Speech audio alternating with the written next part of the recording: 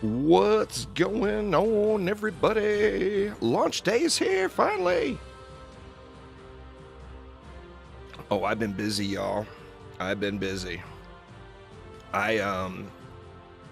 Yesterday was farm day, so no stream. But I did play last night. There is not split screen at the moment. Now, real quick, y'all, I got a lot of requests for people asking for tips to break into Rift mode. Now, I didn't get an opportunity to go through and make a video for it, so we're going to do it live right here, and then I will clip it out later on.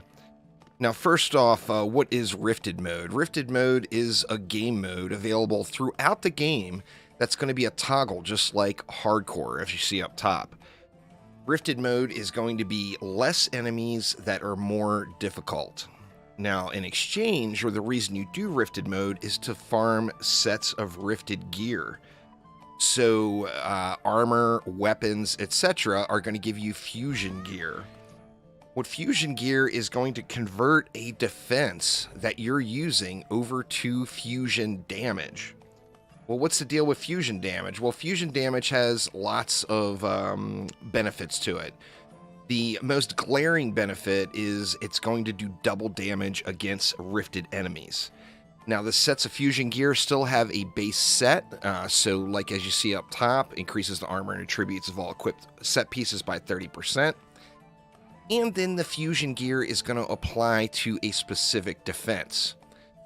The fusion gear is all dedicated drops, so it's all going to be guaranteed drops from specific locations, and these are the locations they drop.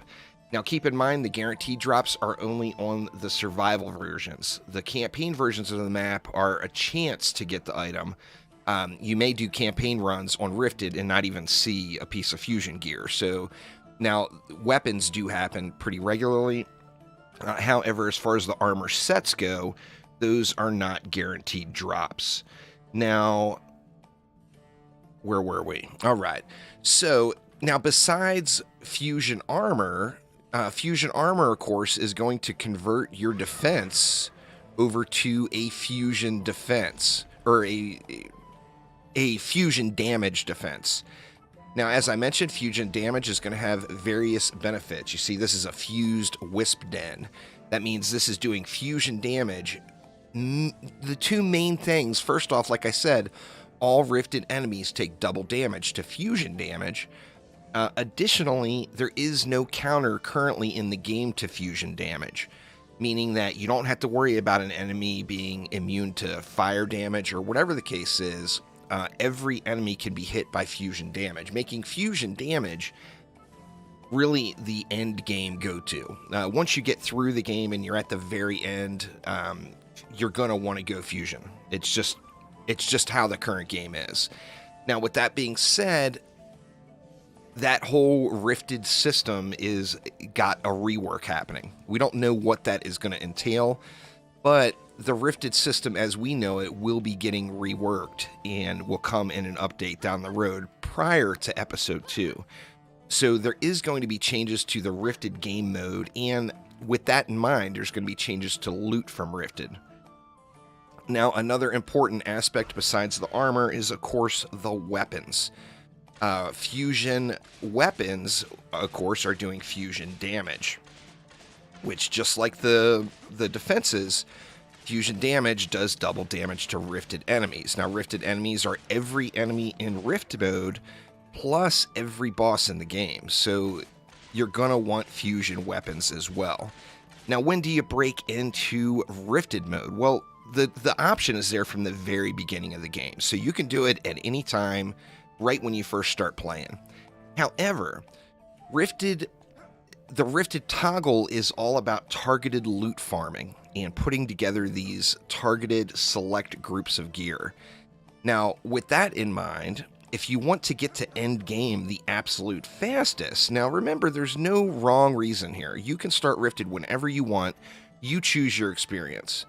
Me personally, when I play, my goal is to get to end game as fast as possible. To get to end game as fast as possible, you're going to want to ignore the Rifted toggle until one of two stages. The second major level milestone in the game, of course, is getting to level 83. You have to get to level 70 to unlock Nightmare Mode. You have to get to level 83 to unlock Massacre Mode. Now, unlocking Massacre Mode, going from 70 to 83, can be a bit grindy, as the XP definitely, it takes a ton of XP to get you there. So, since you're at a grind point in the game anyway, that is a great place to start Rifted Mode. A couple of easy targets you can hit. You can go in and do alchemical labs. One of the hard things on Rifted Mode is, you'd want to do it on campaign first. One of the hard things on Rifted Mode is Dark Elf Warriors. Dark Elf Warriors cannot be targeted by a non-fusion defense.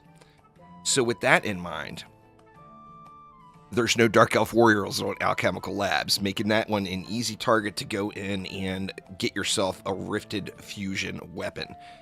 That will give you access to a weapon that's going to do double damage to Rifted enemies, and it's a good place to start. Additionally, if you go into Endless Spires on campaign mode, on Rifted, you're going to be getting a Rifted Pet. Now, the Rifted Pet is a guaranteed drop. It's going to be there for completing the map.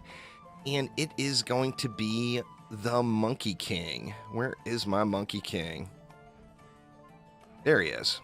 Here is my Monkey King. Now, this is the best single target DPS pet in the game. It's really, really good. Even at Nightmare, going in and getting a Nightmare campaign version, which like this one here is, it's extremely powerful. It will wreck faces. So when it comes to dealing with those Dark Elf Warriors on other modes, the Monkey King is going to really help you get it done. That tip comes from Ben, so thanks, Ben, for adding that one. And then one last thing, and let's pop into a map and take a look at a map for this one. Let's say, let's go to Prom, since that's what's farmed so often here. Let's just pop in and take a look at the map. Now, the deal with Rifted Dark Elf Warriors is they are only going to attack you or defenses. They can't damage the core. However, if you hide from them, they are just going to destroy any defenses you placed. So what would the answer there be? Don't give them any defenses to place. So, for example, like this map, when I'm first breaking into Rifted mode and I have no fusion gear, what I personally do, or did, is I'll place aura and trap stacks at every entrance just to kill off all the enemies. Auras and traps, of course, cannot be targeted by an enemy, so those cannot get destroyed. And then I'll place something like the Deadly Striker Tower, the DST, somewhere where Dark Elf Warriors can't get to. Dark Elf Warriors cannot get to DSTs if you build them right here. Additionally, it's super, super rare that Dark Elf Warriors would be able to get to DSTs if you built them up here. So if you build any defense that can be destroyed somewhere where Dark Elf Warriors can't get to them, you are going to really, really ease your transition in. Now, what I personally did, and like I said for Rift mode, it is completely up to you. The option is there from the very beginning of the game. What I personally did is I got to Massacre first. So I went through, I grinded to level 83 in Nightmare Survivals. Then I jumped into Massacre. And of course, as you're transitioning into every new tier, the goal is to beat the first two maps. You beat the first two maps in campaign, and then you have Ancient Mines Survival unlocked. I then popped over to regular Ancient Mines Survival.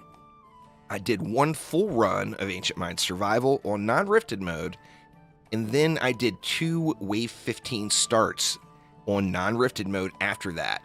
Just doing that got me to level 90, from 83 to 90. So once you get into Massacre mode, the experience you gain is massive. You're going to level up way, way quick. So that grind from 70 to 83, that is really unique to that particular area. Once you get into Massacre mode, you're going to go from 83 to 90 like in no time at all. So I went on and did 2 Wave 15 starts after my full clear on non-rifted. This allowed me to equip all of that level 90 gear that I had found on these survival runs. And then I went through and blasted through the campaign on Rift mode. Now, after I got that done, I went through and started fine-tuning and picking up pieces of gear, and it's rough at first. When you're in Massacre Rift mode starting, it is tough until you get your first rifted piece. Now, my first fusion defense I've got so far is the Wisp from the Warden. The Wisp or the DSTs are both super hot items. They will do a great job for you. I've got a mediocre set now of gear for Wisps. So today, I mean, that's going to be my main goal, is getting a better Wisp set. Now, I personally am targeting a guard gear. How the fusion gear works compared to a defense, as you see from left to right, on the Warden here, we've got the World Tree, or pardon me, the Roots. Then we've got the Wisp. Then we've got the Beaming Blossom, the Shroomy Pit, and the Sludge Launcher. Well, these go in order by the armor sets. So once again, I'll show you where the armor drops here. Starting over at the left, you've got Ancient Gear. Ancient Gear is going to convert that first defense into fusion gear. Guard set. Guard Gear is going to convert the second defense. Militia is going to convert the third. Miner is going to convert the fourth. And then Primitive, of course, will convert the last piece. So that is where you get your stuff and what you want to do. I personally would strongly suggest going with either any of the Warden's defenses, the Wisp, the Burning Blossom, or the Sludge Launcher, or going for a Deadly Striker Tower first.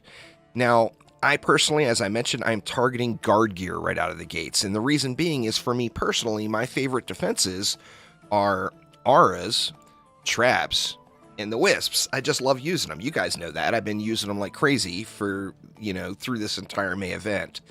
Well, if you look through on the Warden, the guard gear, or the second item, is the Wisps. So I get myself fusion Wisps.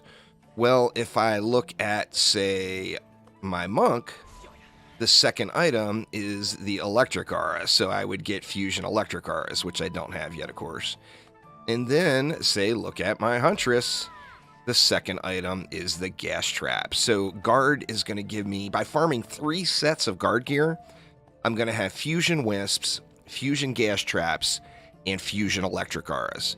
Now, for Electric Auras, of course, they don't really get super effective until late in game. I use them because I love them. It's not necessarily the best, most effective use of your defense units. However, it is a game. We're here to have fun, so we're using what we like. So hopefully that helps everyone understand some of the basics on breaking into Rifted mode and some helpful tips. I'm going to clip this out of the stream for everyone later on to check out, and that is it. But now we can get to the stream. So sorry, y'all. I just wanted to get that done. I wanted to get it out of the way because I didn't get a chance to record a video. So what's up, everybody? Dizzy, Points, Scales, Itchy Gooch. Itchy Gooch. Ali, how you doing? Christian, what up? Crazy Glitcher. Zen, Hassan, Dark, Zifla. All right. Let me get caught up on chat here. Starting soon screen looks strange. Is that the Ancient Dragon? Yes, that was the Ancient Dragon. It was actually a developer screenshot. So, someone from Chromatic actually spawned the Ancient Dragon in on Deeper Well and took that screenshot. How's it feeling today? Feeling good, man. Feeling good.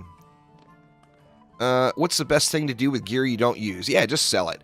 I mean, if you got really good pieces but you don't use it, remember that trading is expected to happen down the line. So it sucks to fill up your inventory and hold it.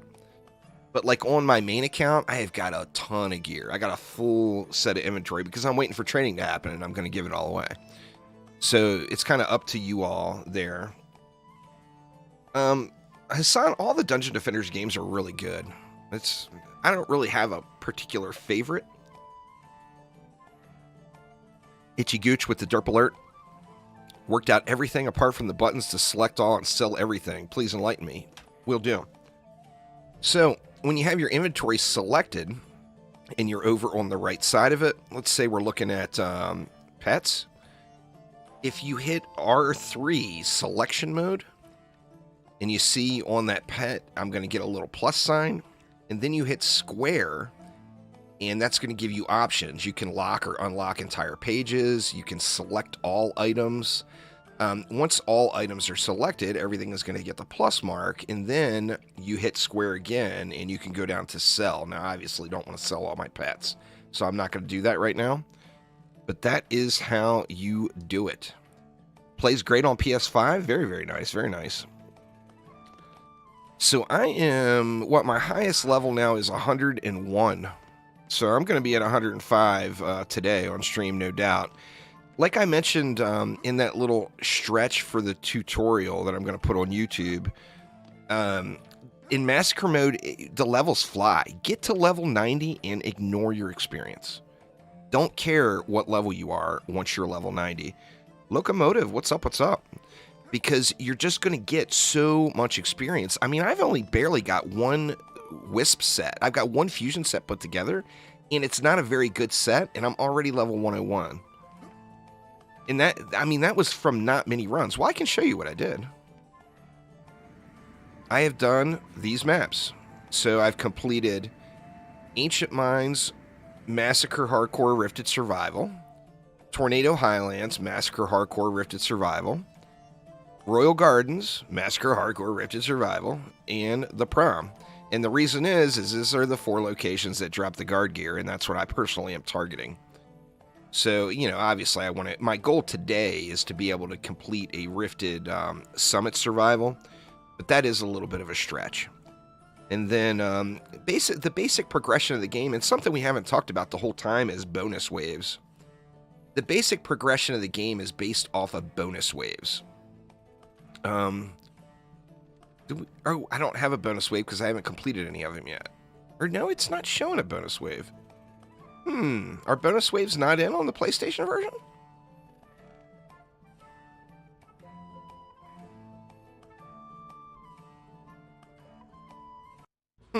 Oops, I accidentally started a match.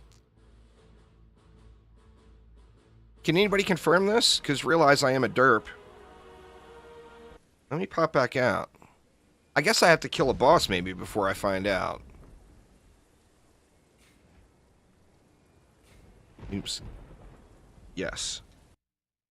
That's my biggest challenge. I look at the screen, I see it's square for yes, and then I have to look down where the square is.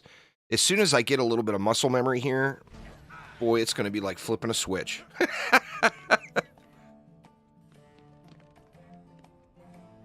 That is quite weird with the bonus waves. I'm not sure. Is it because I haven't completed the maps yet?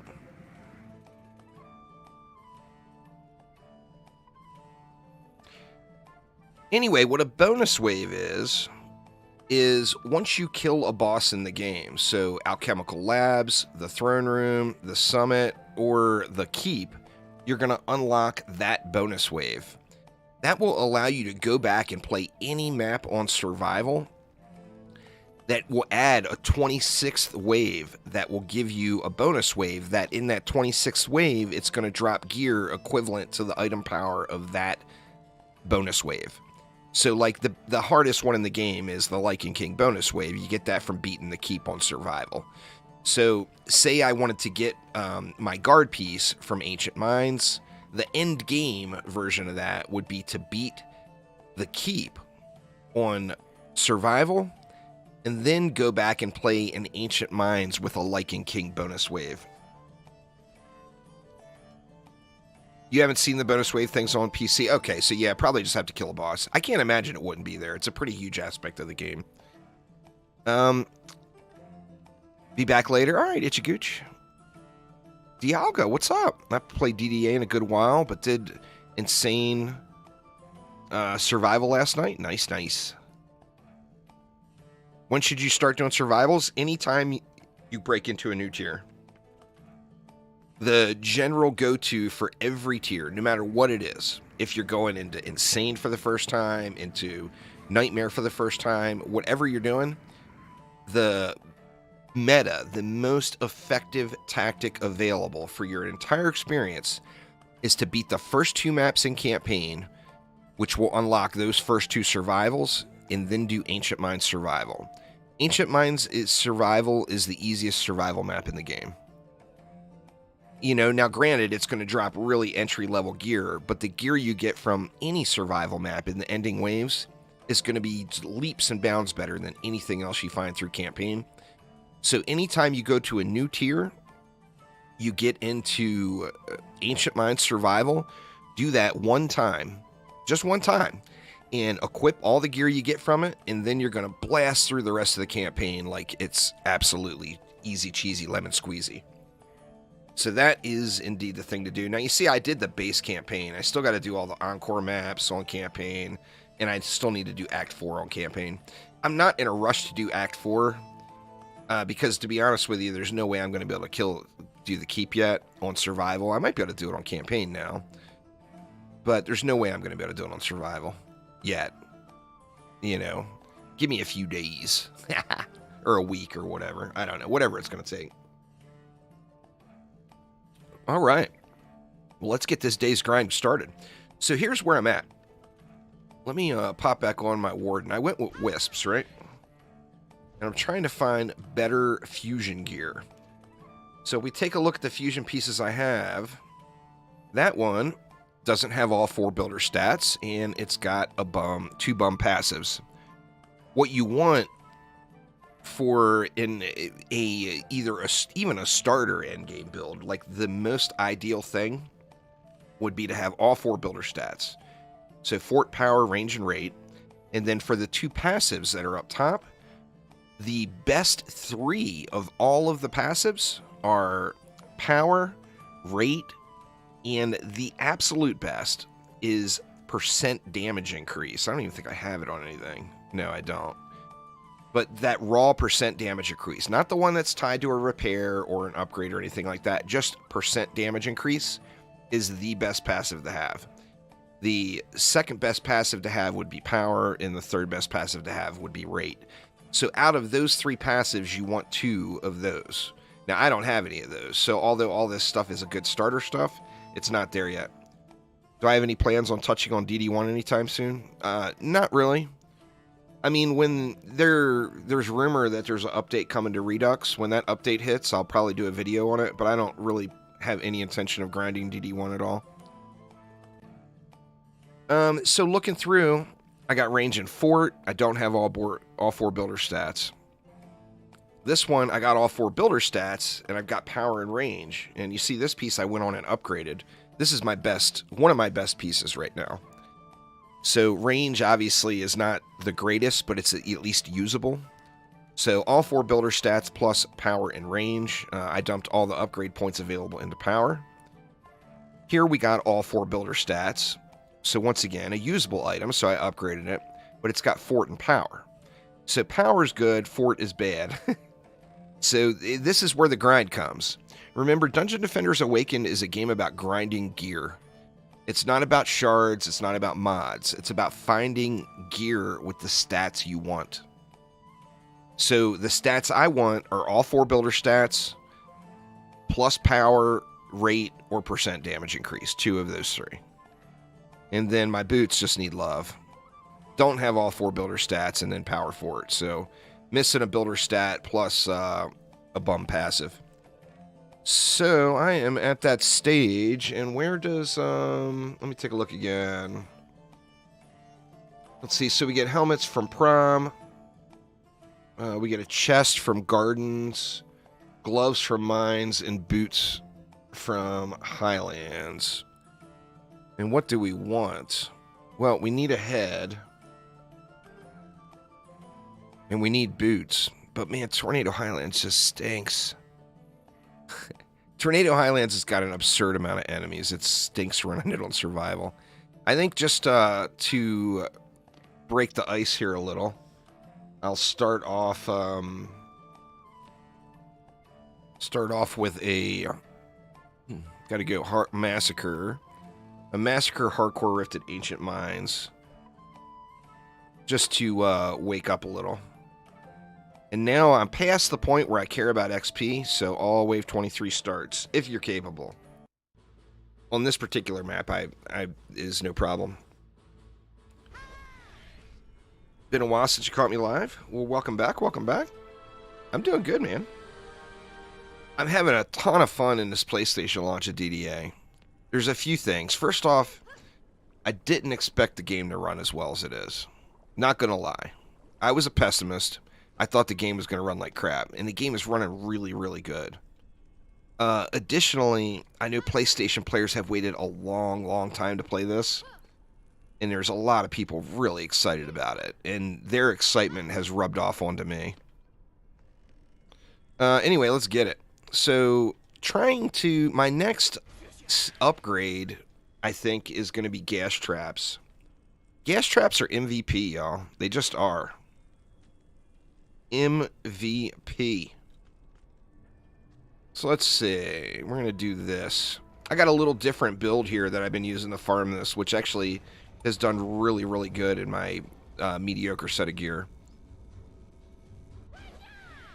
And this is what I've been doing. So, ensnare an electric, then an explosive trap, and a gas trap right here with a buff beam.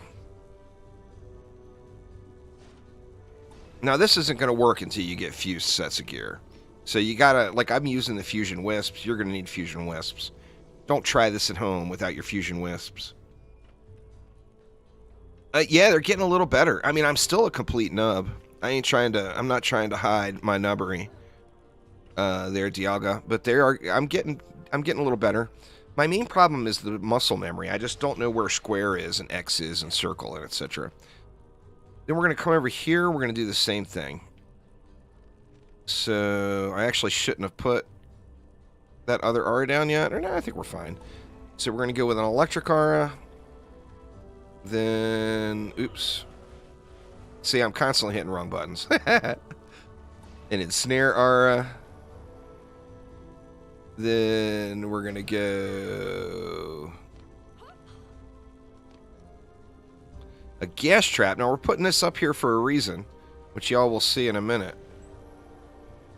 And then an explosive trap. And the reason we're putting these up here is we're going to put our wisps inside here.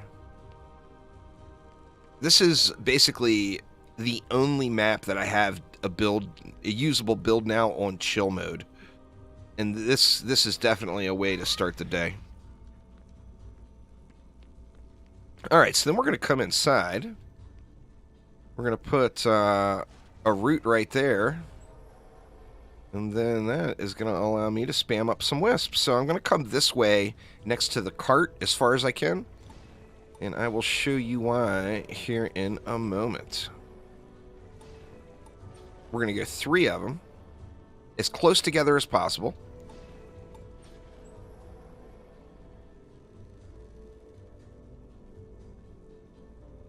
My placement is not glorious with the controller. I do apologize, y'all. I'm not trying to make this look painful. It's just looking painful. My tower placement is as good as my aim with a controller, y'all. That much is confirmed. So we got 9 of them now. And then we're going to go 2 more. 1 and 2. And then we're going to switch to the EV, and we're going to throw a buff beam right down the middle of it. And this is why we put the traps up on the ledge like that. That way they would hit. And we actually get an extra DU, so I've just been making the buff beam long, even though you don't need 4 DU.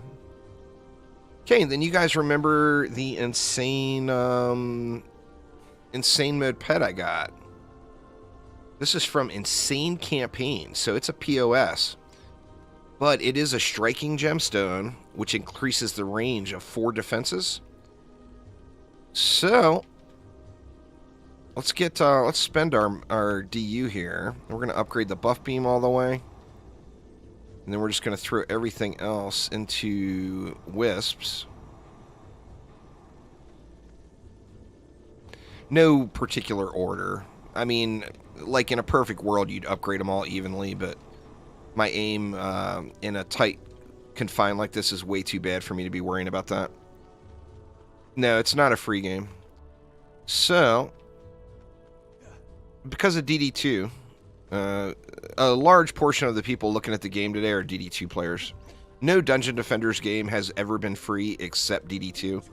And we all know that how that ended up with all the microtransactions and everything. So I personally am very, very grateful it's not a free-to-play game. I want all the heroes the day I buy the game. I don't want to have, you know, if I have to unlock them, that's fine. But I don't want to have to buy them, you know? Anyway, the reason I'm building these inside of here is it allows me to come in and boost. So I'm going to be using my tower boost on all these wisps. Plus, I get big, big range off of that gemstone pet. And I'm doing that. I'm hiding in here so that ranged mobs can't hit me. Because right now, I don't have gear and I'm super fragile. And it gives me something to hide behind without having to use a reflect beam. So, is this the most boring way to play the game? For a lot of people, I'm not running around shooting stuff. I'm just chilling. But like I said, this is the only map I do have on chill mode now. So I'm just watching the mini map, or the tech map, pardon me, watching what happens. And we see all the enemies are just dying. Temtem on Xbox. I remember when that hit early access on Steam, a lot of people were playing it. I never played it.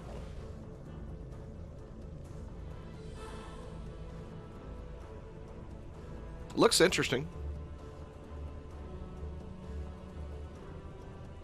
I'm just going to run this one once, y'all, and I'll go and do other maps. This is the only map I have on chill mode right now. Like I said, this is the easiest survival map in the game. So just getting one fusion defense set up and you're going to be able to do this map on chill mode. The other maps are far from chill mode. They're run around and struggle constantly mode. But I'm just trying to get the better fusion guard gear, and then in turn that's going to allow me to, well, better my fusion wisp set. But then I can use hand-me-downs on another character, and I can put together a set of gas traps. Gas traps are going to be next. Having crowd control that no enemy in the game can be immune to is so huge. So huge. And then I haven't bothered to like go and farm better gemstones. I mean, I'm right at the beginning of the farm stage. I joked around yesterday, or the day before yesterday on stream, when I completed my first Massacre map and got into Massacre. I joked around that I'm done with the tutorial and now the game starts. Really, this is the start of the game. You're going to put way more time into Massacre mode than you will all the other game modes combined. Assuming that you're looking to go for the end game loots. Gonna hit that buff beam and then just spam the rest into the wisps.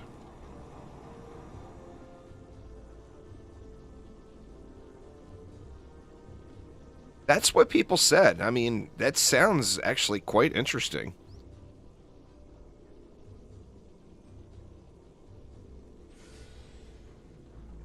Come on and give me a better piece. Yeah, it definitely sounds quite interesting. There's a couple of games on the horizon for me. There's another roguelite that's similar to Vampire Survivors.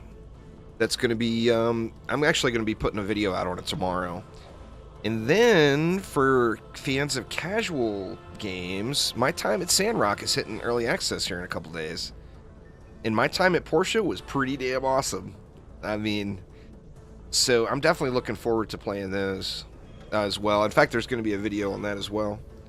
Probably tomorrow. I ended up getting access to the beta, or the early access build of My Time at Sandrock a couple days early to do a video. But I can't actually release any content until launch. So actually that video won't come until launch day, which is the day after. How's things going there, Joe?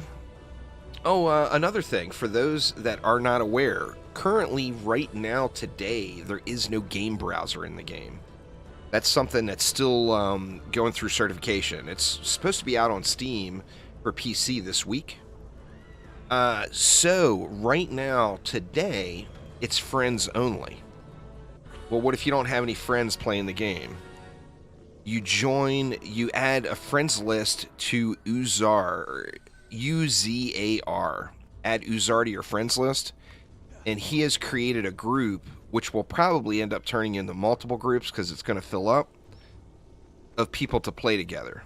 So if you don't have any friends on PlayStation, don't sweat it. Just join that group, and there's going to be people playing. Uzar. Let me, how do I do this?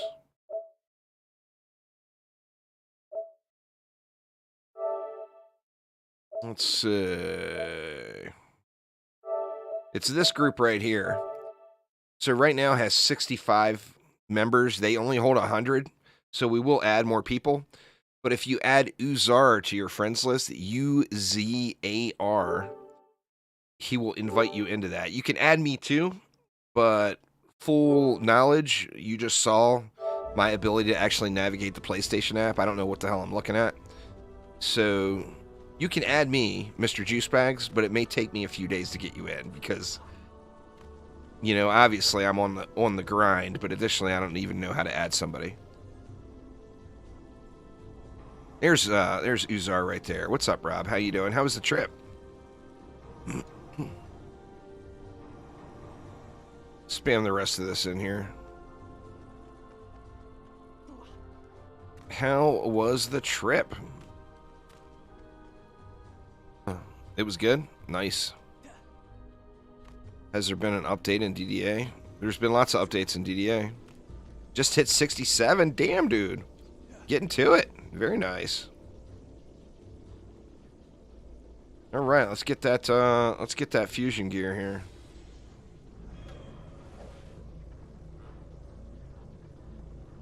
There's more updates on the way, but yeah, there's been tons of updates to DDA. There hasn't been one in a while. I'm not going to sugarcoat it. But there are updates in the works. We don't know when they're going to hit yet. But, I mean, the game offers a pretty good amount of play right now. I mean, you guys see where I'm at. I got access to the game on Friday with the North American Kickstarter backers. But I've probably, since Friday, I've had to have put 50 or 60 hours into the game already. I'm not sure. I think I gotta load that PlayStation app on my phone to be able to see hours played. I'm not sure how it all works on PlayStation.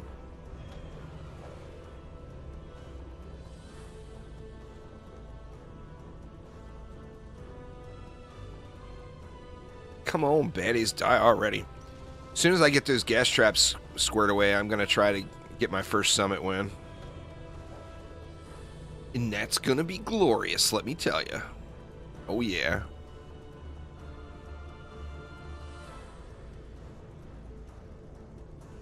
I actually got a pretty decent sword for my rogue. And the little spin move on the rogue is based off of the sword. And I got a fairly decent one from Campaign Throne Room. And it makes my spin hit really hard, which has been my ogre killer. Oh, hell yeah, Deanie. No doubt there. That is on the list of questions for Chromatic. So in my interview with Chromatic this week, I'm going to be asking him if cross saves, what's the status? You know, we want to know. Is it something that's going to happen? You know, I mean, obviously, they're not going to give us a date. Okay, now the whole point of Rifted gear and the whole way to farm fusion gear is, of course, do the Rifted modes, and then depending on what piece you're looking for, it's a guaranteed drop. So every victory chest here, there will be the guard piece I'm looking for. Now it's just a matter of do they suck or not. Let's see. Okay, it sucks. Another one chalked up. So that one's got fort, power, and range, but what I'm looking for is fort, power, range, and rate. And then it's only got one usable passive on it, the defense rate. So, I mean, I'm going to keep it because it's going to help me with my starter set on my Huntress. But it's back to the drawing board on that piece. That thing ain't going to get it. POS confirmed. Ew. Alright, let's get the hell out of here. We will do this map a dozen times later, so no need to grind it right now. I really want to get the summit done. I should just break in, go ahead and break into Act 4.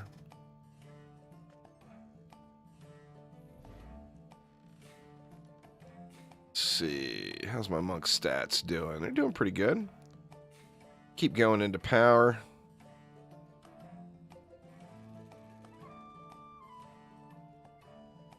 And let's check his gear. So my monk is in militia gear. It doesn't look like I probably got an upgrade.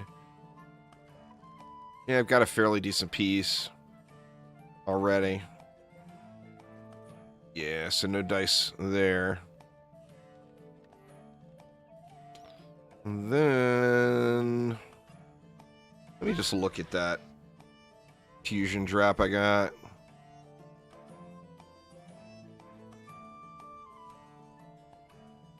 Yeah, the grind is still really long for sure. They're certified.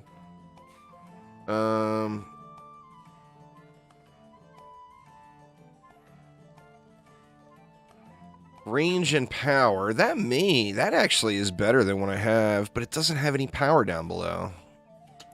That's a big bummer, man. Because remember, your upgrade points you can't put into a passive. So that is a dud. Even though that's my best, as far as like number of upgrades, that's without a doubt the best piece of gear I found so far. But it just doesn't have the right stats on it. What are you going to do?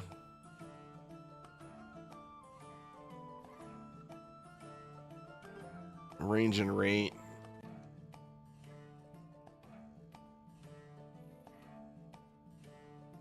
I think my biggest improvements would come... What, from... Oops. God dang it. Once again, buttons are hard. Sorry, y'all. I'll figure out how to use this damn thing.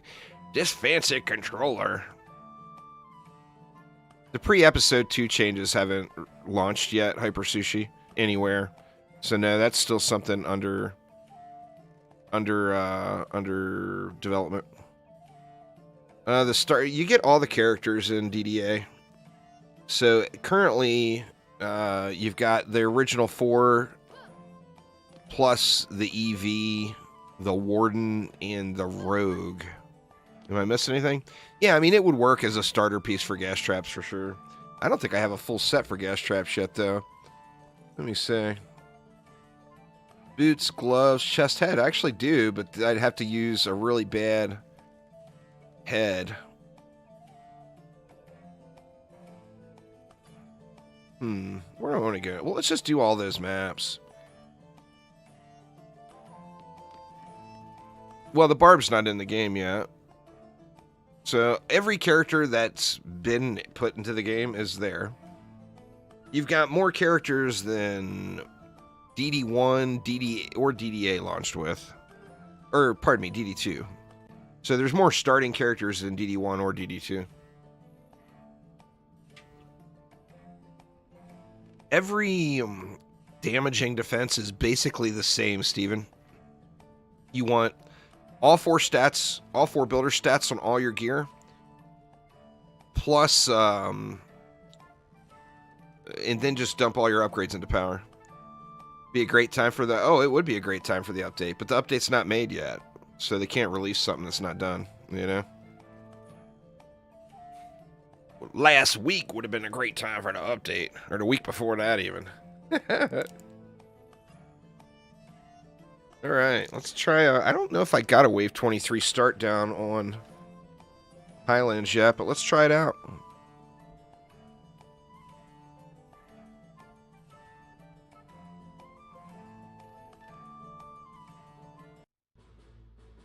Give it a whirl.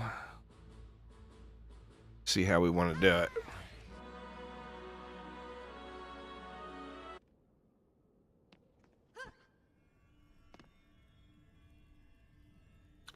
Yeah, the end game is Massacre Rifted mode. And it's just like DD1. The end game is very similar to DD1. I mean, DD1 had a lot more stuff. This game is still adding stuff, so it's not to that point yet. Not even remotely close. I work 3 jobs total. YouTube is just one of them there, Scout. People that make a living off of YouTube have 1 million subscribers. You know, I mean, that's just how it is. Small YouTubers are not making a living off of YouTube. All right, how do we want to do it? I wonder if my range is big enough on my RS to go with 1 stack. We went on snare and electric there.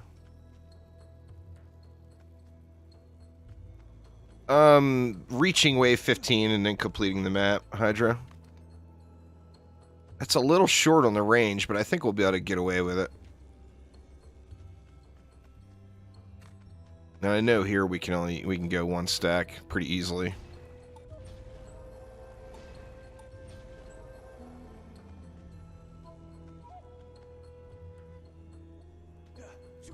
Get it, Rob, get it. I was gonna do some power levels today for people, but I really hate to be ruining people's experience like that. Alright, what next? Well, we're gonna need gas traps.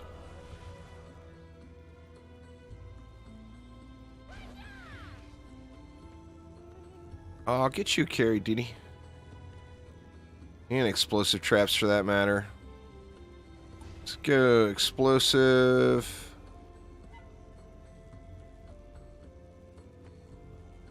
Gas.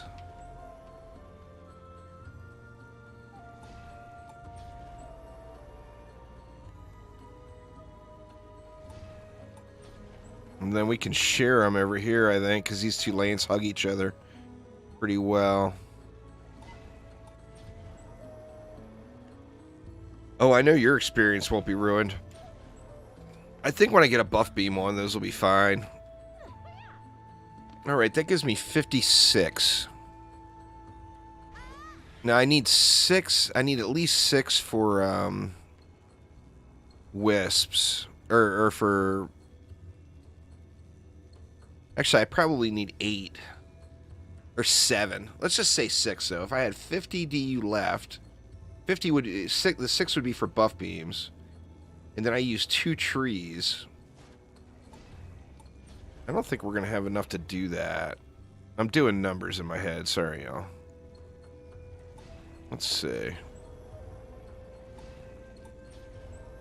If we went...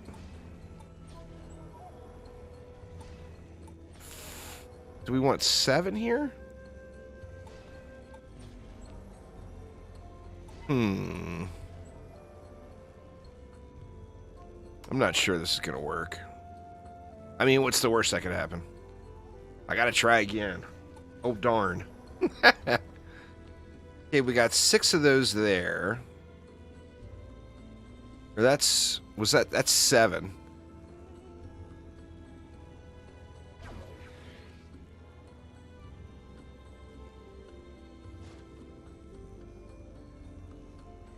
Make sure that's hitting everything. Looks like it's getting all the traps. And that leaves me 24. So if we went...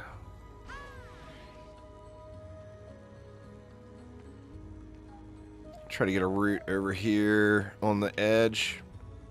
I'm trying to tuck the roots away where Dark Elf Warriors won't smack them. On PC there is Cryptic, but on PlayStation I think the only way is to find another account. On PC what you would do is remove your save file, then launch the game local, and it will create it'll create a new blank save file for you. Then exit out of the game and launch the game again on live, and it will give you the option from choosing your old and new save. But on consoles I don't think that's a possibility. Alright. Or wait a minute, I went too many wisps over here, huh? Let me see. Let me just see what I got.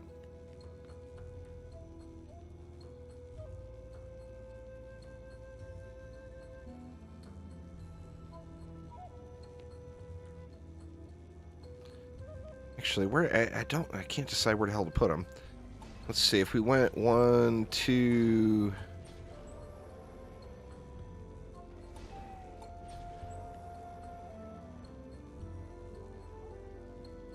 4. That's actually perfect, but then I don't have any DU for a reflect beam. I really feel like I need a reflect beam here.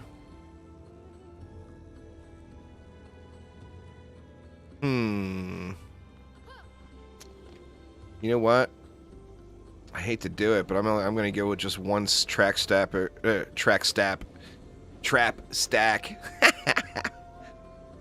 over here to free up a bunch of DU.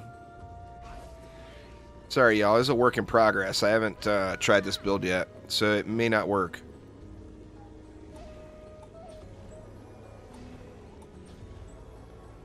You know, that's going to leave me 9.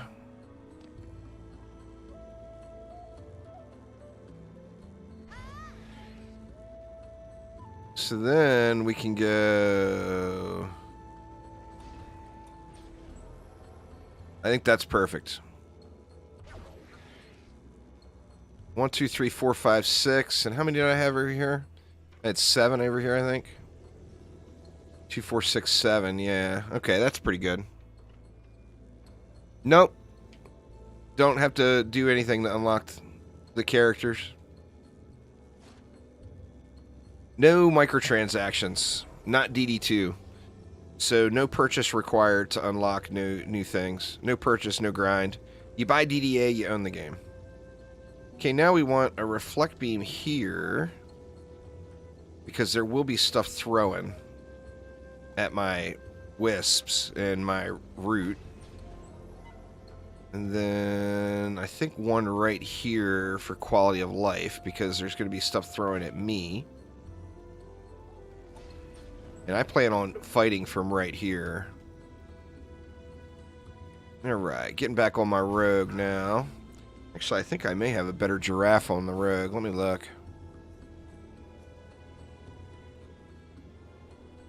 Oh, wow. Way better. Holy crap. Yeah, I'll take that one instead. I think that's my best giraffe. I got a bunch of trash tier ones I need to get rid of, but just haven't gone through and cleaned the inventory out yet. Alright, so I got 8,000 to spend. And I think it's... Let me throw... Actually, let's throw 2 ups on everything here.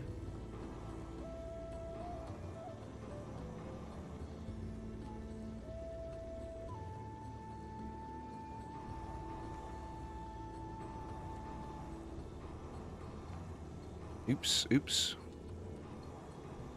We'll throw 2 ups on everything here.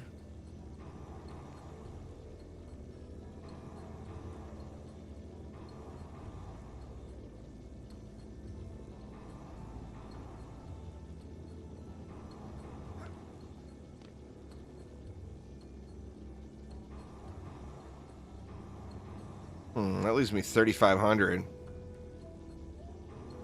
On the buff beam is that it gives you more range stat, but for the most cases, general use, no.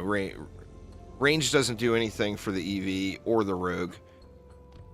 You still want the range for the buff beam, but it's not a huge priority. Alright, so we got copters on this one flowing through there. It looks like there's going to be 3 of them. And we're going to have to manual kill those guys. Now, like I said, I'm not sure this is going to work. Or that I can aim. Alright, copter 1 down.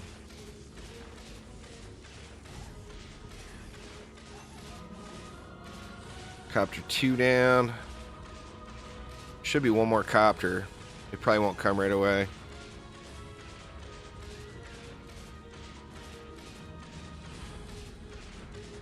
Oh, that would be super cool. Okay, now the copters are down. Now remember too, in massacre mode, as much as I hate to say it, now remember this is something else that's getting a rework, but the easiest thing to do is to ignore them and watch the lane after. You see that one is a fire siren, so when she goes back up the lane, she's going to give all of the enemies that come down the lane immunity to fire damage. The ones that are the most painful are gas, because then it makes enemies immune to your crowd control. This actually looks like it's going to do good. I'm pleasantly surprised.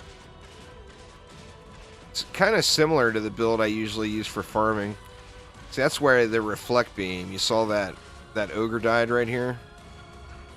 The ogre is going to throw at these wisps, so that reflect will save the day there. Now, the thing with sirens, though, if you are capable of killing them, they are loot pinatas. So, I mean, it's a lot of loot, you know? And, of course, this is a loot game. I'm excited to see what's to come, though. The game, I know for a lot of players, this will be a brand new experience for them because they're just starting on PlayStation. But there are a lot of changes upcoming to the game. Things that are going to drastically change the end game. Like right now, just about every DDA tutorial I have on my YouTube channel is pretty current. Even if it's not the same UI or whatever, the info is mainly current. But literally everything is going to be redone. I'm looking forward to see what they do, you know? If you're not sure what I'm talking about or what's to come, you can type !news in chat, and that will give you a link to what they're working on right now for the future of DDA.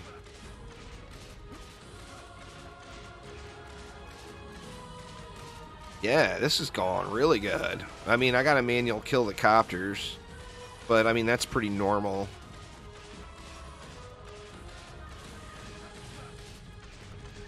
When you get to massacre mode, particularly if you're playing in a group, having one member of the group on copter duty, just killing copters, is kind of a no-brainer, because copter ogres will ruin your day. What's up, Jawzilla? How you doing, man? Yeah, man, getting there, getting there. I should have my first 105 by the end of the day. By the end of the stream, no doubt. I mean, probably long before the end of the stream, to be honest. The levels come so fast in survival mode. The XP is real.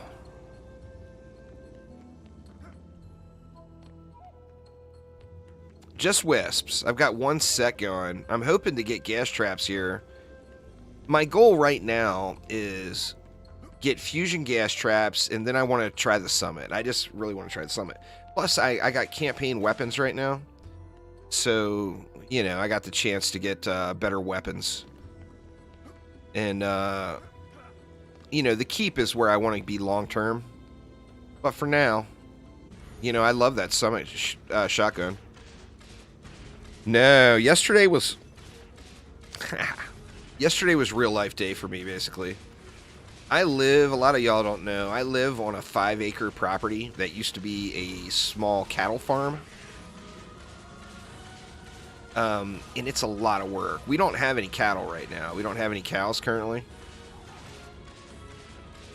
And yeah, lawnmower man, that exactly sums it up. You got 5 acres and you have no cows. You got 5 acres and the property is set up to have cows and you have no cows. Oh my God. It's a mowing nightmare. I break it into 2 days now, just to not, because that's the other thing, is those of you familiar with land that cows have lived on, the land is very uneven because cows are heavy, right? So they make impressions everywhere, and it makes the ground very, very bumpy. And it's, I mean, I'm an old man, y'all. It wears my ass out cutting that grass.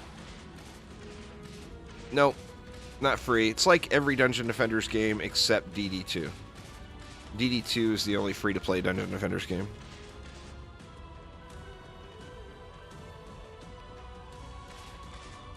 They would actually ruin a whole lot of promises if they made this game free. So hoping it never makes a transition like that. I mean, we'll see. If they need to, obviously they need to, but I hope that never happens. I think even on PC, you know, PC right now has the smallest player base. And it's because PC got everything first and everybody grinded it all out. But with the updates to come, I think that's going to revitalize the PC player base quite a bit. Oh, man. Oh, I made it an hour. I'm an hour and 3 minutes in before I got my first derp of the day. 1 hour and 3 minutes in. It's safe. It's safe. What's going on, Phil? How you doing?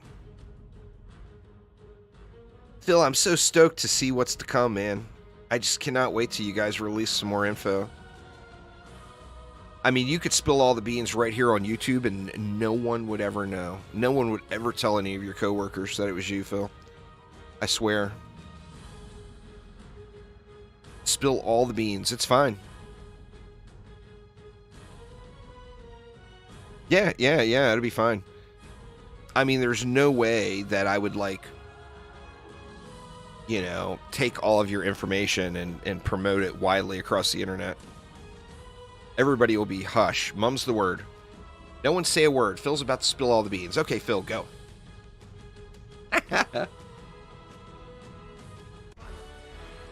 All right.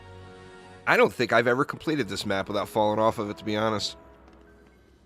This is like the king's game of DDA. There's so many places to fall off. Oh my god.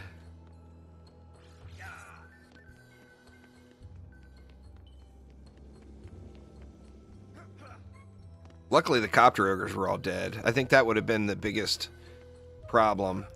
The thing on this map... God dang it. The thing on this map that makes it a little bit easier is most of the time the ogres are going to come from these ridiculously long lanes here. And the ogres have a long way to walk, which means you're just pelting them with damage the whole time. Now, there are a couple of shorter lanes that you could get an ogre from. And when those happen, you got to pay attention, you know, but most of the time you can really take advantage of those long lanes. Oh, man, some quadruple jump would save me. Oh, I need more than 2, Phil. We discussed this yesterday. There needs to be, when runes come to the game, there needs to be a saved juice bags rune that allows unlimited amounts of double jumps. That way you're not completely derped and fall off the map. Holy crap, SciTech. Thank you so much. Tech Riot Gaming. Thanks an absolute ton. So yeah, we need that double jump. And then also for console, there needs to be a juice bags aim assist setting. And what that will be is, as long as I'm pointed in the correct direction, it's going to read my mind and hit the target that I'm intending to hit. I mean, that one could be tough because you got to like tap into my brain and all that, you know. But I'm willing to accept the wiring. Tech Riot Gaming, thanks so much, man. You have no idea. I do appreciate it a ton. All right, let's kill these Coptas. Die, Coptas, die!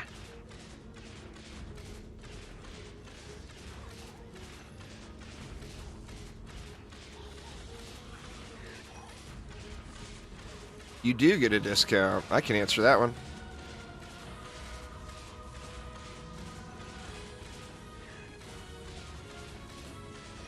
We should have one more copter coming, right? Yep. Putting this reflect beam here is saving my butt, but at the same time, it's making it very hard to see the copter ogres. Oh no, god damn it, don't do it again. Hell, this is the last wave. We just gotta survive this one. Let's kill some of these girls here.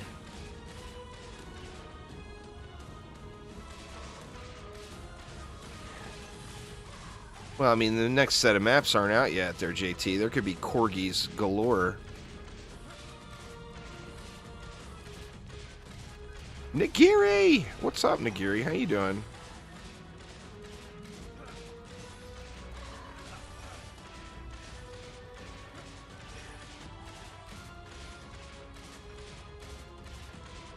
Showing you how to properly fall off maps since 2012.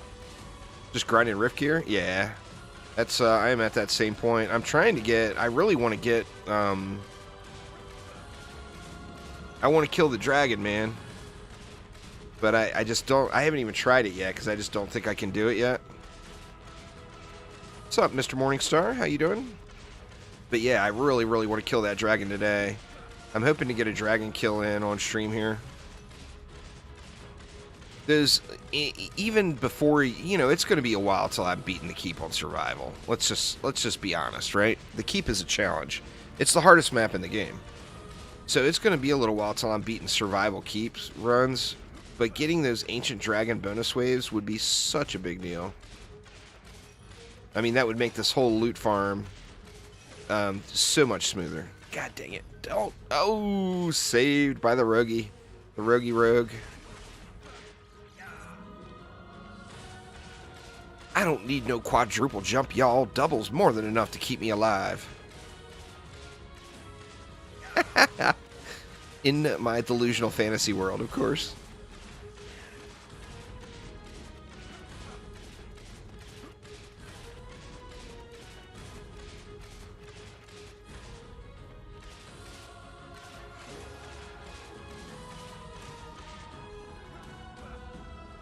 All right, well, this is a solid Wave 23 start with just Wisps. I think it's pretty safe to say I'll be able to beat this Wave 23 start 100% of the time. Too dark, needs more light. It is a little, it's a little dark. All right, come on, be there. Let's see, what am I wearing now? Ah, man. Range and rate, but and then fort power range. So I lose rate. I got better. That's a better piece. I got better stats on it, but it's still not the right piece. I'd get more range. I don't care about the fort is the thing. And then I would lose what? Like 300 or 250 power ish. What's going on there, Sith Phil? How you doing, man? I mean, it's not a bad piece, right? But it's a big, you know, I'd lose 173 rate right out of the gates. And power right out of the gates. So I think it's, I mean, I'm going to pick it up. I'm not going to throw it away. I think it's back to the drawing board on that one.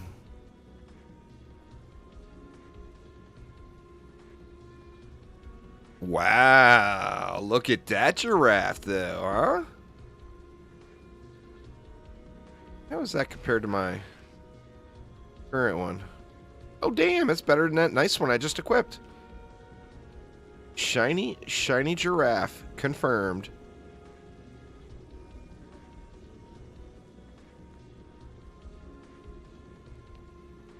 And then what did we have here? We got an ancient head. Now that right there is a usable ancient piece. Power, range, and rate with 2 positive passives. I mean, you would have to put it on something that you didn't need fort for. But that right there, that's a keeper.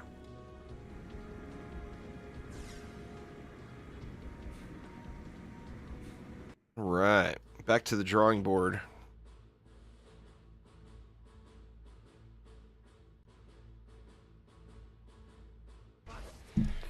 So let's see. Level 102. Look at me go.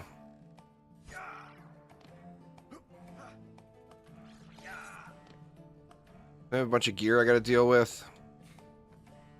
Yeah, I got plenty of room. I made my loot filter a little bit more strict.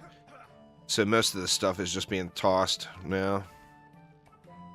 But let's take... Can I get any gains at all? Let's see the accessories. I got a pretty nice orc mask there. Sadly, no builder-related passives on it. Man.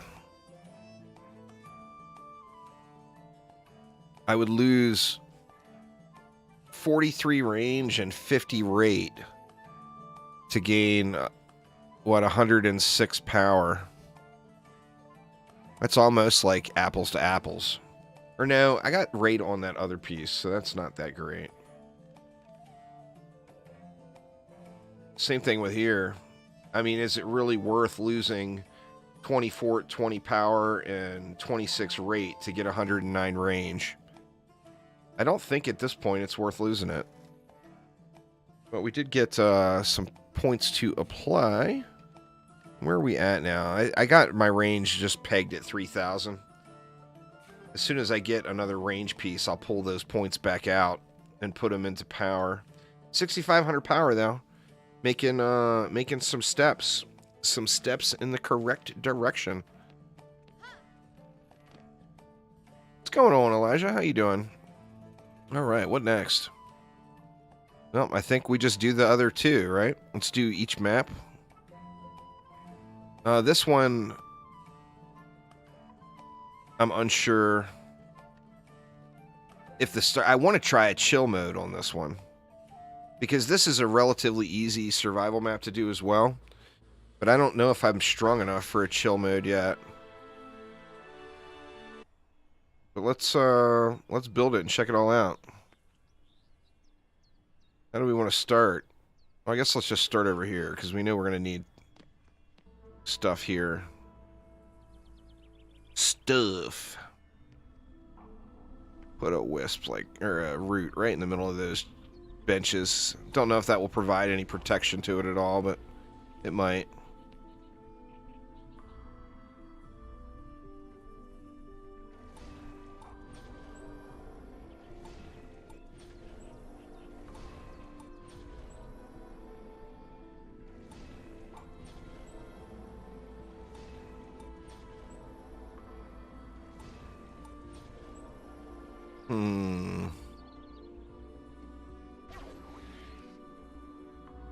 Not sure how this is going to work.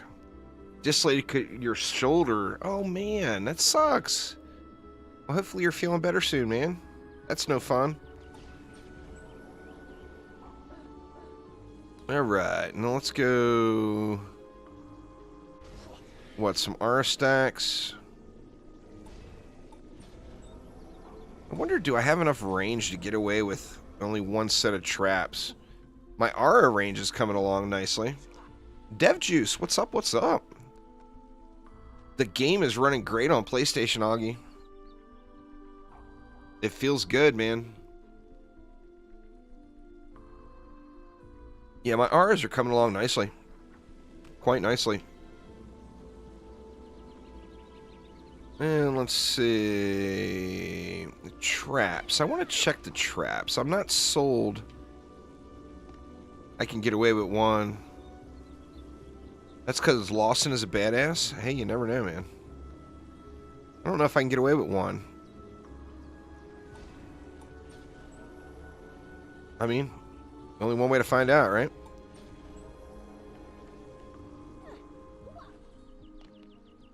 I would love to be able to squeeze some reflect beams in, too.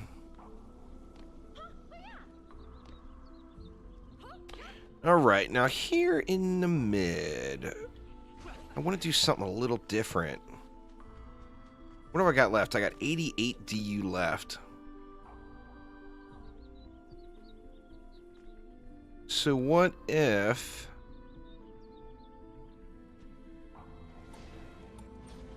That's down below. That's not where I want it. I want it up top.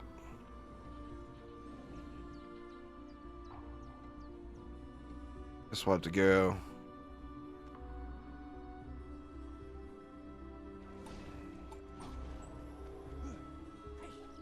What's the range like there? Now, can I put one? Okay, can't overlap, can't overlap, can't overlap. How far out do I have to go? Looks like to right there.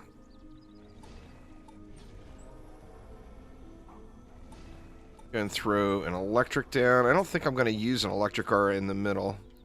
I think I'm just going to try to rely on CC. Maybe I'll throw an explosive trap down. Let's do the same thing over here.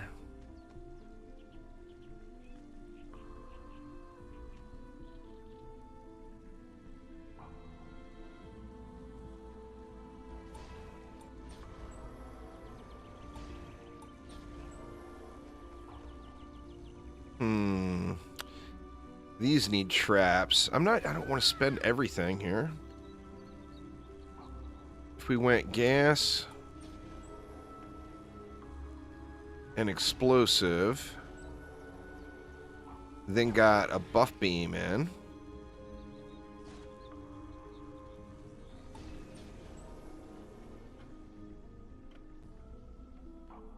I like it so far. I like it so far.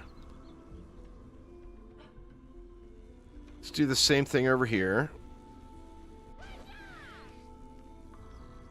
We'll go gas in the invalid location. Oh, there we go. It's because I was standing too close. Gas and Splody Splode slightly in front of it. Get a buff beam down. Alright, that leaves me 51. So what can I do with 51? Well, first off, we know we're going to need an explosive and a gas, right? See, when you unlock insane difficulty, do you go straight into survival? No, you have to complete the map. Every survival map, you have to complete the campaign version of it first. That's why I say, in my opinion, the quickest route is to do the first 2 campaign maps, and then you jump into Ancient Mines survival. But the first 2 campaign maps are, you know, it's the first 2 maps, so they're not usually too terrible. Too terribly difficult.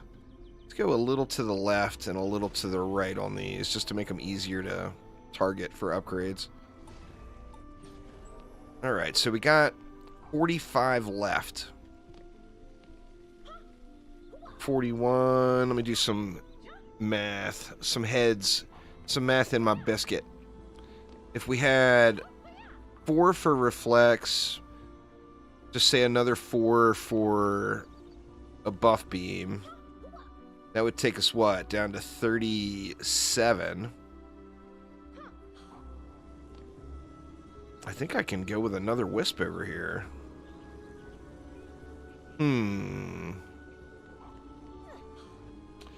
Yeah, trap labels are flat to a surface. So like here, since there's no surface, they'll come down to this surface. So yeah, they'll get triggered by enemies walking underneath. There is a range cap to that, but I don't know how far it is. But like in this situation, it works great. All right, let's try. Well, first off, we know we need a root.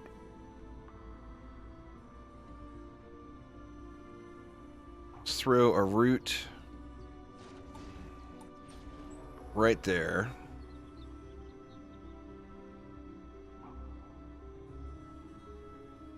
Once you get into massacre mode, the levels just fly. Post it. I tell people that all the time. Everybody always sweats leveling up, but once you get to level 90, completely ignore your level.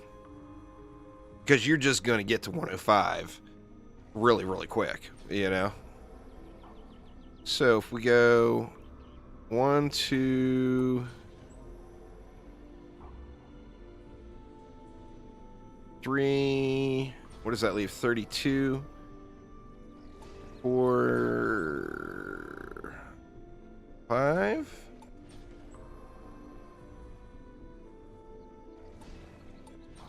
Six.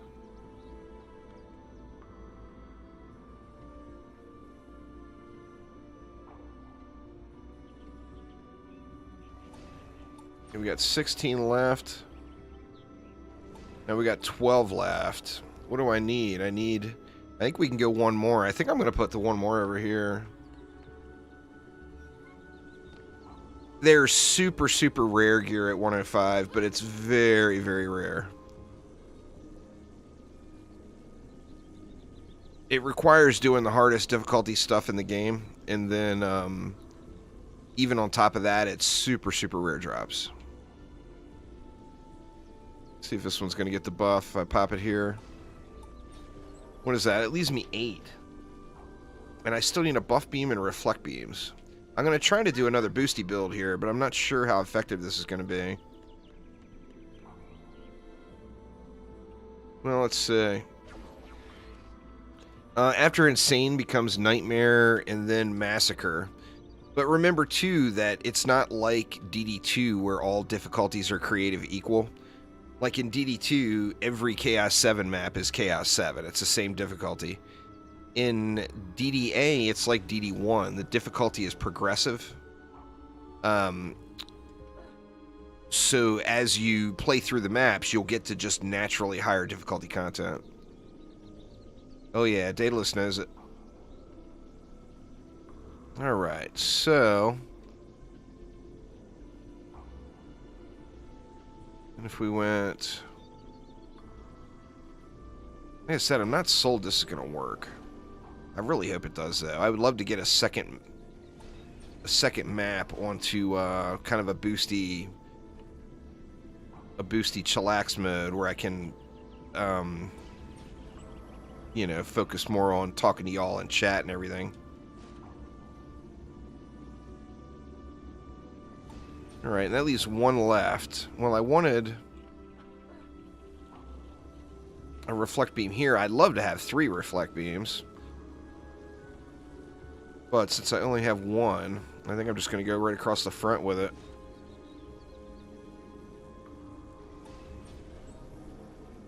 Now the problem now is if an ogre throws at my reflect beam, it could quite realistically bounce into my root.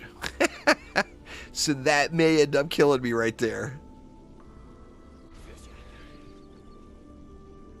And once again, I'm still using that insane mode gemstone. I just haven't... Well, I haven't even tried to get a better one yet. Well, I tried. Let me not lie and sugarcoat it. I tried to get a better one. But all I got was sturdies. I didn't get another striking yet. So I'm using an insane mode striking gemstone. I think this might work. I don't know. We're going to have to see.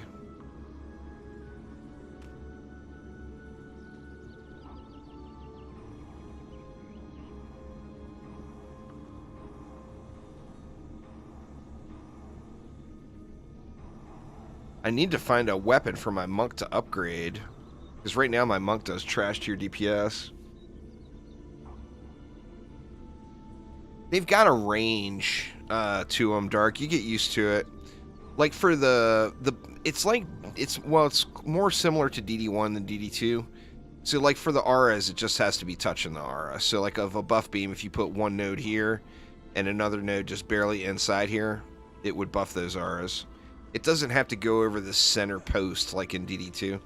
It's more like DD1 buff beams. Alright, so we got our striking.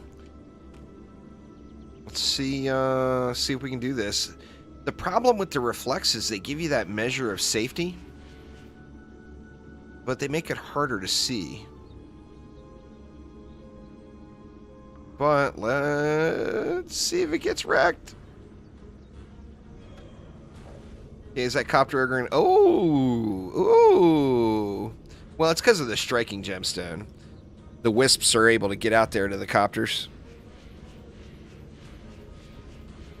Let's just bust some heads down here in this lower area and pray that nothing blows me up. DSTs are really good, Post-it. It's one of the two, like I always suggest people go for either wisps or DSTs as their first piece of fusion gear. They're really, really good.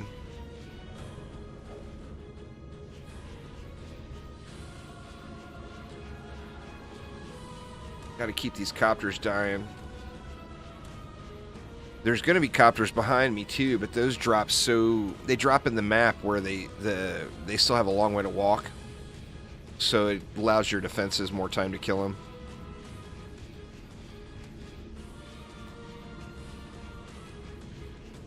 I definitely want a better monk weapon. I think this gunblade looks the coolest. That's a super cool looking thing, right? But I need to find something that's, I can always use the transmog for it, you know, and go with a weapon that's a little bit more effective, and then just transmog it into the coolness.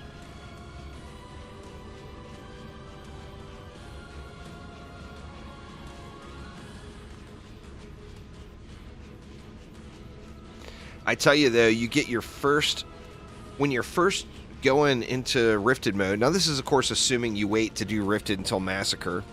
If you start Rifted early on, it doesn't have all the enemies, so it's a lot easier. But it just adds, as I mentioned, it just adds more time. Oh, I could, but as long as I'm able to clear the content now, I would rather not dump gold into something that I just know I'm going to throw away. And although I've got a few billion sitting now, it's not that much.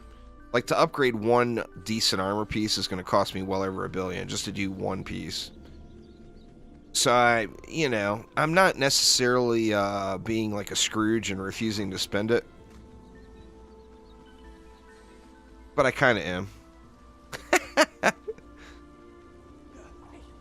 I mean, I'm at the stage in the game where the gold is really good too, though. I'll get a ton of gold because right now I've got almost everything that drops auto selling.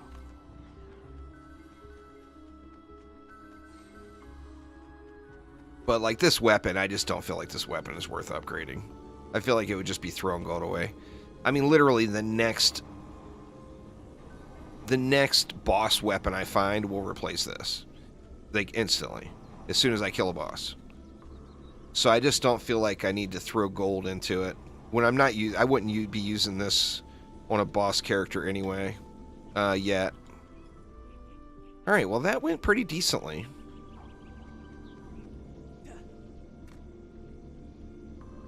Let's see how 24 and 25 goes, though. And once again, it's just all about spraying down these ogres, the copter ogres. The copter ogres will ruin your day if you let them. So don't let them. Where the heck they at? They're coming from the other side. Yeah, see, I had a copter ogre on the ground there already. There's one. The monk weapon. Perfect for players like me with a console. Because it sprays so wide, it will hit anything in its line on the entire screen. My aim is on point, y'all. You see that? I've got this pole arm that shoots out things as wide as a barn, and I can actually hit barns.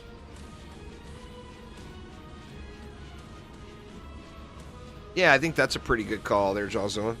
Haven't played in a year, starting fresh on Xbox. Best way to level after campaign is still mines. It's never been the best way, but that's been the easiest way, Brennan.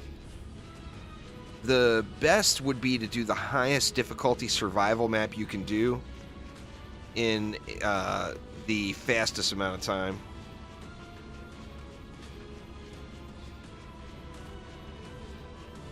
The speedy one is indeed making your DSTs hit much, much harder. Post it. Remember, once it goes over the speed cap, all of that additional speed gets converted into power. So, like, plug it up to a dummy in the tavern and look at it without using the speedy, and then look at it with. You'll see a noticeable power gain. This one is striking. Striking is really good for like a lot of like niche end game builds. But also when you're in a state where you just don't quite have as much range as you need, like you want a little bit more range, a striking can make a big difference for you. But I got lucky. This is an insane campaign gemstone, but it rolled striking with 4 targets. So, I mean, I ain't turning that down, you know. So I got really lucky on this one. I haven't found a speedy yet, though. Speedy's really good. Speedy's probably the most used gemstone.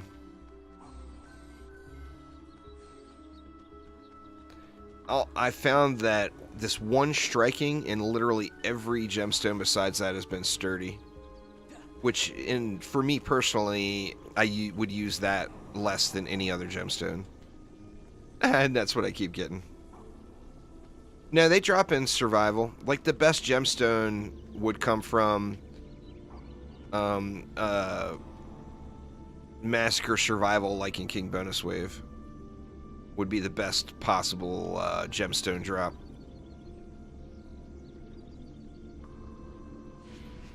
Alright, wave 25. I think we might have another one on relative chill mode.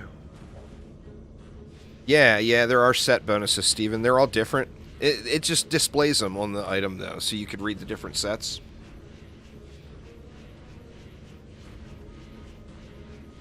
Yeah, tower pets were changed. That's another one of the things that's on the agenda for potential review there, Brennan.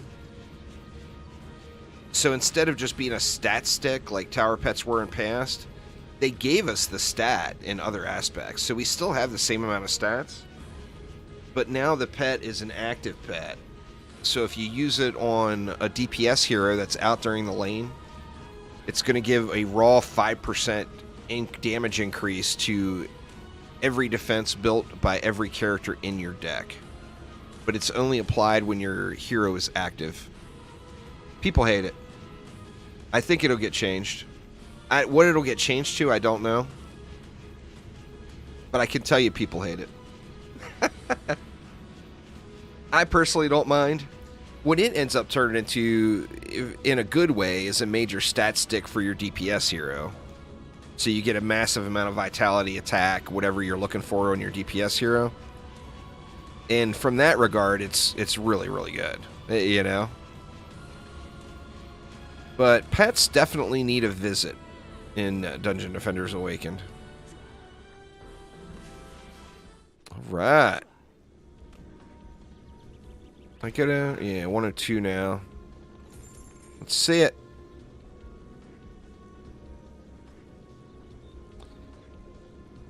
Damn it, man. So close. I got power and defense damage. But then no power down below. Fort range and rate. Wow. That might still be an upgrade over what I've got.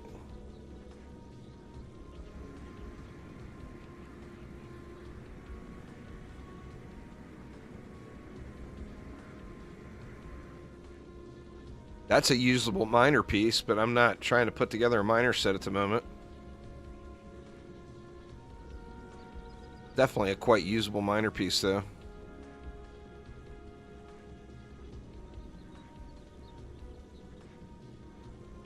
Not a bad giraffe, either.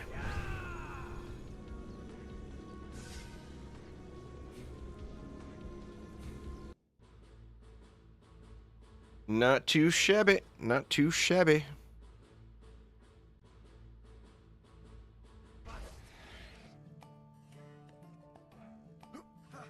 Pretty sure I didn't get any... Probably didn't get any upgrades, though. Let me look. Start... You take another look at that chest that dropped.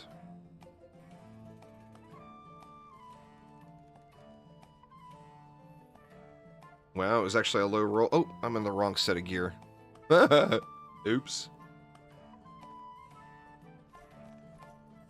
Guard gear.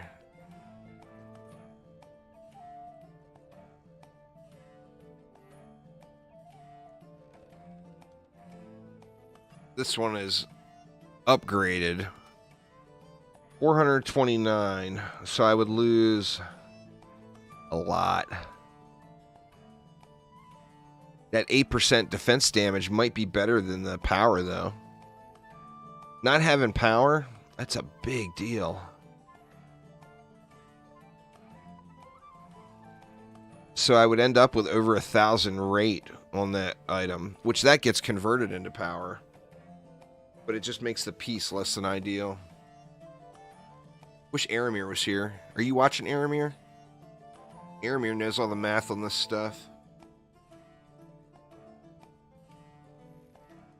The question is even if I had 1,000 rate on the new piece. Is that 8% defense damage more than losing that power? Well, I mean, I guess there's a real easy way to find out, right? Let's see.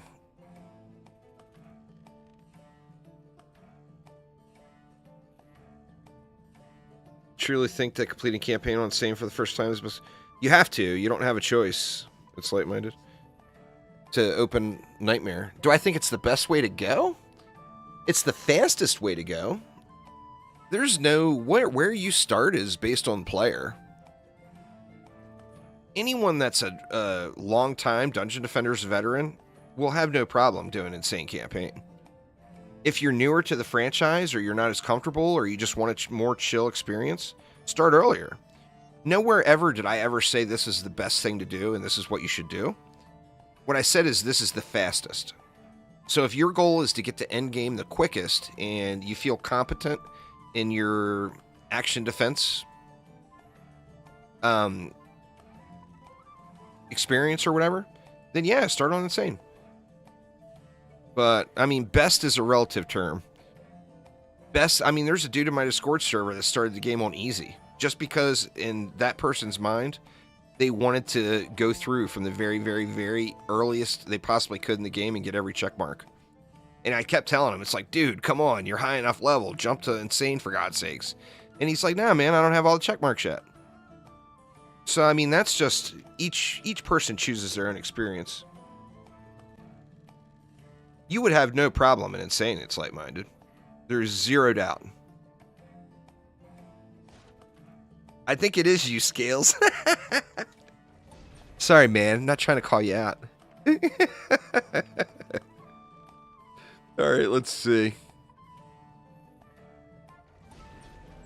So... 430,000 DPS.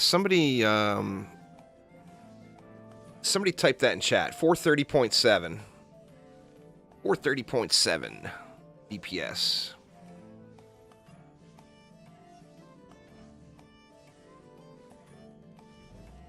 Then if I swapped... Well, that's the piece in question, right? I would have to upgrade it too. We'll do it for science, y'all. We'll do it for science. So if I swap to that piece...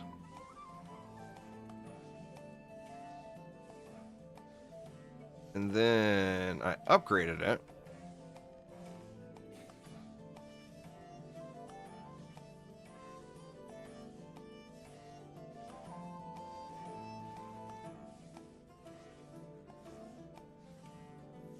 Let's see where we're at now. Alright, so we had a slight drop in DPS. But here's the other question is, does that...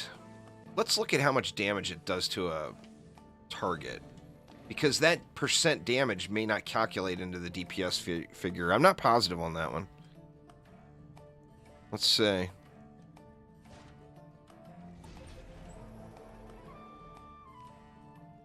Oh, dang. Alright, so... I need to look at the damage per hit. I think I might be to the point where I should really turn the show damage numbers back on.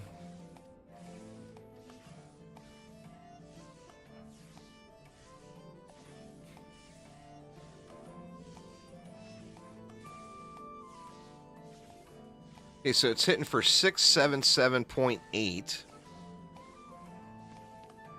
And it's attacking how often? It's attacking every 0.82 seconds.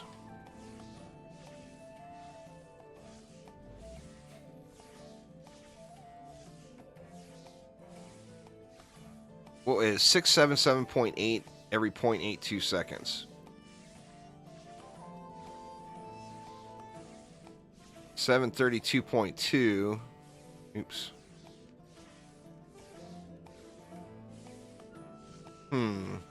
So it's attacking slightly slower, but it's hitting way harder. So yeah, that was not a good swap. It was just too much power to lose.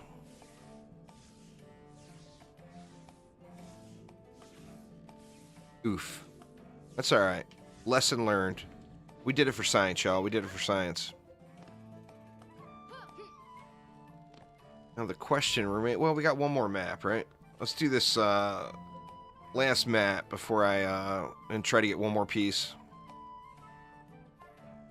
Yeah, I'll probably... Well... There's a lot of changes upcoming. It's Light-Minded. So I'll be making all new videos on everything once those changes come.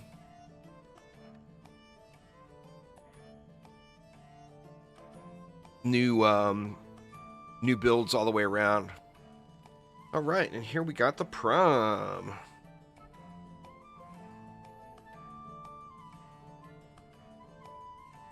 Let's see. This one shouldn't be too terrible, right? Now, here's the deal on these. Like, it starts probably like maybe midway in Act 2. If an ogre smacks on my root, it's just gonna kill it. It's not gonna take more than 1 or 2 swings. Because I'm not using proper walls. I'm building my roots, based off of, you know, what I have available, because it's still early game. So the problem is if I build like I normally would, like Insane or whatever, where like I start with a root right here, one ogre slap and that thing is dead. It just is. So I'm going to try to hide them. So if I go something...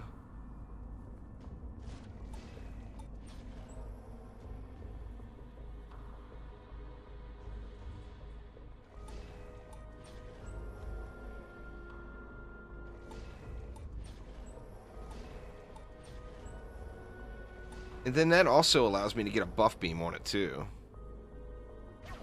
I might have to put it a little closer. No, we got it. The buff beam, of course, is going to give it a little survivability. Not much, but a little tickle. Little tickle.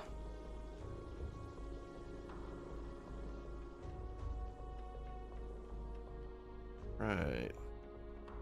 Then, how's the DU going to work out? Let's see what I'm spending here. I got 20 spent on this lane already. Let's not go with electric on this lane. Let's go just in snare, but then take advantage of some traps.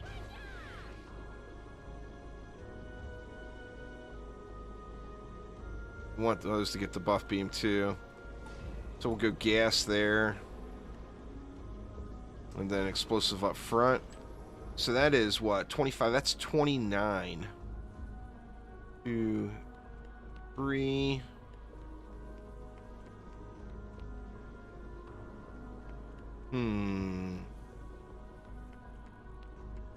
I won't have enough DU to do that everywhere. The hardest thing in the game would be Massacre Hardcore the Keep. Difficulty in DDA is based off of where you are playing. Like, even if you're, say you're in Insane mode, Deeper Well is the very first map in Insane mode. The Keep would be the very last map in Insane mode. So the difference in difficulty between the first map and the last map is massive. Alright, now what about this one? Here we can put it up here.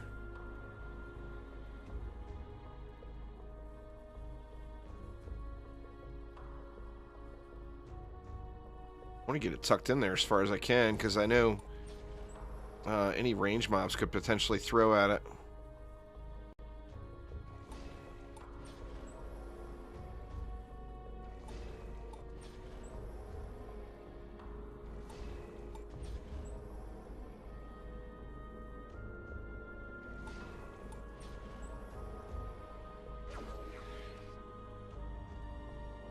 Let's see. Let's start at this end.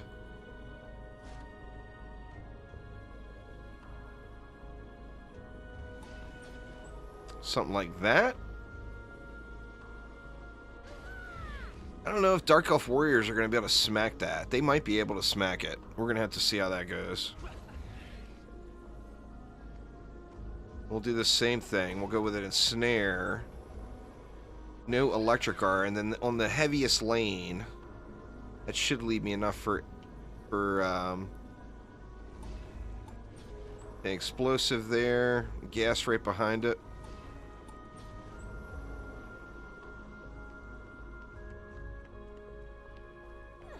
I like it. I like it. Now this map is going to be all about focusing those ogres, you know? Encore maps are just a bonus map on each act. In Act 1, 2, and 3, they're the highest difficulty content for that act. On Act 4, it's used as more of like a catch-up mechanic. It's the same difficulty as the first map.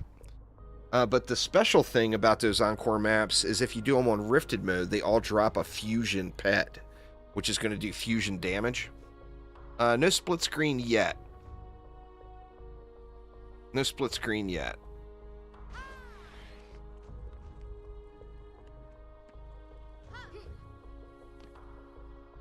Alright, now how are we going to be able to put these where they don't get just shit on? We go with a route there.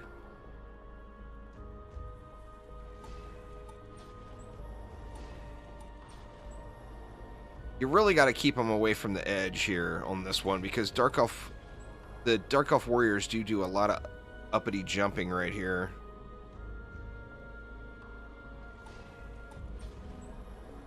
They've talked about split screen. They said that they just are not comfortable with how well a working version of it runs.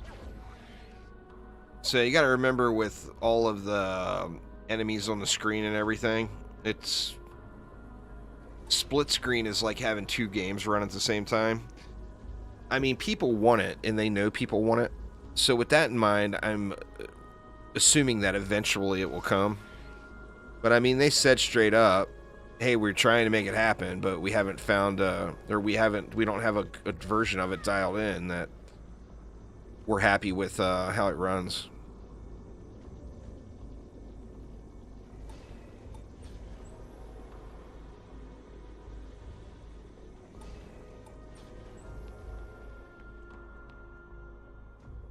Hell yeah, that'd be awesome. All right, now that leaves me 38. That's a good chunk, right? I don't think 4-player is ever going to be realistic. I mean, I don't know. We'll see. We'll see what happens, but... I mean, just look at DD1. You know, you do moon-based survival, 4-player split screen. Oh, you got a serious slideshow going come wave 30 plus. Now, this side will be tricky as well, but, you know, I think this may be the one place where I risk it. I think I'm gonna do that. I'm gonna put a route right out here in the open. Now this will give Dark Elf Warriors a target to run to as well.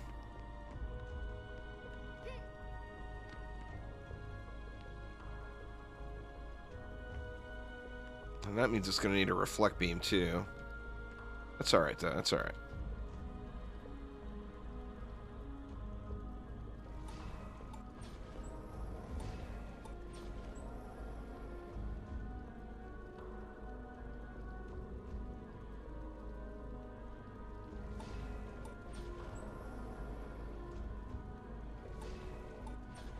Right, let's see. And we need 3D buff beam. Yeah, DD1, all survival maps in Dungeon Defenders 1 have an end. Absolutely. A lot of console players don't know about it, and they're under the assumption that it was endless mode just because DD1 on consoles wouldn't run that long. But yeah, they all do have an end. Most of them are wave 25, but there are some wave 35 ones as well.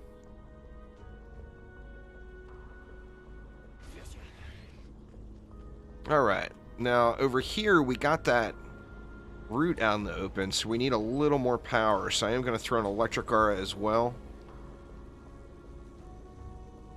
I'm going to have 3 DU left over.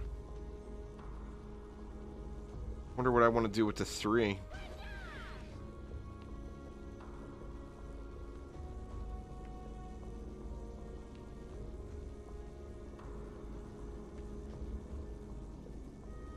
See, explodey.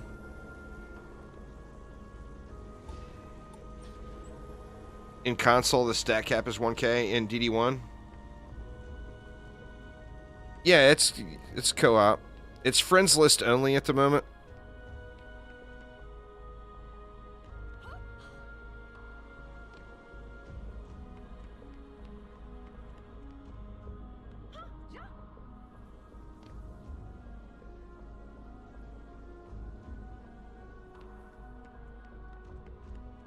I'm not sure. Oh, meant to say can't split screen. That's fair. That's fair. Alright, 3DU. Did I forget to put something down? See, we got an explosive, gas trap, and ensnare. We got an explosive, a gas trap, and ensnare. We got an explosive, gas trap, and ensnare. So I got 3 leftover DU.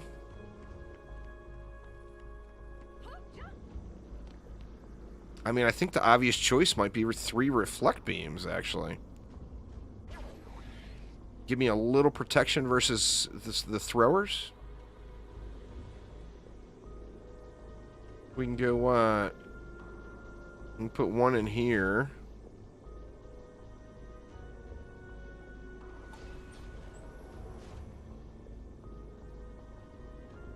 Another there. I don't think anything's going to throw at that one. But something might throw at one of these. Try to get it like this. Too close to spawn.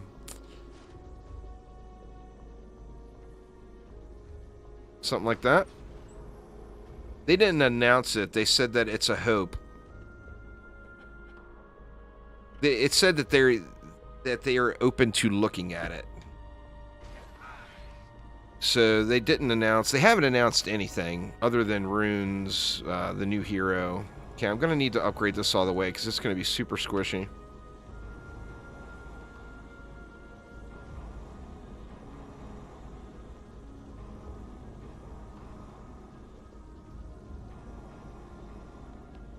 Oh man, this is gonna be so sketch.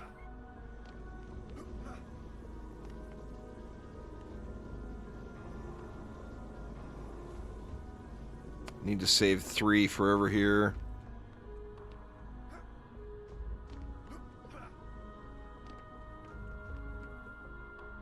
When can we expect content added? Yeah, I mean, all the consoles are updating relatively at the same time. We'll know in advance because they're going with a public test realm type thing.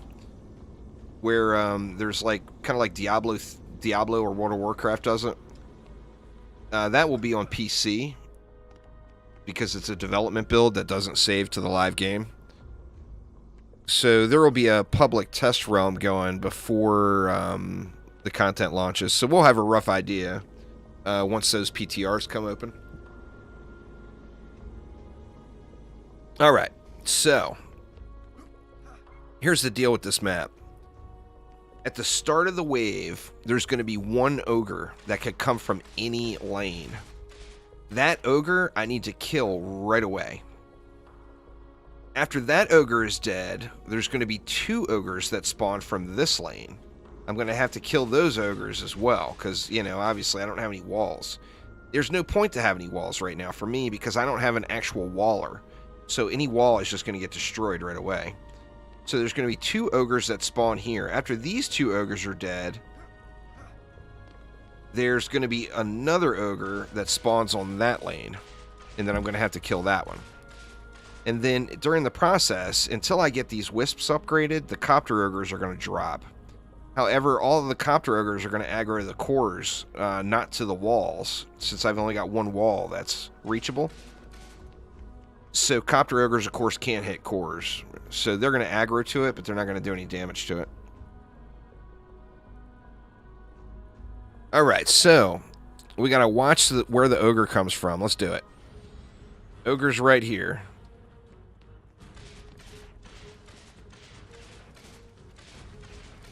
Alright, that ogre's dead.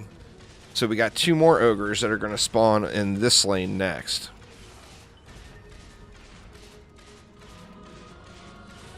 It scales off of all 4 builder stats. It's not like a buff beam in DD2. It gives all 4 stats. So it spawns off of everything. Or it scales off of everything. The most important stat to use would be power. But it does scale off of power, rate, range, and fort.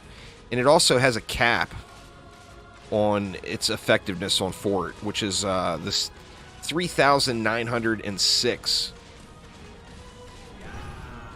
Alright, we got those 2 ogres down.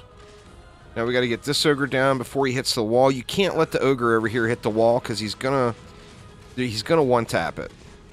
If he doesn't one-tap it, he's gonna 2-tap it. So you can't let this ogre get to your wall, or it's just you're just gonna get wrecked.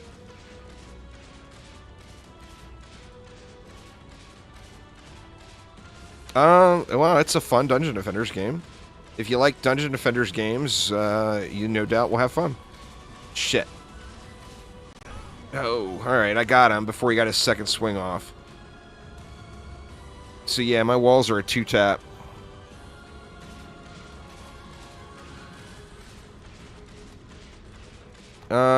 Do exclamation Juicy May in chat to enter this week's giveaway. It's got giveaways for all Dungeon Defenders games.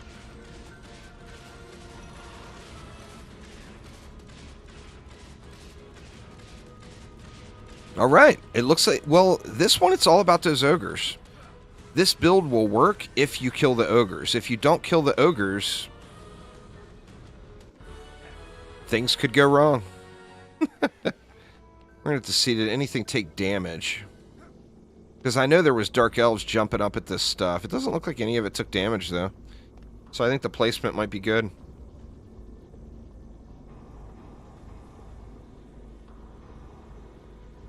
I do want to get just a couple of upgrades over here. I need to dump the majority of it into this lane.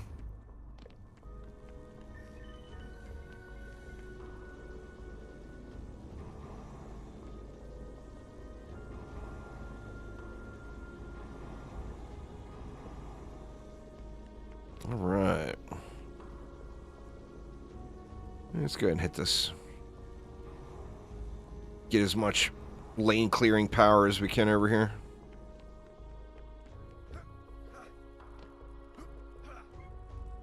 Alright, so rinse and repeat. Find the ogre, kill the ogre. Okay, he's right here again.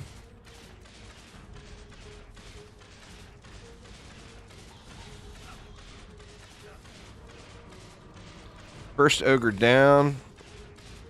Of course, I hit the siren in the process.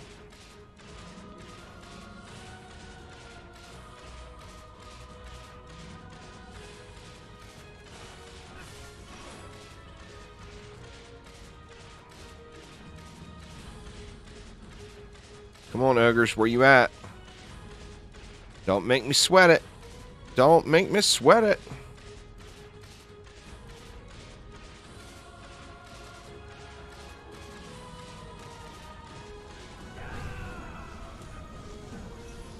Alright, those ogres are dead.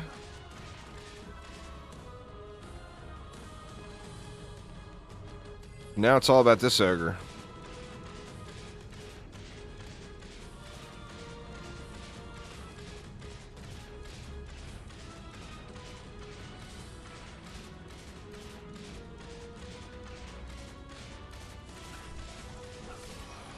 The DD... Yeah, the giveaways are cosmetics, so they're for all platforms. Shoot, shoot. Alright. Once again, you just can't... This wall cannot take more than one swing. It just can't. So you gotta kill that ogre before he gets a second swing on that route. I mean, could always move it. I debated on just popping it up here. Maybe I'll try that next time. Next time we run it, we'll try popping it up for a little bit more, less sweaty run.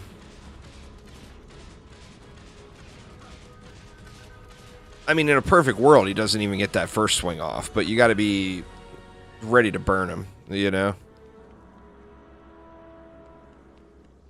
Alright, let's dump everything over here.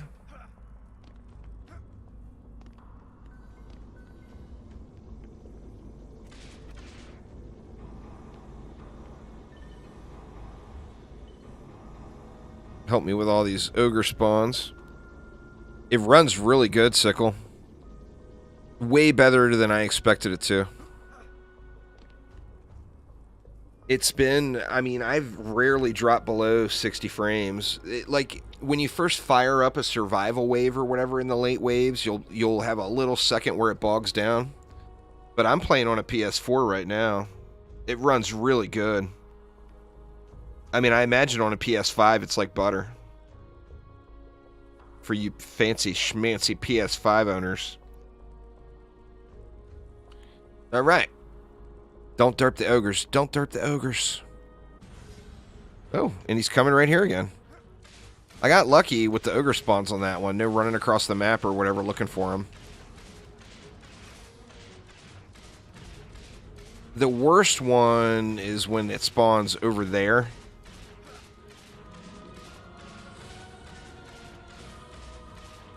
You're playing on PS5 now? It's pretty smooth. Awesome. Awesome.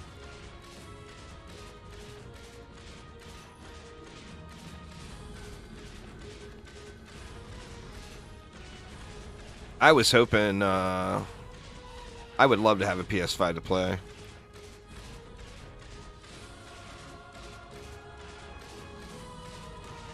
Uh-oh.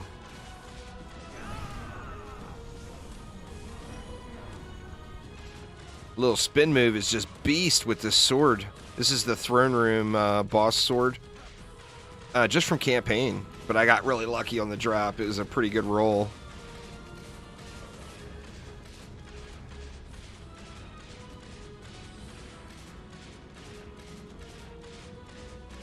Yeah, for sure. There's Sickle, for sure. Alright, here we go. Let's try the stealth kill. Oh man, that shredded him. Little stealth spin move for the win. Those are all Kickstarter names, Scales. There was a tier on the Kickstarter program for backers where you could name a boss or name an enemy. And I wish I would have gotten creative with mine. I wasn't very creative with mine. I backed at that tier, but I just named him Juicy. So if you see a big old ogre named Juicy, I paid for that. This crossbow is the boss weapon from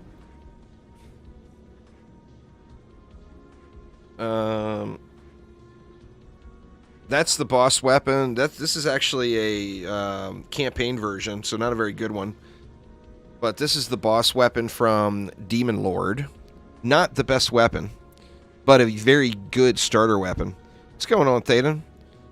And then this is the sword from the Goblin Mech, and I got really lucky on the roll. All 3 hero stats, vitality, attack, and ability. Plus that plus raw, plus damage. And I also got lucky that just in 1 kill of each of them, I got Inspired Assault on both of them. So I got the set bonuses. It's so weird how that works, JT, because I never see him.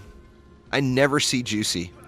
My most common is that Bobby 5557. I see Bobby 5557 all the time. All right, let's check out our piece. Let's see what kind of hotness we got. We got a militia piece. Wow. Not a terrible piece. Not a great piece. But not a terrible piece. And then where is our guard piece? There it is. Oh, man. I just cannot get all 4 stats, for God's sakes. Fort power, range.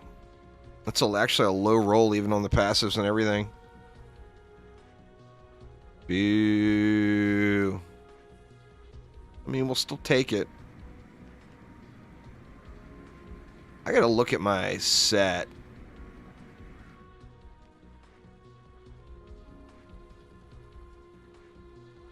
Wow, and even better treadmill versus the one I was already using. RNG, gotta love it.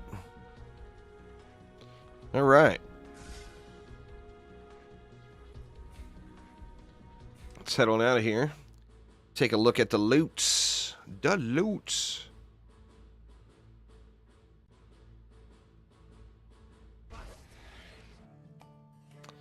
And I wonder... Actually, I wonder if I got anything for him in a while. Thundering Defense. Just get rid of that right away. Well, I mean, that's an upgrade, right? I lose the defense damage, but it's so much stat, I think it's still an upgrade. Plus defense damage to fire. So that would make my... Oops, smack the mic, sorry y'all. That would make my Inferno device do more. Let's use that.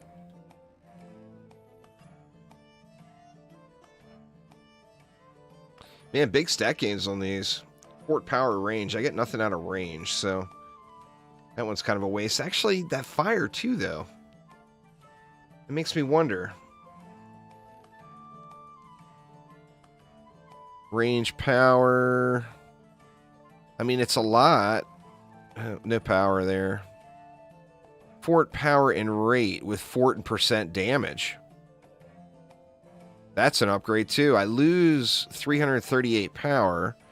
I actually gain back almost 200 of that. I think that's an upgrade. Looking schneidy, looking schnezzy. Schnezzy. He forgot to put his points in. All attack all day. What's that get me to? Still only at 3840 attack. Yeah, fusion gear affects the devices. So, like, in a perfect world, you would want, well, your third device, that Inferno device, or Napalm device, is the hardest hitting. If you take a look at your devices. That one hits for 320,000 per whack. So that's your third set of gear. So if you look at your third set, Ancient Guard and Militia, if I had a full set of fused Militia gear on my Rogue, that number would be double. So it would be 640,000 instead of 320,000 a tick. So, like, for me, I'll be going for a Militia set for my Rogue. And that, you know, that one's just the hardest hitting. The Poison one, that's the Irradiate tick. The Poison one only does 100k per tick, which doesn't hit as hard, but it gives you crowd control. So it's the payback there. And then the first one, your Electrocute, that's a one-shot big damage hit. So it does 1,000,000 damage, but it's only one tick and then a stun. So yeah, I'll be going for a fused set of Militia gear. There's not a special version for the PS5, but the PS5 does run very, very well from what I'm told. It's yeah, there's a health bar.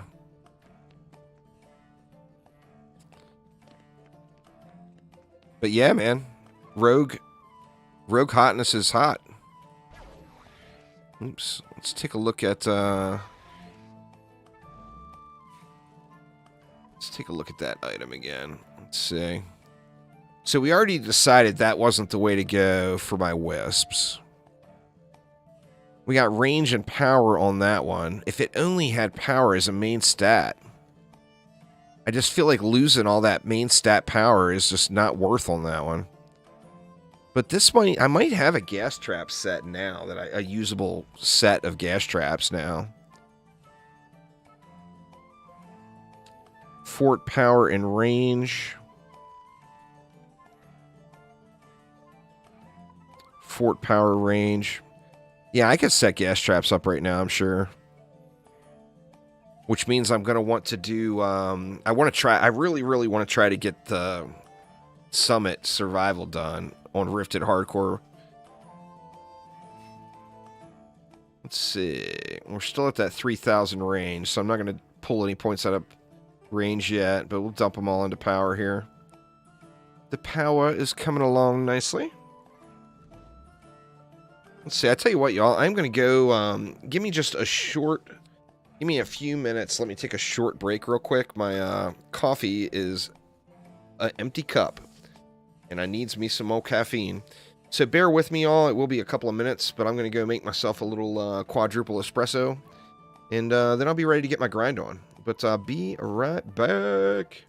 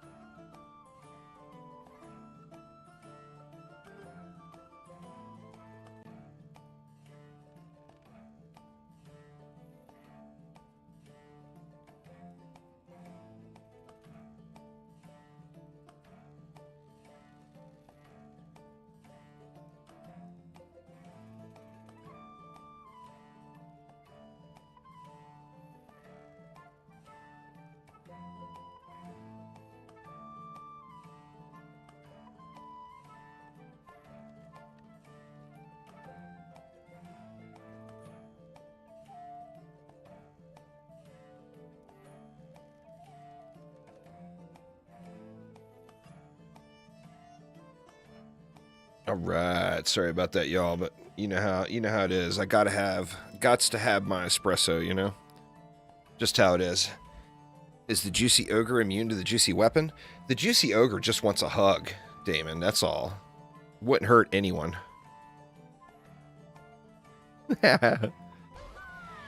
Alright, let's do it. Let's try... Let's see how big of a hit we take on stats, though. See, right now I got 4,600 range. But let's try to set up some fusion gas traps here. So fusion is going to be the guard set.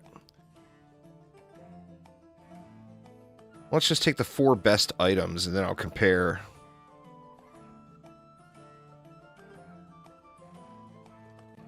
Oops. Oops. Why do I keep swapping boots? Where's gloves? There they are. Played a bit of Orcs Must Die a couple days ago after the first level.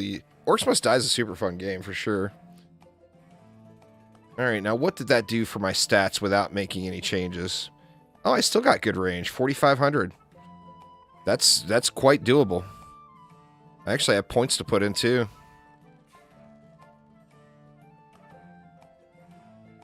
I think I'm going to dump them into power though. I want to get my power up a little because I do like using explosive traps every now and then. Let's see. There we go. The fused poison trap. Oh, yeah. It is born, y'all. It is born. We got fusion.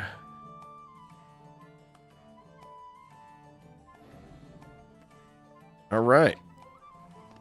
God, dare I do it? What do you guys think? Should I try the Summit Massacre?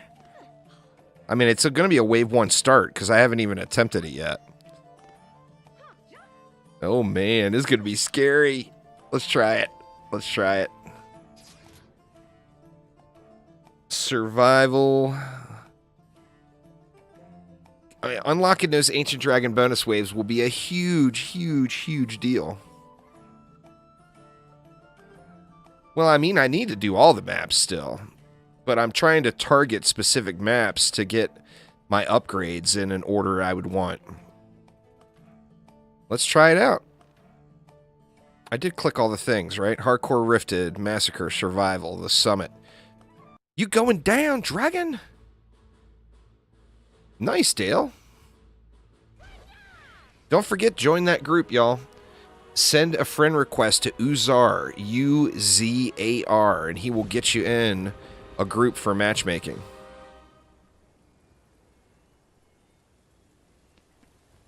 Well, we're going to have to see if this works first, JT.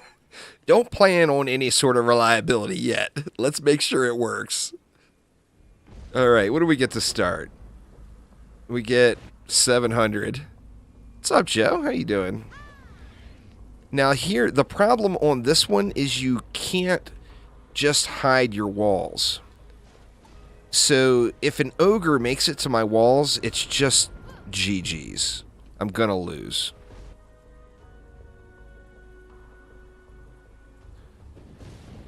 So I'm gonna hope that no ogres make it to my walls.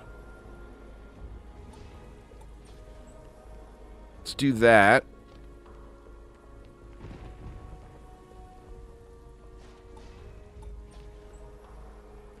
We'll come over this way.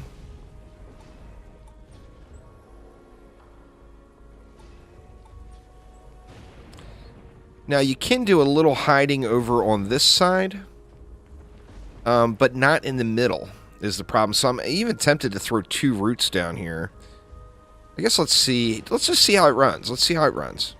I mean, it might run great, right? Or it might be a complete train wreck. Sacred Cow, what's up, man? Because I started on Friday, man. All North American Kickstarter backers have had access since Friday. I've probably got 50, 60 hours in already. Maybe not that much. I don't know. I got a bunch of hours in. I grinded the shit out of it all weekend. Because I don't have those characters set up yet. I'm level 103 on these characters. This is all I have. so I don't have the other stuff set up. Plus, additionally, you have to put down a root to be able to place warden defenses. Warden defense, like, see, requires roots of purity.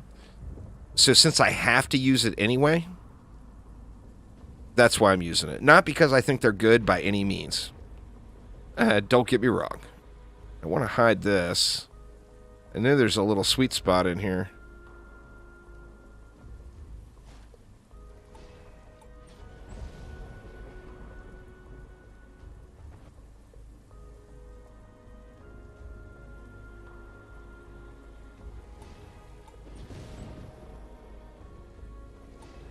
Or do I want to put them back?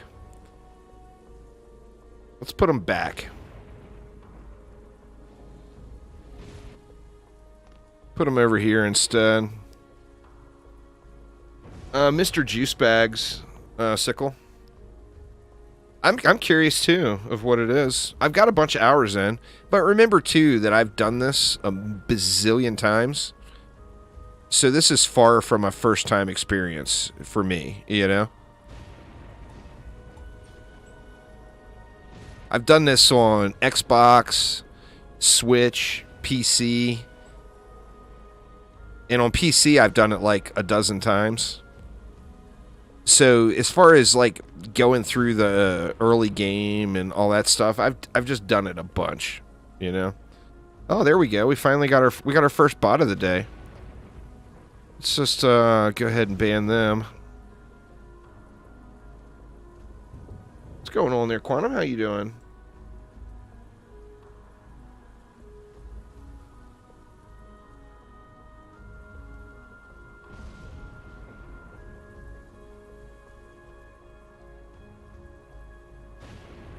All right, let's see.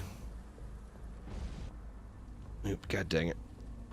I closed a bunch of my windows by accident. All right.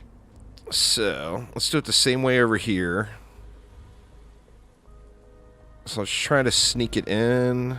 Ooh, there it was, right there. I personally will be going for ensnare R's probably first. Or electric R's. If you use electric R's, it's basically what you use.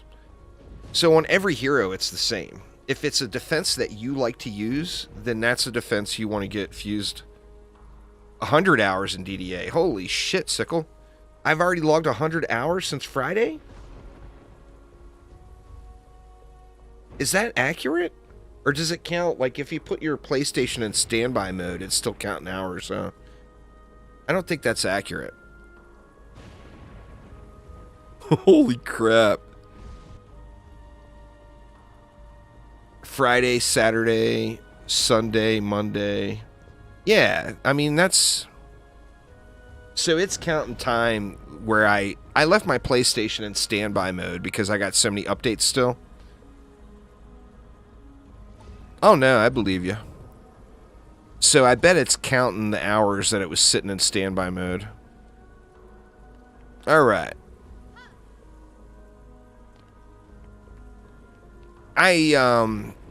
You guys know, I told everybody out front, I have not used my PlayStation in years, like literal years. So like every single thing on it had to be updated. So I've been leaving it running at night to get those updates installed. All right. So are we going to have copter ogres in the first wave? I don't remember. Well, only one way to find out. If we're going to have copter ogres, I got to kill them myself. They're not going to just die. Doesn't look like any in wave 1. It makes it fusion damage instead of poison damage, which makes no enemy immune to it.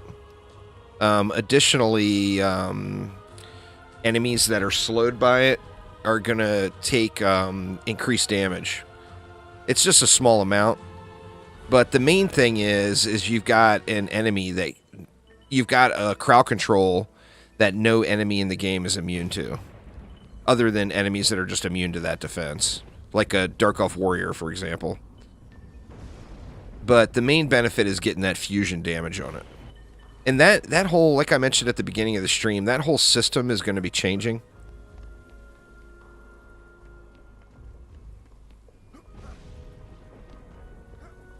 Well, yeah, I didn't bother closing the game. I went, bink, standby mode, dunk, dunk, dunk, dunk, dunk, dunk. That's all I did. I didn't actually close the game or anything. I was the next day when I turned it on, I'm like, holy shit, DDA loaded up fast. It's because it was running all night. Oh, it's standby mode. I'm not trying to pretend for a half a second that I am any sort of knowledgeable whatsoever when it comes to using the PlayStation.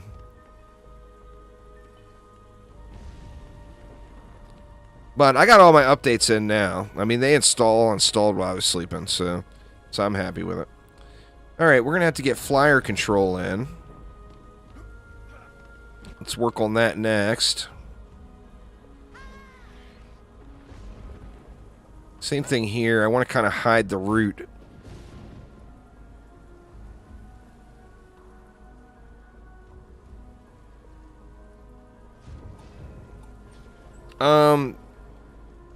That would be up to Sony and Microsoft. If they're going to play nice, I think a whole lot more games will be cross-platform, but as it stands right now, it's a difficult thing to happen for indie developers because they just can't seem to get along.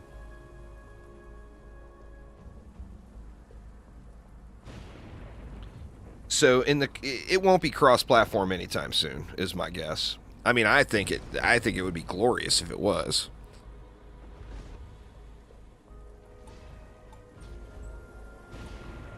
Alright, let's go 2 wisps here. That should help. I don't know if that's going to clear the flyers over there, but it'll certainly help. And then we need to do the same thing over here.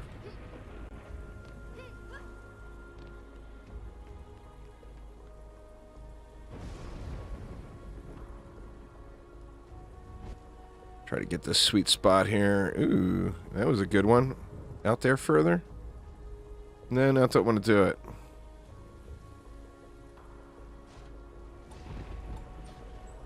Nice sickle.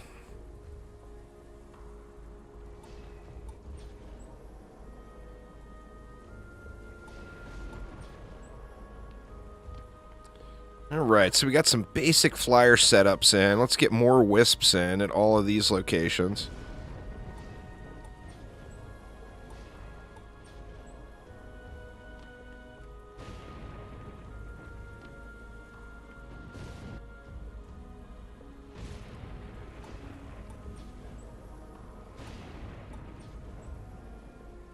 Man, if I can clear this on my first try, I'm going to be so stoked. I've never cleared it on my first try on any platform. I'm not sure how realistic that is, to be honest.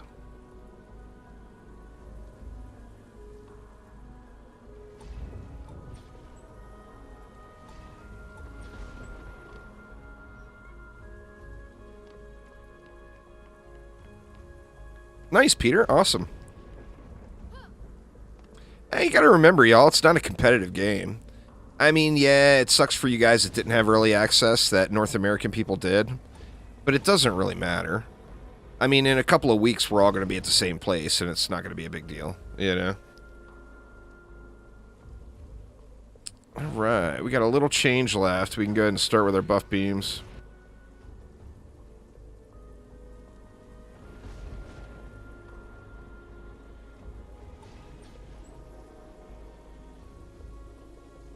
We have enough for another one? Actually, I should have put them over here, huh?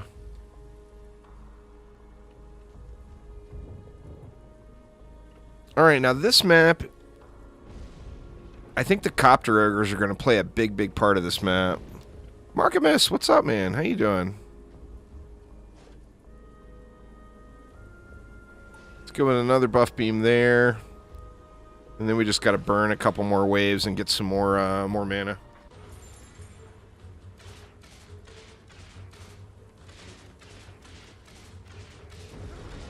I would definitely say, like, you got DSTs. Oh. You got DSTs and wisps. So you've got one starter thing for damage. Crowd control is super important. It just is, you know? Man, they didn't mess around. Nice, Peter.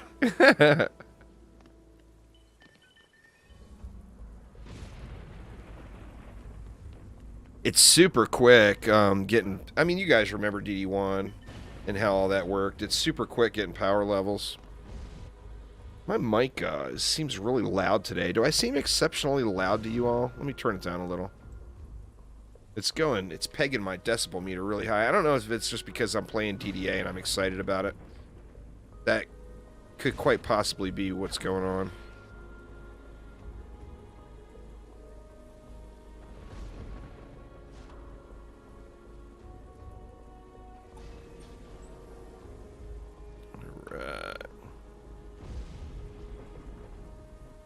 Yeah, all of the bonus maps, if you do it on Rifted mode, will give you a fusion pet. It's a guaranteed drop.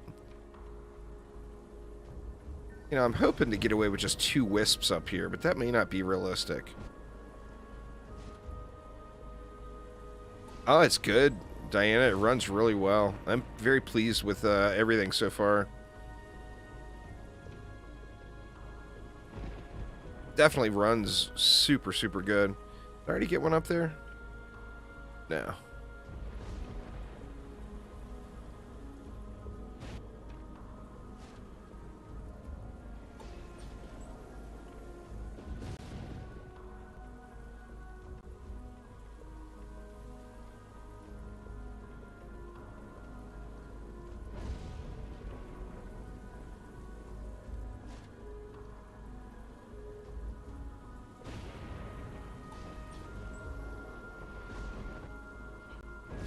If there's going to be any instance where the game runs bad, it's going to happen on this map. So I'm excited to see what this map, how this map performs on the later waves.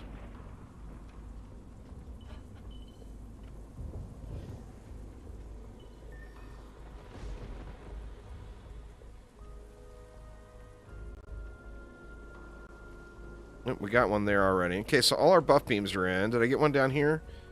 I did not. I didn't put the extra wisps in down here either.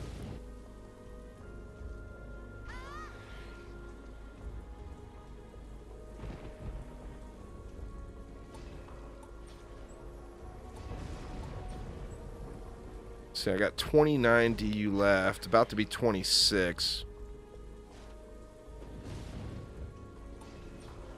Alright, I think next we got to do those gas traps.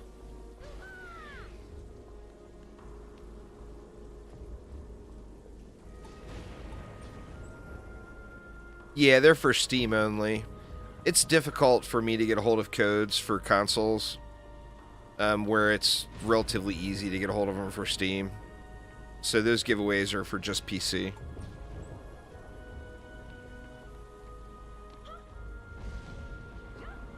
You should go up to the next tier as soon as you can. And survival is where the best loot in the game comes from.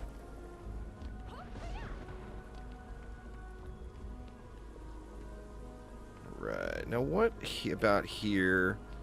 I kind of feel like I want some crowd control up here. I don't need these to be fused, though. I can go with an aura.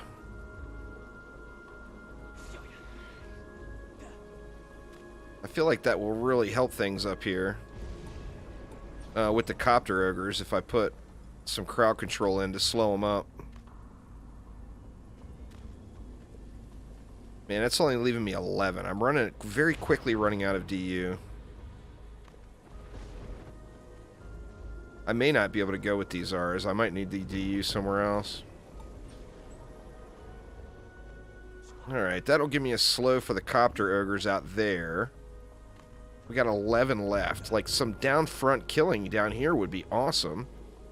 But I've only got 11 left.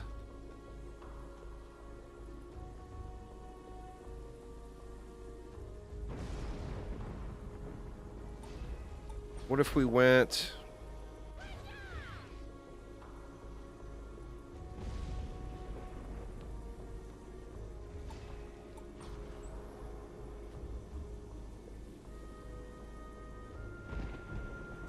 See, explosive trap is 40,000 DPS in my current state.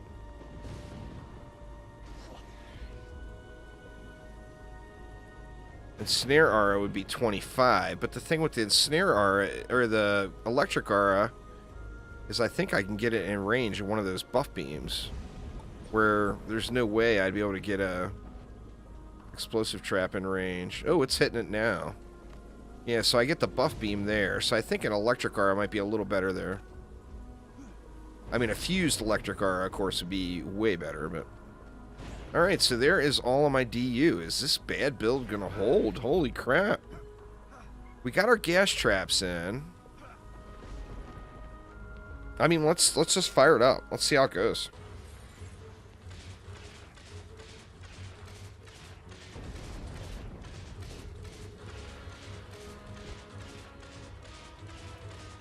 It's gonna be about these copters. If the copters look like they're dropping really quick, I'll sell those two and snare auras up top and move them down here somewhere. Because snare auras would be pretty damn awesome on these side lanes down here.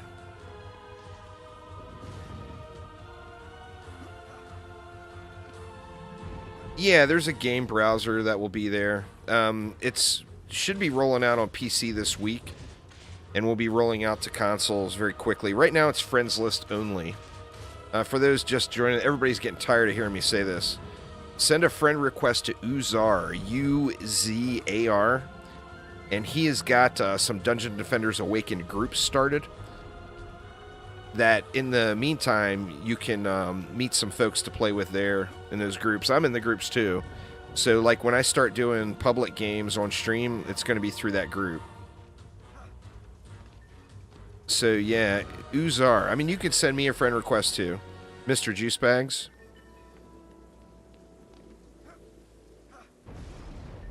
But it might take me a minute to figure out how to get you, how to add you.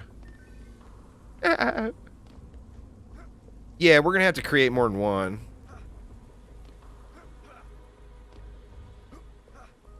Definitely going to need more than one group. Alright, now what do I do here? I really feel like I could use those auras over here.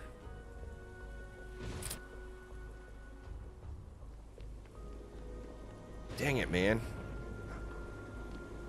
I don't want these here. I really want to be able to use them in another lane.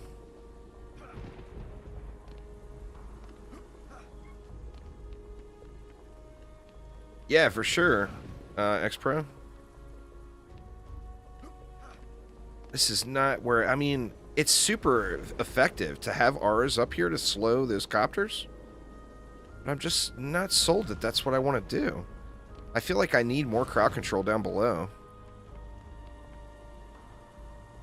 See, here, I could throw...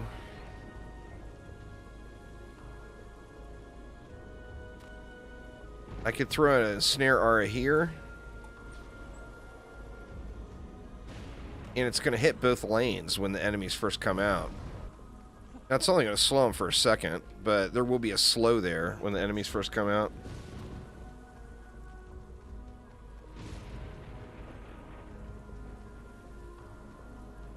It's friends list only, NBA 2K Gamer. There is a group going where you can meet people if you don't have any friends playing it. You want to send Uzar, U-Z-A-R, a friend request, and he will get you in the group. That is Rob, the mod, here from my streams. So, good dude. And then you can invite him to the game just like you would any friend in any game.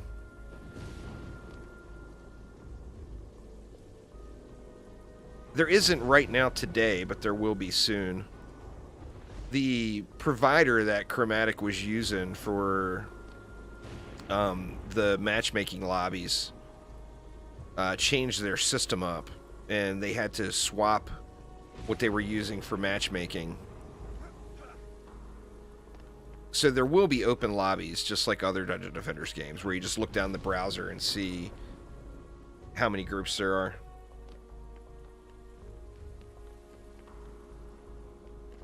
Somebody write down Or here, I can just do it. It's UZAR.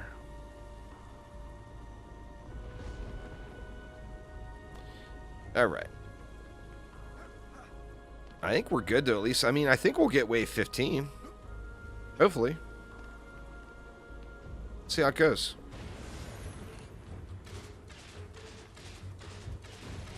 Okay, the copters. I mean, these copters are squishy because they're early game copters. I'm worried about the copters when we get up to wave 10, wave 12, 15, whatever. They're going to be a lot thicker then.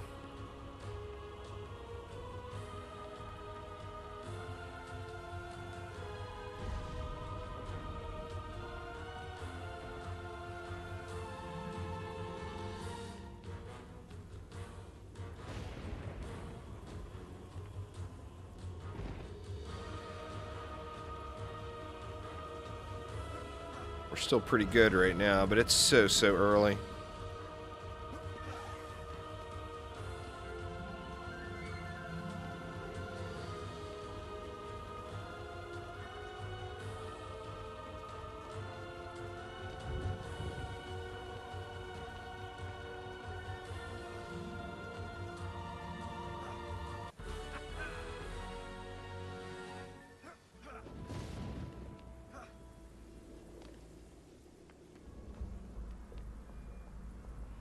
I don't have a 6DU buff beam anywhere on the map.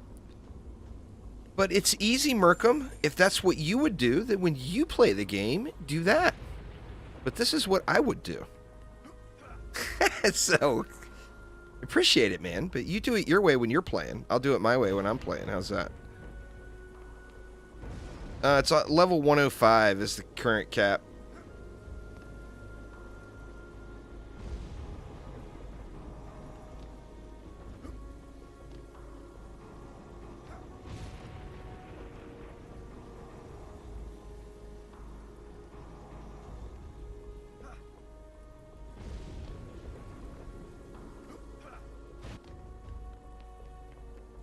You can take a look at my YouTube channel and see if you want to still...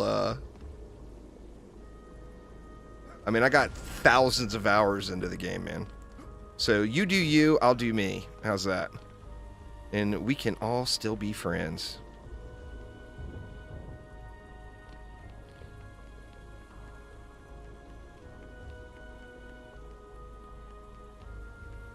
Get to level... Oh, yeah, there's achievement for it. Has anybody gotten it yet? I bet somebody has.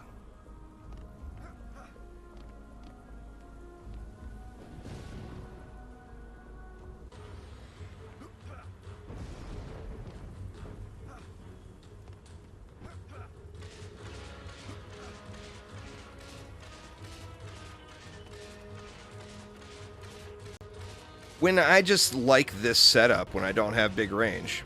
You know, I mean, obviously when I have big range, this will be one wisp stack in the middle of the map and I'll stand there in AFK.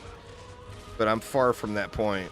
So I'm pretty pleased with the setup right now. I mean, whether or not I'm going to be able to kill the dragon is the hard part, but...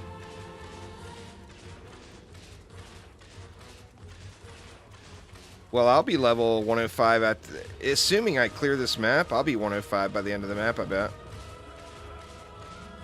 But remember, North American Kickstarter backers have been playing the game since Friday. I bet you somebody is 105. Is there any way to tell? I guess you can look at the achievement, right? How fast does PlayStation update those things? Let me see. Let's see, I should have a message about an achievement, right? Friend request. Trophy earn. Here we go.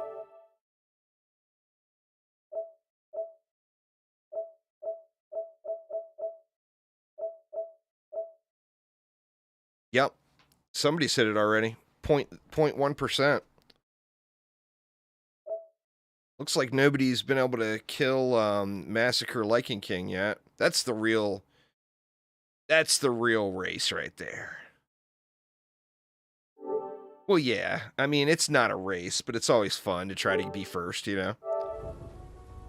But the first person to kill Massacre Rifted the Lycan... Well, just Massacre the Lycan King Survival. That's some shit right there.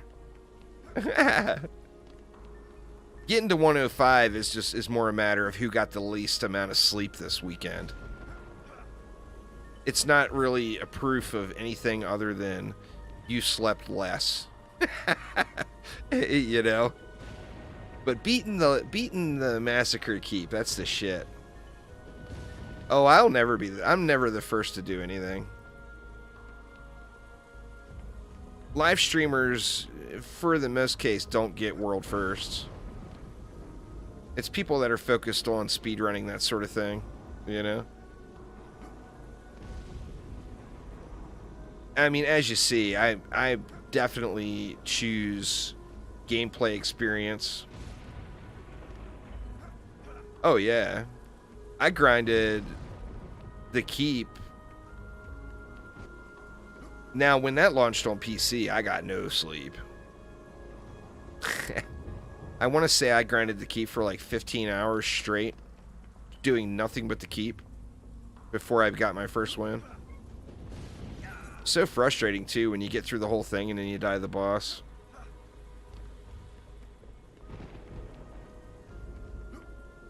Then you got to do the whole thing over again. Alright, I think we're actually probably in chill mode for 5 waves or so. I mean, that's good. It'll give me time to get everything upgraded. Jinn are dying. The copters are dying almost instantly.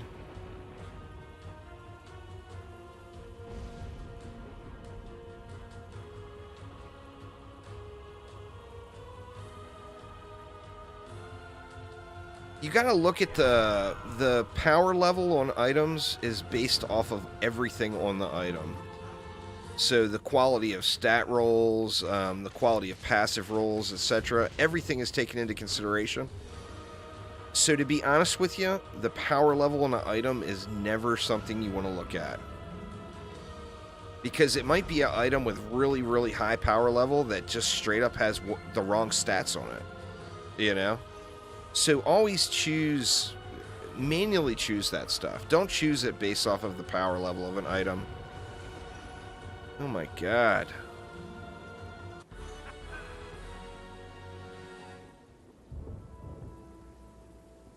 Let's see. Let's do a full report on this guy. Now that he's talking about sending dick pics, let's just go ahead and do the full report.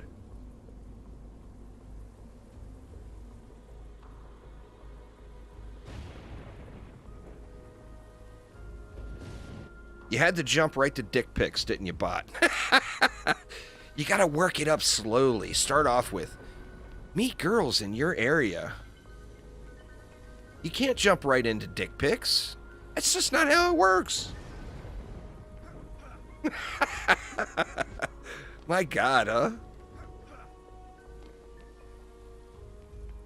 Yeah! Let's get dinner and a movie first, you know?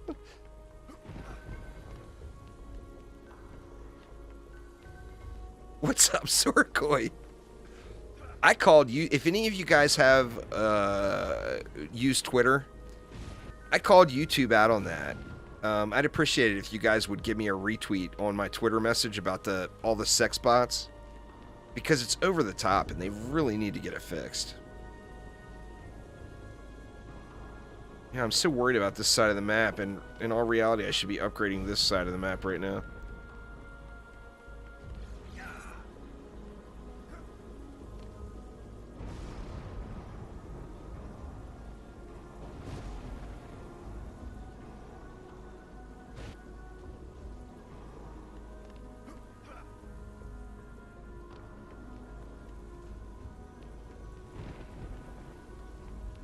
No, no, no. DDA is like DD1. It's RNG. The difficulty is what decides the quality of loot. Not some bullshit like DD2. Which that doesn't... It's not a factor in DD2 anymore either. But it was for a long time.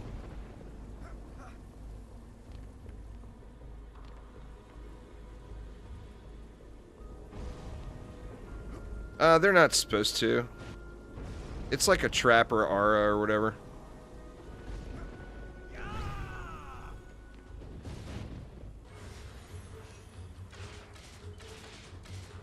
So yeah, those are not supposed to take damage.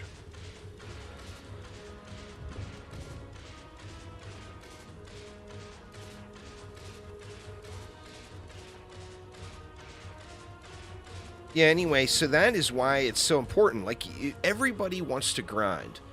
And it is a grind game. I of all people, am fully aware it's a grind game, right? But everybody wants to grind, so people start grinding way too early. And the answer to DDA is just like DD1. If you're in a position where the game will allow you to move up to the next tier, move up to the next tier. Now, on PlayStation, Blake, that's his PSN, is Uzar. He'll get you in the group on PlayStation. You Discord, you can join my Discord server, and if you're a Discord user. But as far as like matchmaking, right from your PlayStation, join that PlayStation group.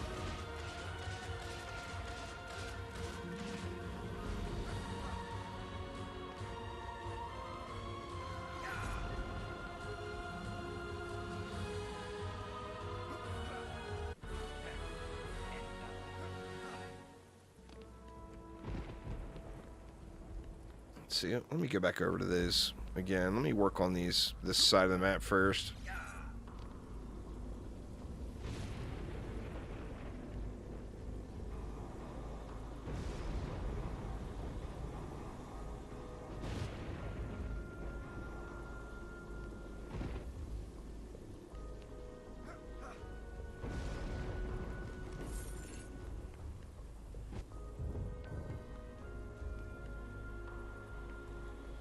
DD2 is, I mean, a lot of diehard Dungeon Defenders 1 fans don't think Dungeon Defenders 2 should be called Dungeon Defenders.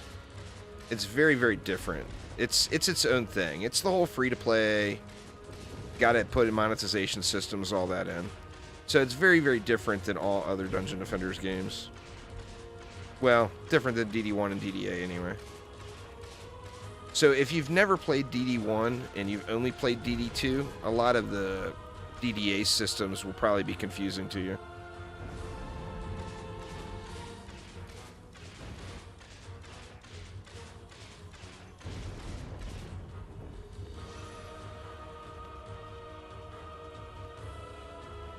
Trying to see...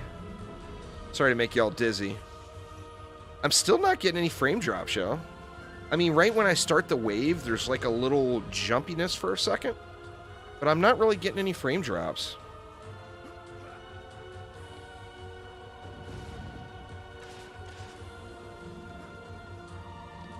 Am I doing anything special for DDA release? Yeah, I have been all month, Casper.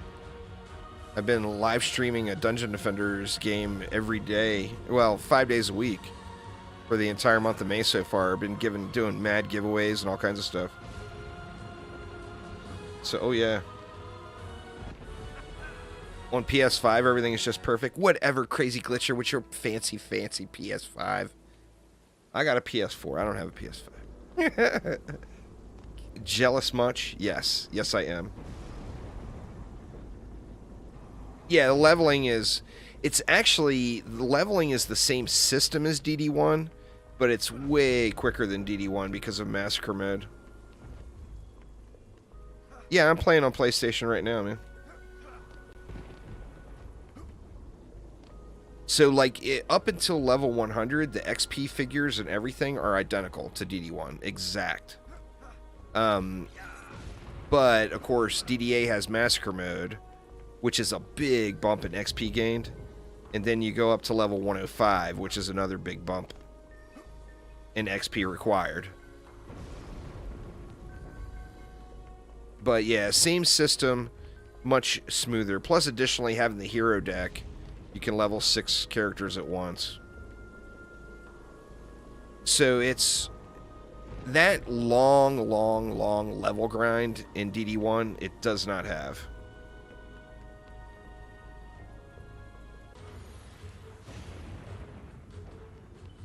I should be throwing another hero in my deck, actually, and not worrying about leveling everybody. As soon as I get to 105, I'll definitely be swapping out heroes in my deck, because I need to start leveling. I need another Warden, because I'm going to want to do Blossoms. Well, in the current state of DD1, it doesn't. It's minutes. In the current state of DD1 on PC, you can have a level 7 character in literal minutes. Any tips for playing Rogue? Use the devices. Get used to using the devices all the time. Additionally, if you like the spin move, this thing here, you're going to want to get the Massacre weapon from the Goblin mech. Anything, it's the same thing for almost every ability in the game.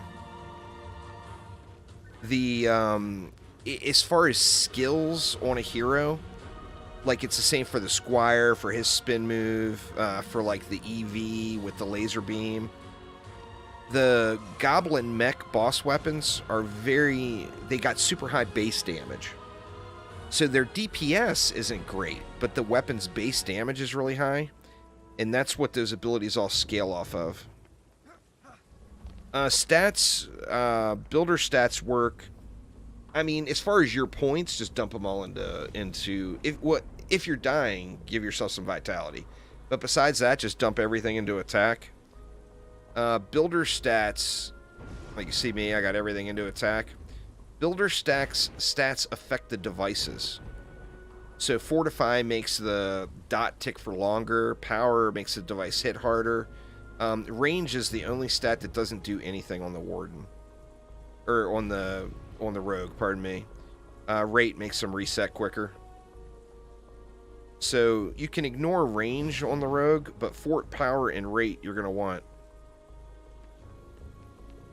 I've got a video that's going through all the stuff from back when the Rogue launched in DDA. It's quite helpful bit of info. There's a few campaign maps that offer pets, Crazy Glitcher, but for the most part, I mean, the good ones are from Survival. You can get some starter pets through the campaign, but the good stuff will all come from Survival. As with everything in the game, you know?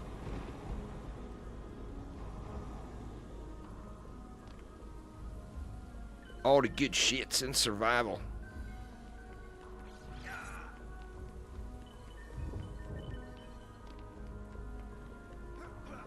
Alright, let's just let it fly over another one. It's wave 10. I feel like I may have over-prepared. I mean, killing the boss is going to be a whole nother story, right? But zero struggle whatsoever up until wave 10?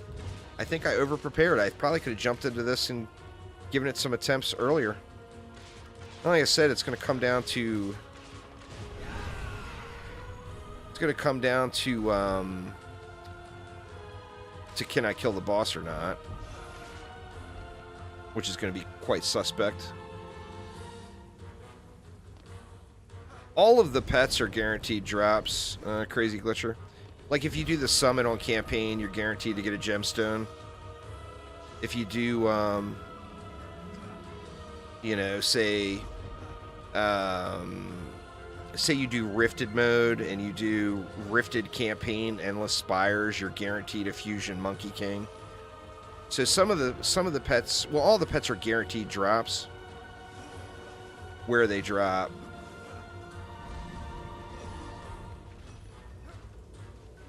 Well, the problem is will the Wisps be so focused on the boss that the ground lanes overrun? Because remember, I got no damage down here.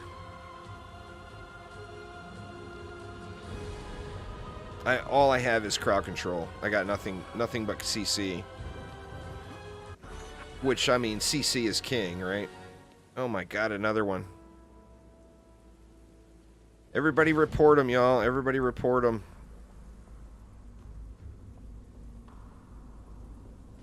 Let's get rid of these stupid bots.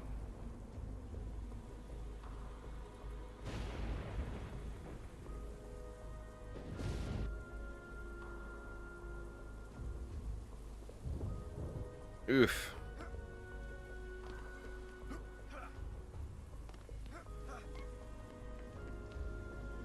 Oh, you know I'm way one-tracked mind for that, Merkham. I will fail this map and run it over and over and over and over again, rather than go help the ground lanes.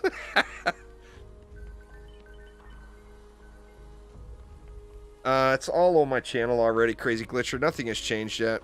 There's going to be a bunch of changes to the game upcoming in the future. That I'll have to redo all that stuff. But all those videos from PC from last year and everything, those are all still valid.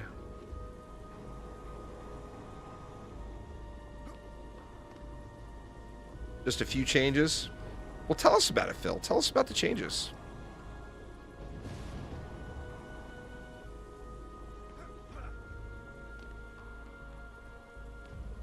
I think I named a character Phil, didn't I?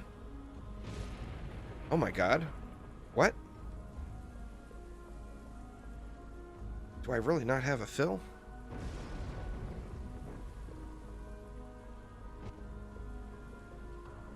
Oh my god, Phil, I am so sorry. We will have a Phil. Here, we can deal with this right now. Let's see. Options. Rename. Sorry, Jake. You've been filled.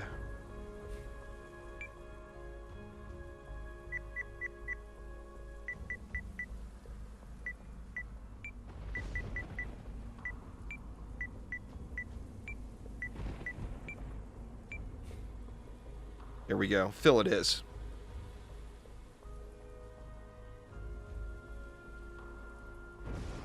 Yeah, I didn't.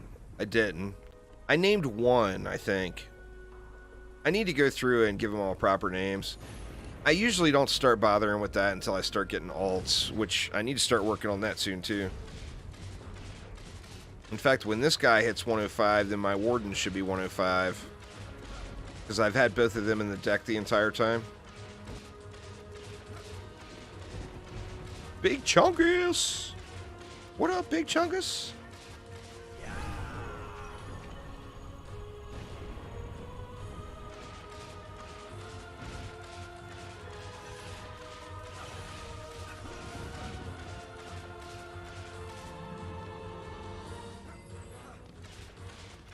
Oh, on PC, I've got like, I want to say I got like 40 105s.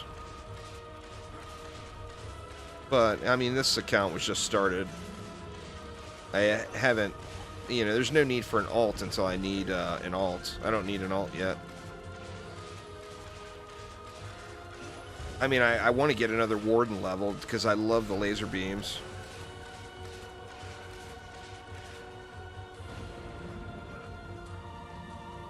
I mean, anyone who continues to play the game, which hopefully all of you do, you're going to have a lot of alts in a month. Or 2 months, or 3 months. Because once you hit level cap, if you don't swap in another hero, you're just kind of wasting that XP. So, unless you want to let the XP go to waste, you know, start making some alts.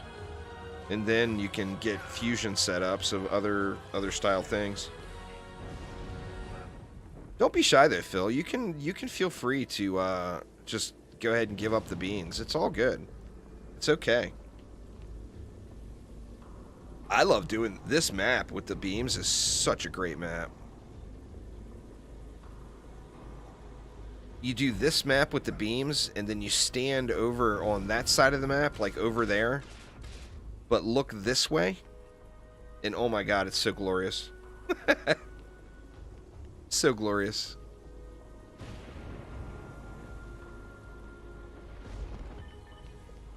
Oh, no doubt, Crazy Glitcher, no doubt. It's a top concern of just about every player. Chromatic is aware of that. Like I said, for PC, it was mentioned in Discord that we're going to get the browser this week.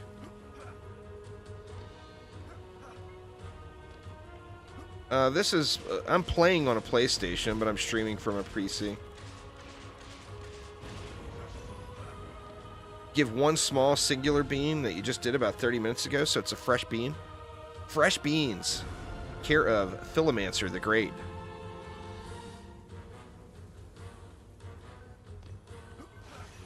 What'd you do, Phil? What'd you do? What'd you do?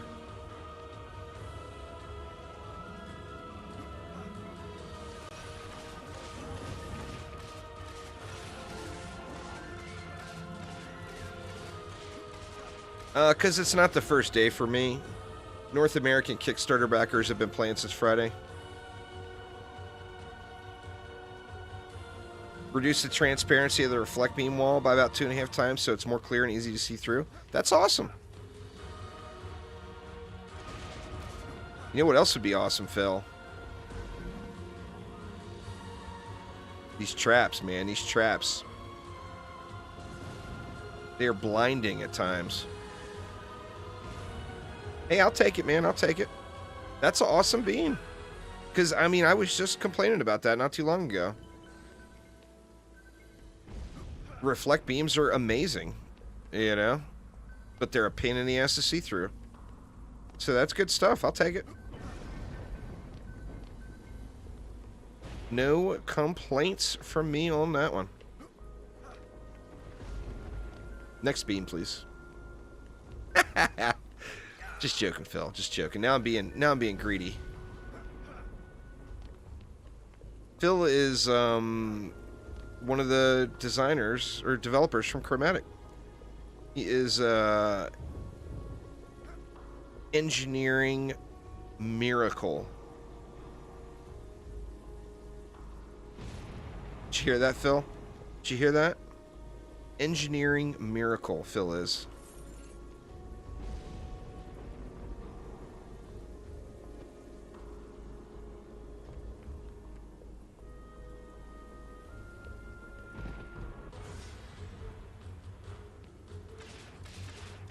All of the Warden's defenses, Wisps are not the strongest thing in the game.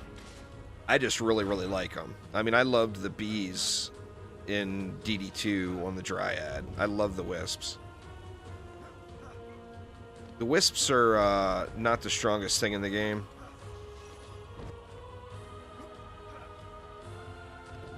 So Harry likes DD2 better.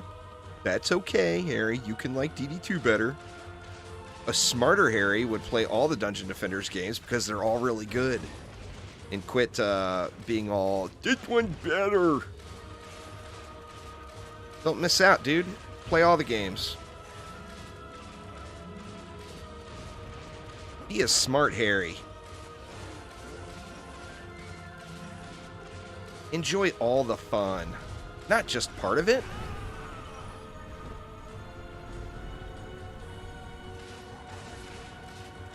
I think the most powerful defense in the game is the sludge launcher.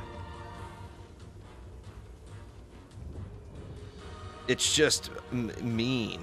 Mean. But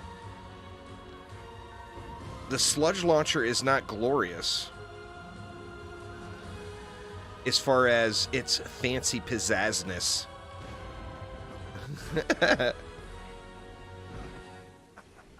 So if the sludge launcher had more glory, I think it would be used like crazy.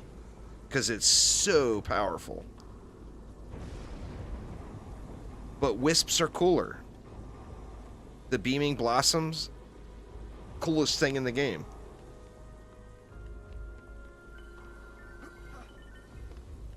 So, I mean,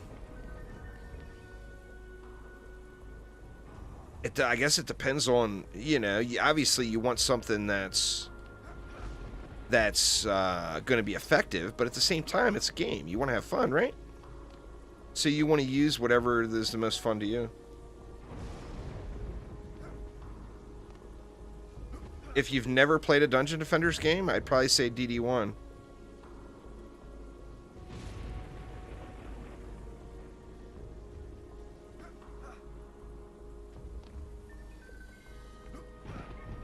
But, I mean, there's no wrong answer there. You can jump into any of them and start playing.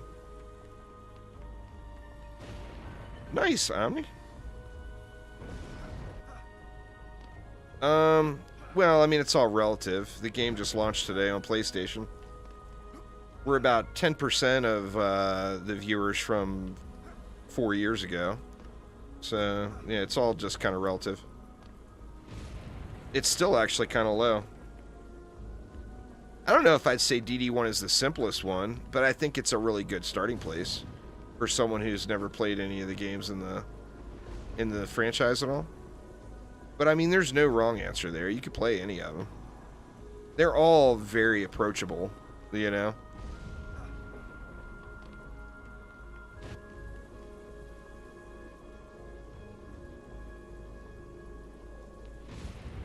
I mean, when it comes to end game in DD1, even it gets you know,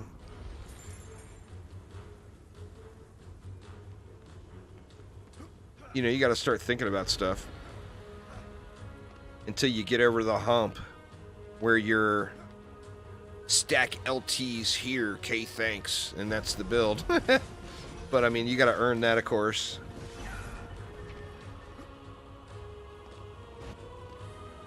DD2 has non-existent lore.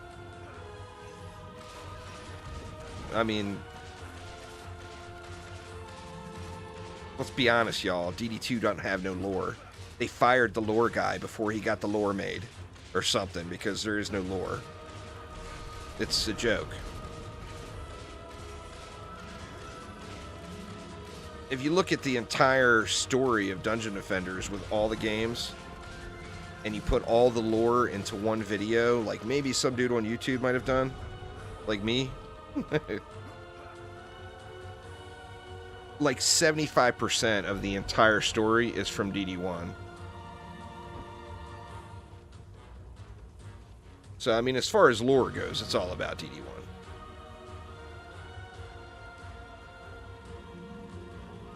Doesn't have to have that. I mean, how many players can you fit in a group there, Apocalypse? You know? It doesn't matter who else is playing it. What matters is, are you enjoying it, and are there people to play with? And there's plenty of people in DD1 to keep games going whenever you want. I mean, it's an old game, you know? It's an older game that still has an active community that puts on tons of events and everything. So, I mean, you couldn't ask for it to be in a better place.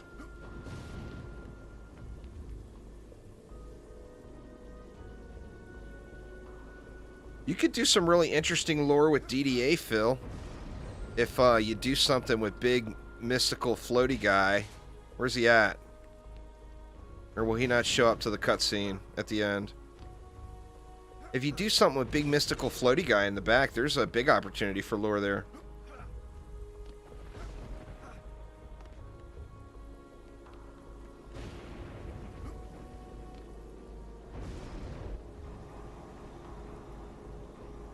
Morgan Freeman? Morgan Freeman costs too much, man.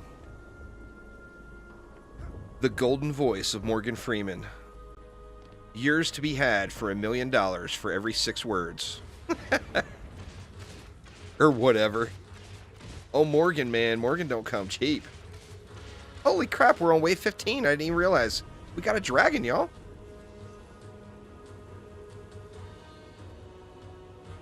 Erupting baby dragon. Very nice. We should have a crappy fusion piece on the ground, too.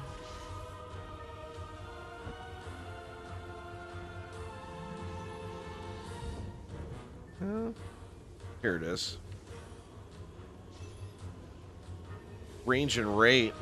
I mean, we'll take it, just because I need all the sets still, but...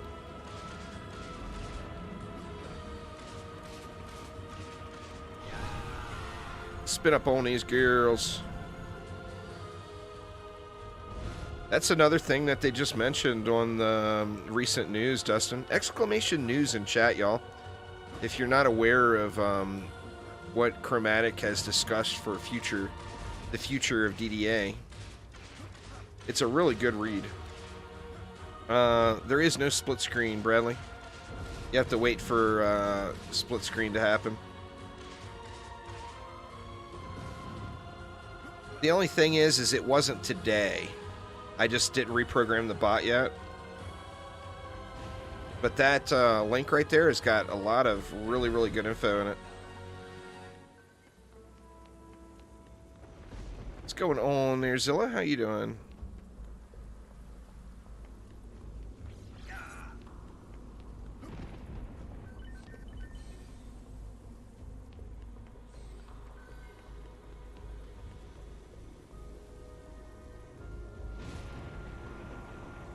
And jack this up since that's my only AoE down here.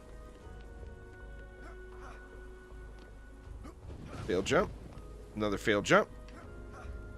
There we go. I made it.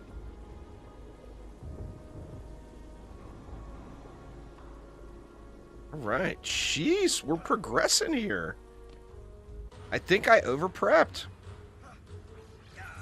I told myself there's no way I'm going to try the summit until I get at least one form of crowd control and wisps in fusion. I mean, and killing the boss is going to be a whole nother story, but, you know, before you even think about the boss, you got to be able to make it to wave 25, right? Do a voice impersonator. Rusty does a good job. I think Rusty, their art director, or one of their art directors, does a lot of the voice stuff. Did like the narrator or the tavern keeper or whatever. Yeah, I think he does a pretty good job.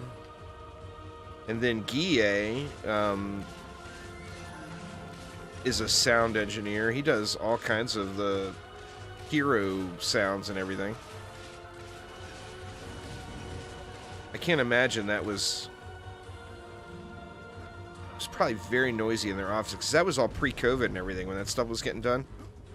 So they were all in an office together, and you got Guille screaming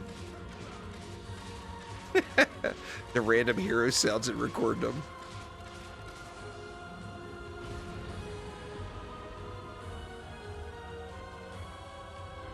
Oh, I don't think there's... I think everyone hates their electric bill there, Zilla. I just paid mine yesterday. Way too damn much. That shit's expensive, man.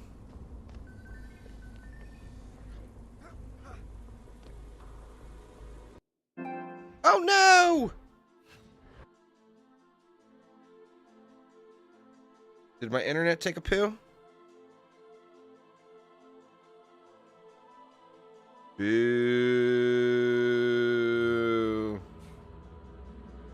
I don't know if that was my internet or what happened there. It was some kind of network thing, it said.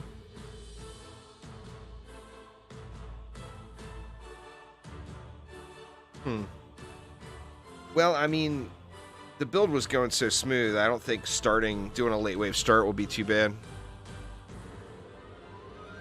147 and 8. Oh, so it probably was my internet. It had a little faux pas with its connection. See, it looks like this one has just slightly more gold. Let's go with the one with more gold.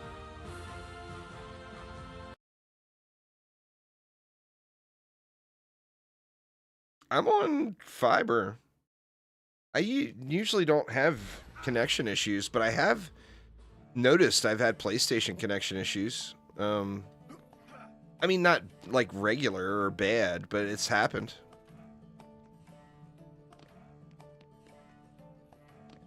But yeah, I'm on fiber. It's alright. It's alright. Now let's just hope it saved our wave progress.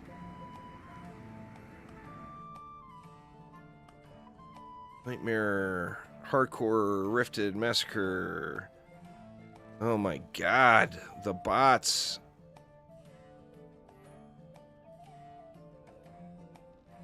Crazy, crazy, crazy, all the bots.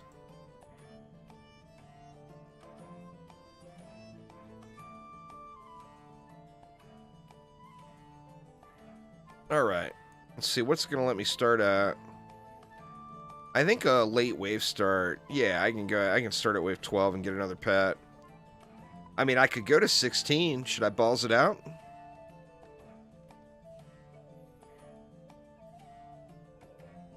I don't think I should. I'm still scared. Let's go to 12.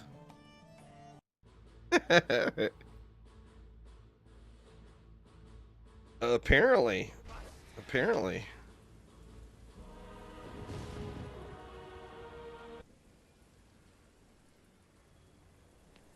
Alright.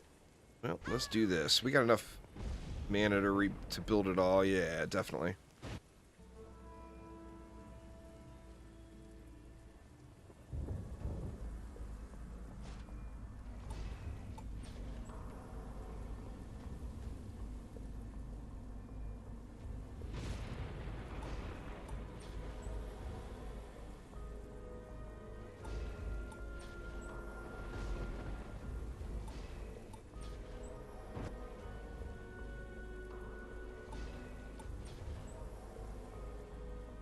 Alright, let's see.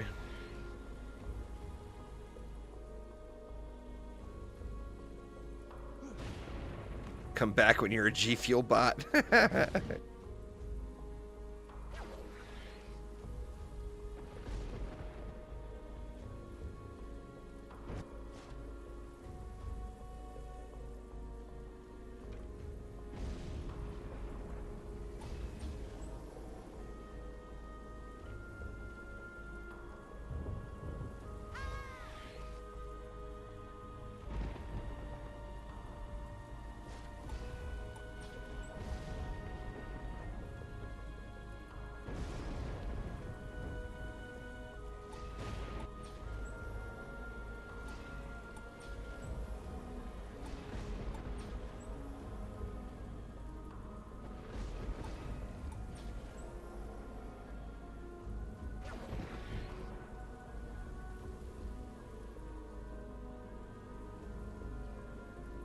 Yeah, man.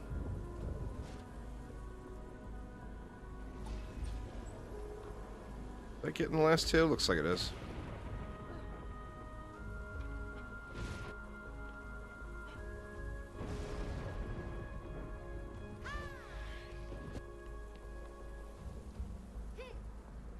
Yeah, sadly, I'm still,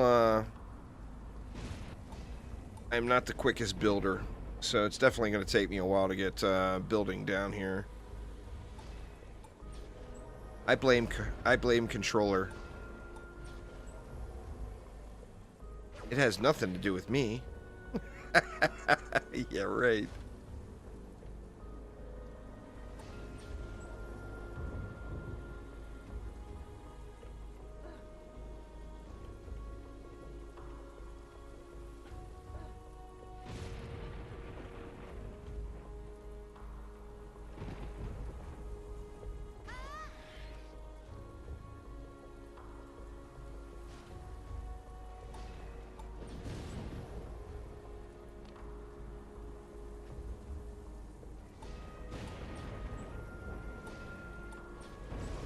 Yeah, it was going pretty smooth, so I'm optimistic. Even without, you know, I'm not going to have all that mana for the upgrades. I'm optimistic that it might go okay.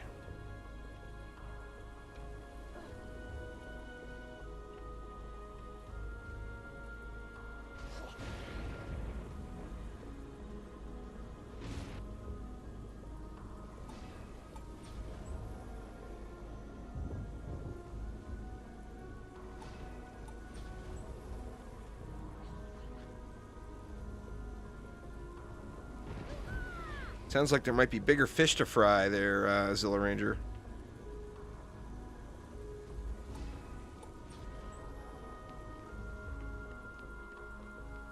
Nice, Obsidian. And we're on the Aura. Are we? Yeah, we're on the Aura.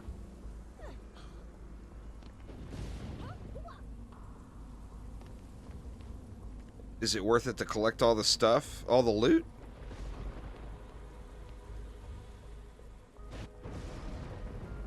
Well, no, the game spams loot at you. You want to set your loot filter up. I went through a video about preparing for PlayStation a few days ago. It's one of the first things you should do is set your loot filter up. That way it's auto-selling the stuff that you're not going to want, and you don't have to deal with it.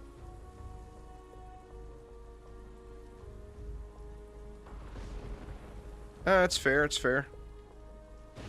Come on. You can do it.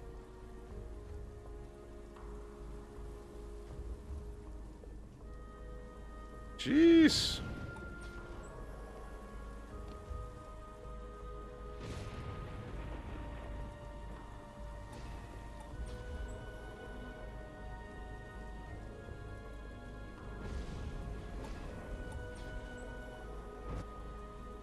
Yeah, this is a loot-based game. I mean, think about playing...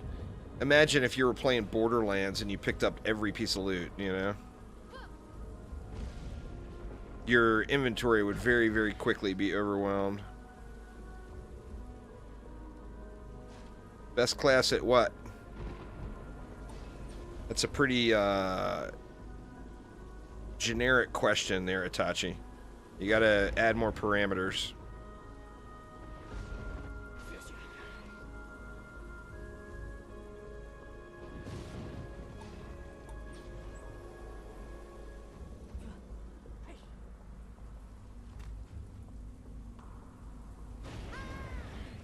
Needs more parameters.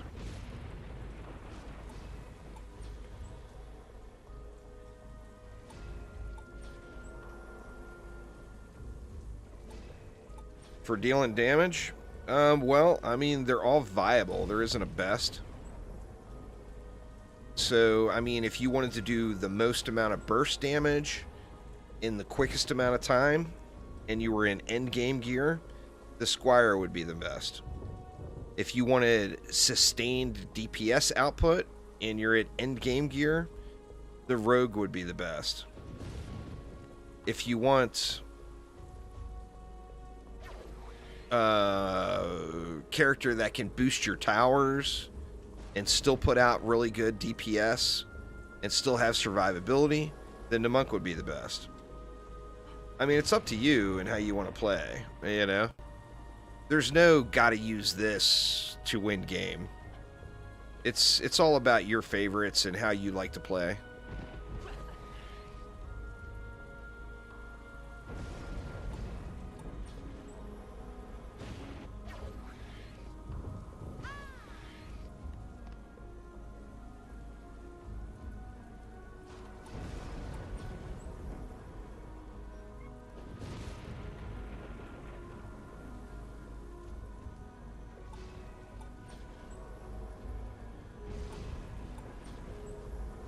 Alright, Obsidian, have a good night, man. Thanks for hanging out. Well, I mean, you know, we all know how that goes already with the RNG. If it takes the average player 10 hours to get something, just any specific item in a game, then it will take me 100.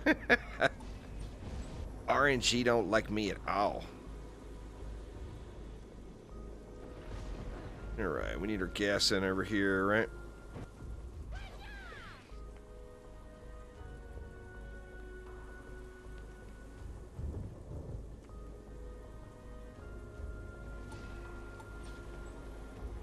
You know, there's just one game out of all of these RNG dependent grind games I play that's super kind to me. It's Arknights, believe it or not. I play a lot of Arknights when I'm at work because I can play it on mobile. And I have the best luck in that game. And it's a gacha game, so luck is a big deal in that game, you know? I have the absolute best luck in that game. Alright, so what? Copters are probably going to be the biggest concern at Wave 12. So let's get these guys boosted up a little.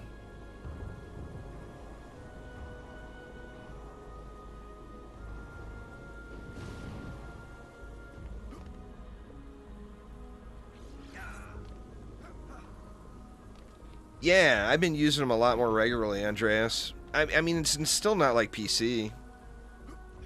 You know, on PC, I spam them.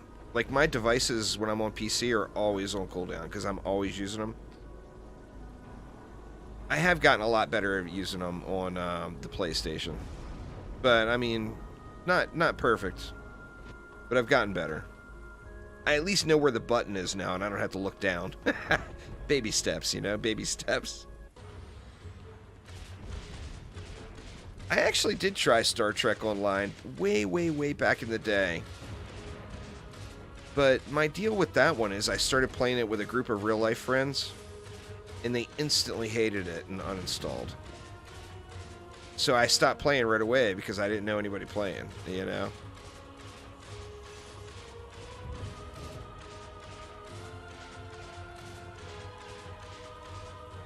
So I know nothing about the game. I got very little overall exposure to it. Oh shit. Is that it? Okay, that was... My eyes were deceiving me. I'm not sure on that one, Itachi. On console. Maybe Phil could answer that.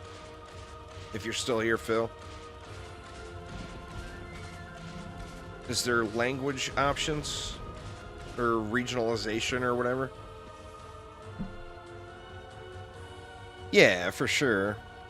That's happened to me in so many games.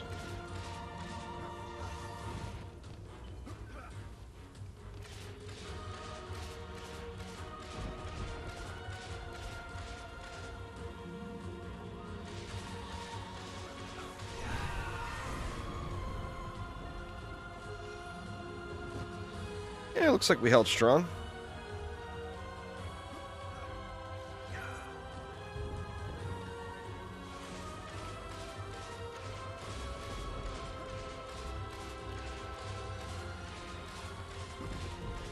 Only English on consoles? Okay, fair enough, fair enough.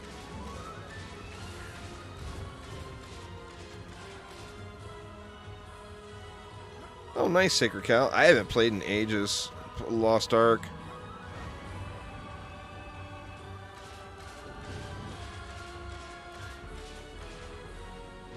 No, it's Weeb, Dustin, not weak. Weeb. Oh my god, there's another one. YouTube, please fix. Would you please?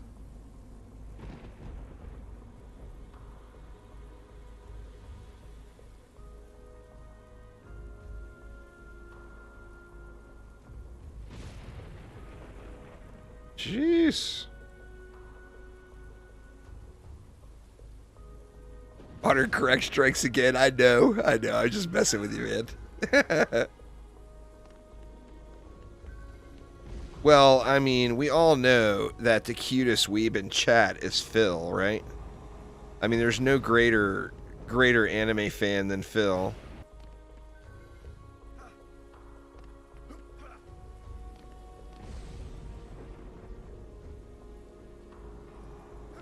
That's just fact, you know?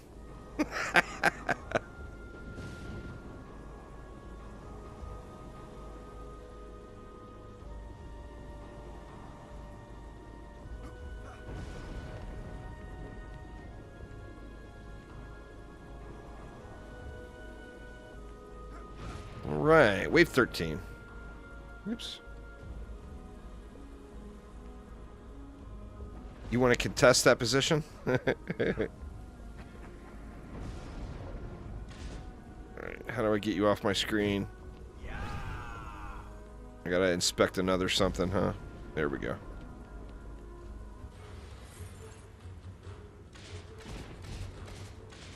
That's fair. I ended up eating while I was streaming. Or no, that was Sunday, I guess. I was so hungry, I just said to hell with it, I'm going to eat while I'm streaming. I never eat while I'm streaming.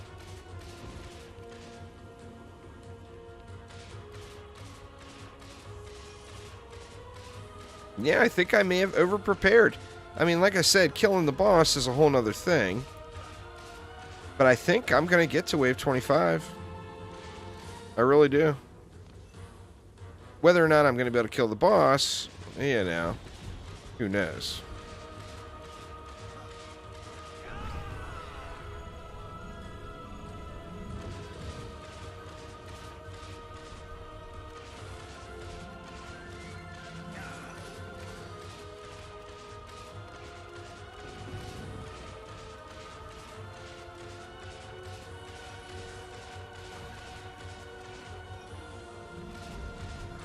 I don't know what I'm going to have today.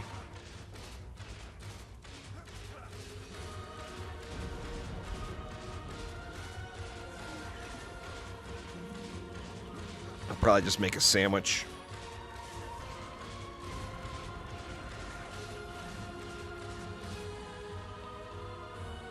God, man, I really hope I'm able to finish this.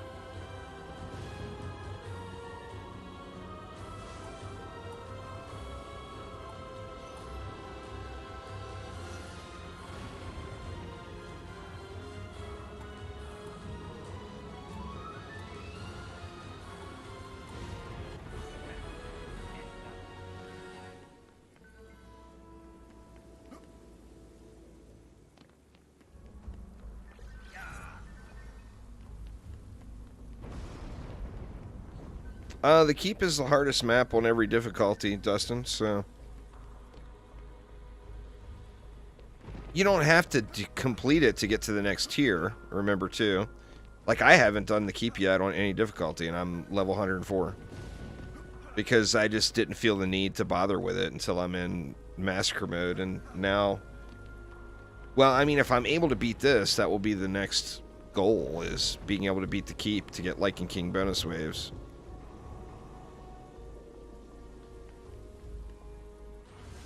Open face hot turkey sandwich with garlic mash. That sounds yummy. Feels personal at this point.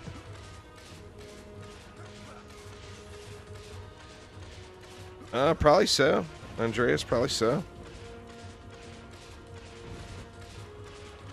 I mean, the last time I did it, I used the same old build. I had been grinding on it back in the day, and it still worked.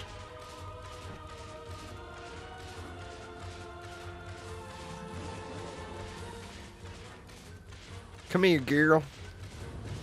Where'd she go? Oh, she running still.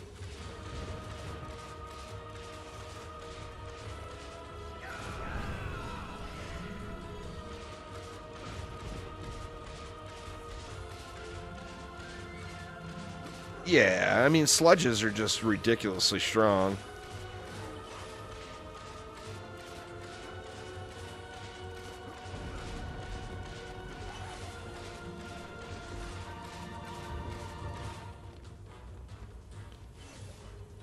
We get 2? Yeah, we do. We'll kill us some sirens. See you, sirens. I feel like I need to dump into these wisp planes. Oh, get me another dragon here and another minor piece.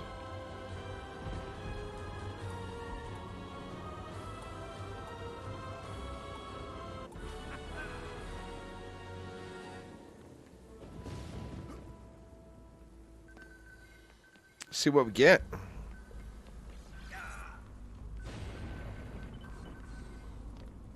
What's in the box?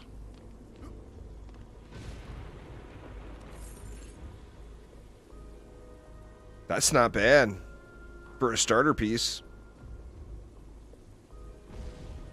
I mean, all 4 stats and 1 positive passive.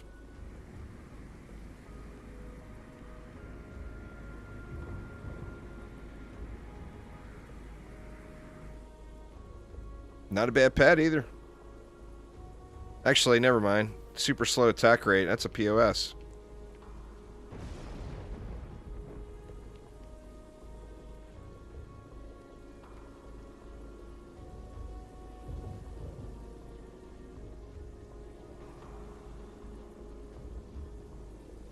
Yeah, you can play Rifted mode at any point, Richard.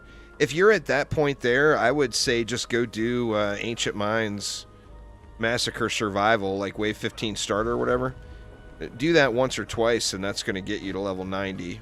Then equip your level 90 gear, and then go do it. It'll be a much easier experience then. That's what I did. I jumped to Massacre. Well, I hit level 83. I started doing Massacre mode. I did the first 2 maps of the campaign on normal. Then did an Ancient Mines Survival, a full run. Then did 2 Wave 15 starts. And then I was level 90, just after the 2 Wave 15 starts. So then I switched back over to Rifted mode and played through the campaign. And then that's basically where I'm at now. Now I'm grinding the survivals, trying to get better fusion sets put together. It'll be a while. It's not, you know, I mean, getting your first fusion defense is a big, big deal, you know? But as far as having those fine-tuned, it'll be a grinder. I'm doing the keep now to try to get Ancient Dragon bonus waves unlocked. And then after I get Ancient Dragon bonus waves unlocked and get a little better gear, I'll start shooting for Lichen King bonus waves.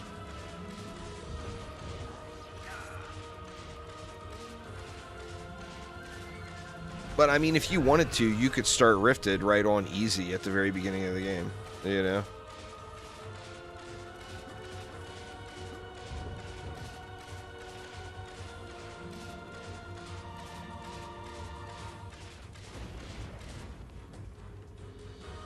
Yeah, this is holding up good. I think I over-prepped for the summit. And I didn't really prep that much, though, but I do feel like I over-prepped.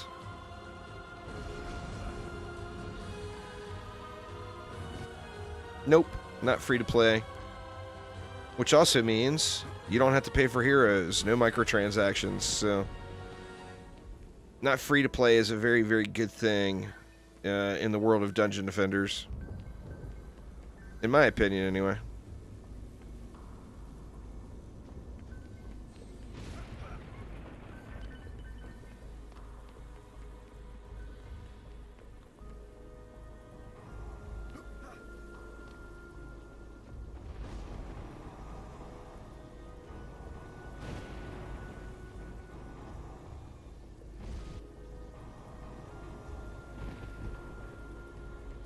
So, I mean, that's kind of cool. You start it, you own... In DDA, there's no...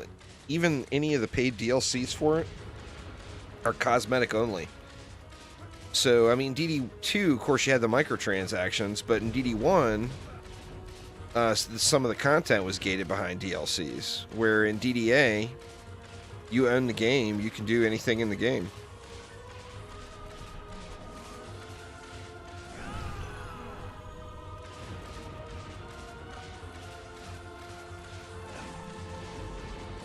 So, I mean, I think that's awesome. When you very first start, like, I started with, my 6 heroes I started with were, what, Monk, Huntress, Apprentice, the Rogue, the Warden, and the EV. That was my very first starters. On PC, I don't have any... Well, I got that Juicy Fruit Pet. I gave myself a Juicy Fruit Pet. But I don't have any of the fancy schmancy stuff on PlayStation yet. I mean, I'll never get that stuff.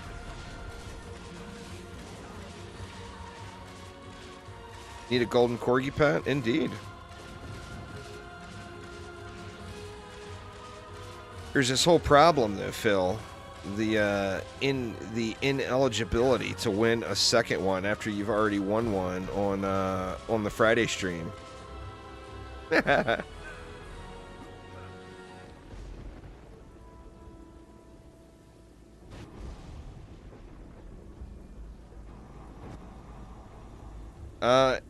Exclamation Juicy May in chat. There, Merkham, there's a giveaway that ends tonight at midnight. And a Juicy Fruit Pet is one of the items.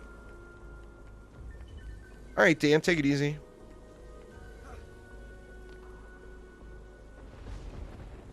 I got a golden corgi too on PC, but not on PlayStation.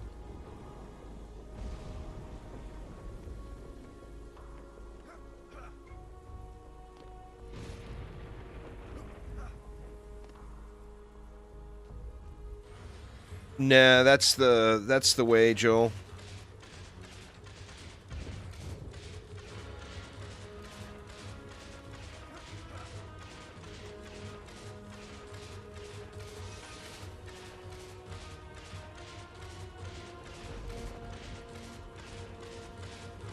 Make sure to join that group, Peter. So send Uzar a friend request and join that group.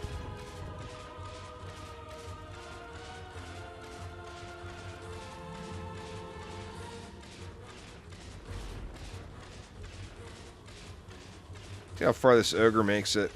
See, I'm wave 17. Ogres are making it about a third of the way up the row. But ogres are going to get really thick here in the 20s.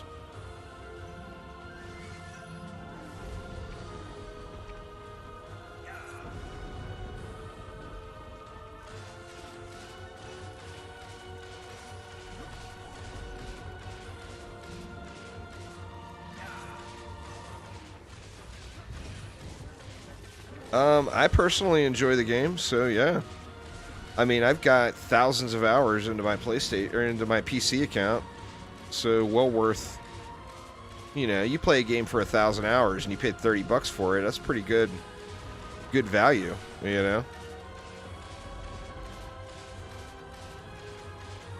I mean, any Dungeon Defenders game, every Dungeon Defenders game is a good value for the money. You're just going to get a ton of play out of the amount it costs. So, I mean, there's no bad purchase as far as a Dungeon Defenders game. Do I have this side all done? No.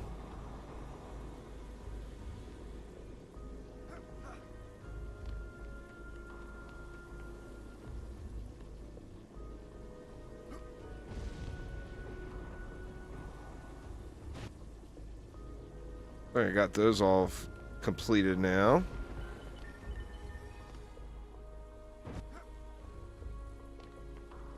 PC, Juan. On PC, it's been out for a couple of years.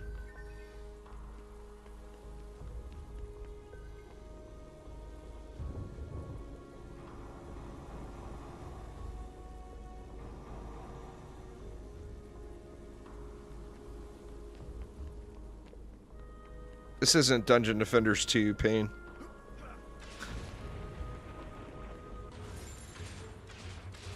No such thing as a nuke monk in any other game other than Dungeon Defenders 2.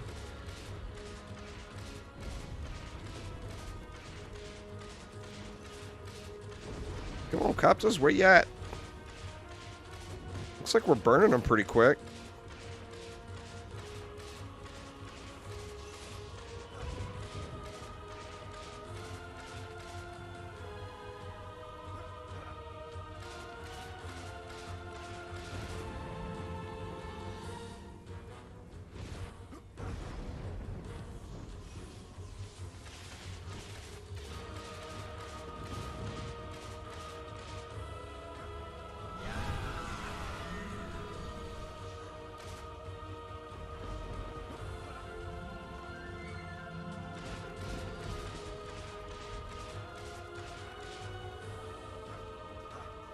I mean, I'm having a blast, Juan, and it's running really good.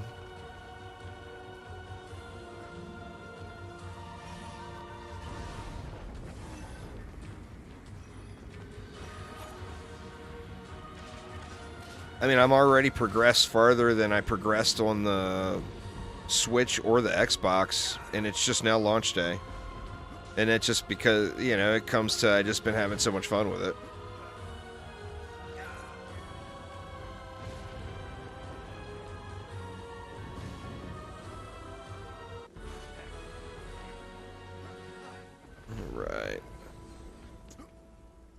What do we need to do? I think we need to get these jacked up. We're running out of waves now. That's the bad part about the later wave starts, is you don't get anywhere near the upgrades in. I obviously didn't start very late, but I only started at, what, wave 12 or whatever it was?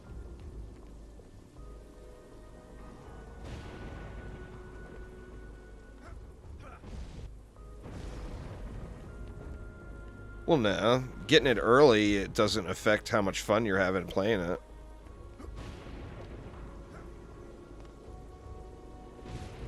It has zero effect. You know?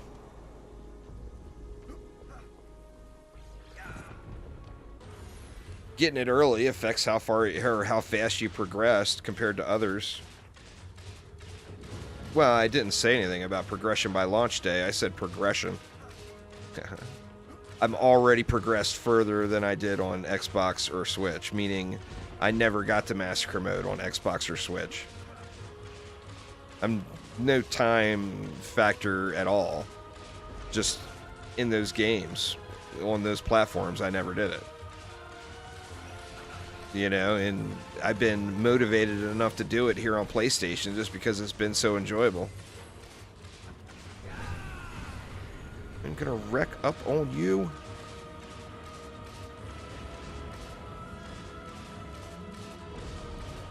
On Switch, I think I only played to Nightmare. And on Xbox, I may have played 2 Massacre on Xbox, but just getting to Massacre, I never did anything else. Kragus, what's up, man? How you doing?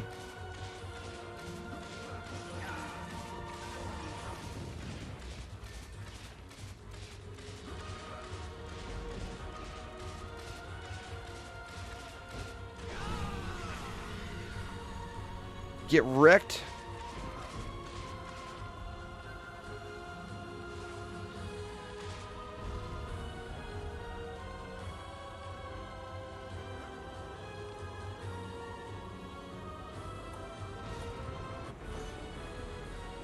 Wave 20. I think I'll get enough to upgrade everything, but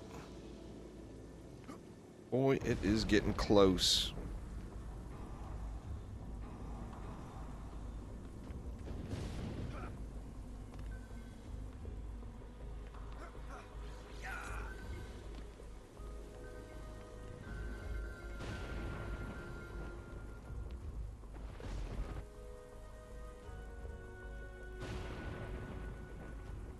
Janina, you want to join?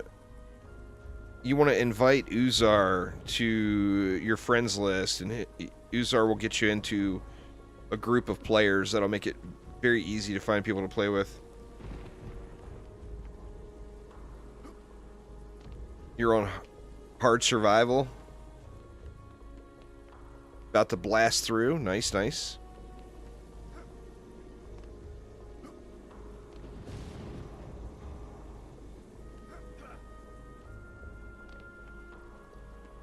Survival is where the best gear in the game comes from. So survival is the end game farm, just like DD1. Well, I mean, DD1 had other places to farm too, which DDA will get eventually. Yeah, weapons and armor in the current state. Now that's something that Chromatic has addressed as something they're going to be looking at or working on in the future, is making other game modes a little bit more rewarding to play. But yeah, right now the best weapons in the game are the boss weapons. Like if I'm able to complete this map and kill the dragon, I'm going to get a really, really good gun. Well, assuming it rolls nicely. Hopefully. I got my fingers crossed. The second best gun in the game, and arguably the best, depending on how much you like it. I don't know. We need to get an Uzar tracker.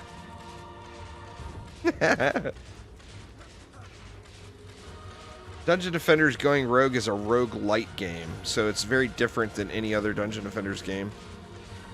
It's still early in development, but if you like roguelite games, then you may like that one.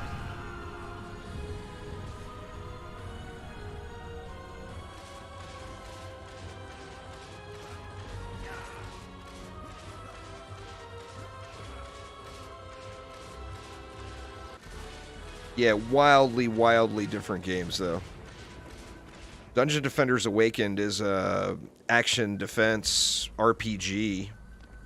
Dungeon Defenders Going Rogue is a roguelite with small tower defense elements.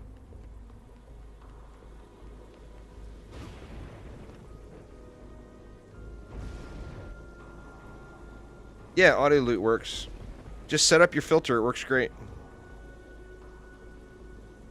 Because I don't need a DPS pet. I mean, if I was going to use a DPS pet right now, it would be a Propeller Cat, not the Monkey King. Because right now I need me to do more damage, not my pet. This map is a map all about range. So, I mean, the Monkey King's a great pet, don't get me wrong.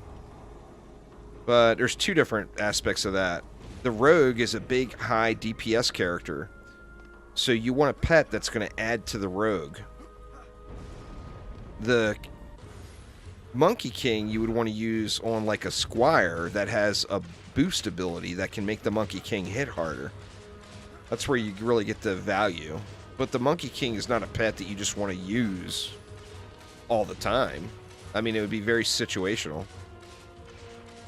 But, I mean, on this character, all I will ever use is either a giraffe or a cat. I'll never use anything else. Just because I either want a stat stick with a little bit of bonus damage to my defenses, like I'm using right now, or I'm going to want to boost my damage with the Propeller Cat, which I don't have yet, so...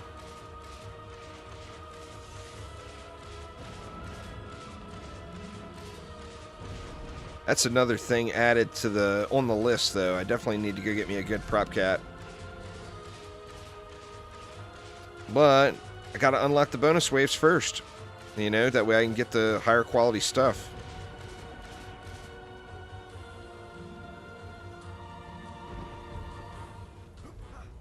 Well, my guess is it probably was user error.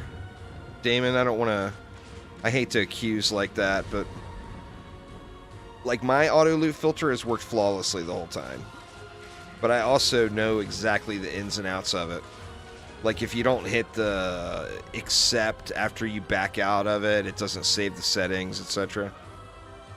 I put all that in the video. Tell your friend they should have watched my video. And then there'd be no problems.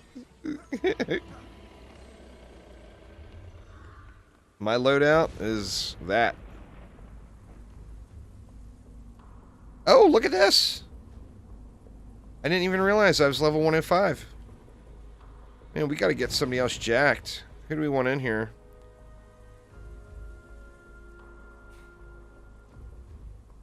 I don't want to be just throwing XP away.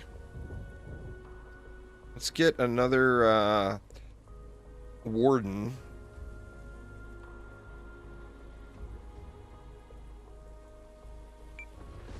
Nope, that is not a warden.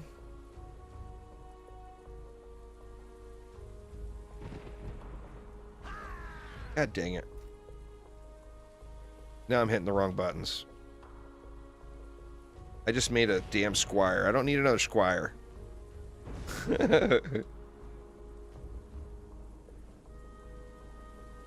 See, options, change hero.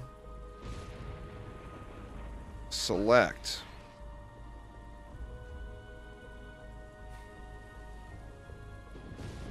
Let me see. Let me just pop on that hero. It makes it easier. Okay, options. Create.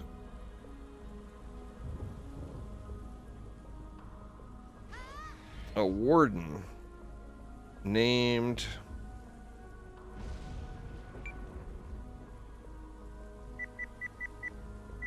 This one is going to be my beamer.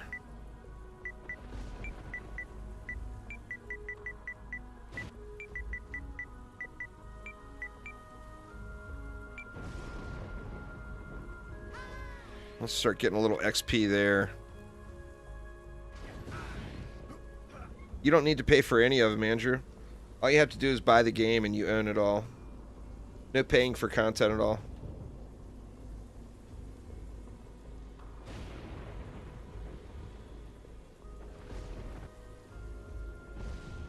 Yeah, definitely, huh? Kick ass. All right. Now let's see, just for science, how much XP Massacre Hardcore Rifted Wave 22 the Summit gives my one character.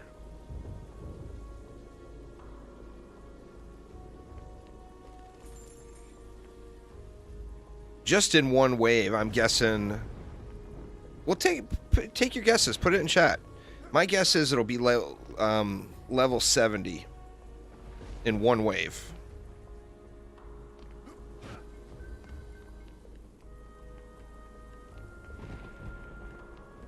That's why. That's another reason why you'd never grind XP if you're in a.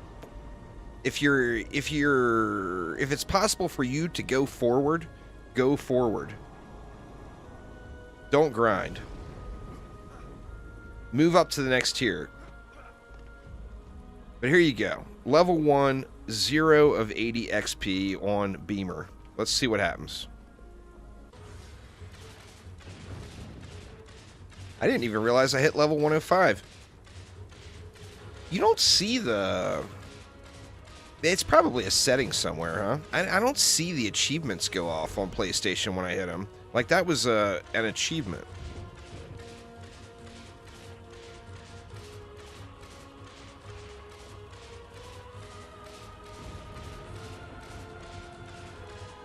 Level 105 and still can't aim.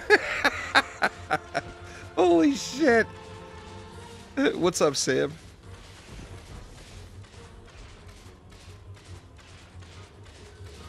Oh, it's been good. I've been having a lot of fun.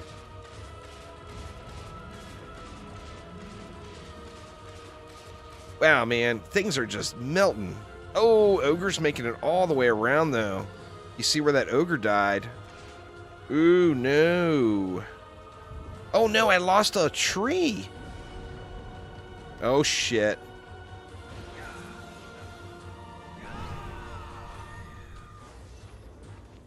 I mean, I'll get through the wave, no problem, but I'm thinking I need to find a better way here to protect that. Or I lost it to a cobalt throw, I'm guessing. One of the rifted ogres threw a cobalt at it. Definitely need to spend a little mana on getting them upgraded. Well, I lost a little bit of that bonus XP for that wave, so my character is not going to get as much. All right, let's see where's the warden at now. 73. Level 73 in one wave.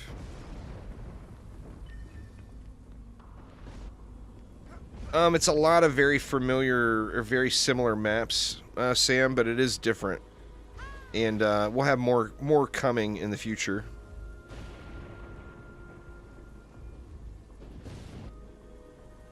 See, 2 reflect beams would resolve that, but what would I want to get rid of to get 2 reflect beams down?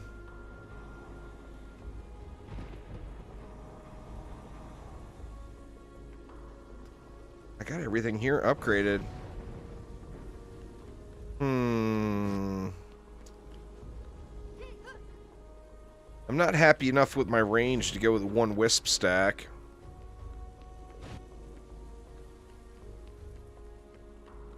Well, let's throw our points in and try to get through the rest of this wave anyway.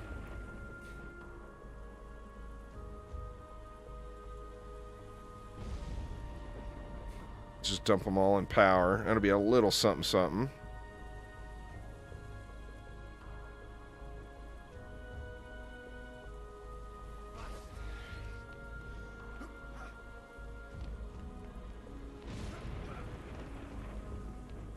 Can't have all your characters in one deck.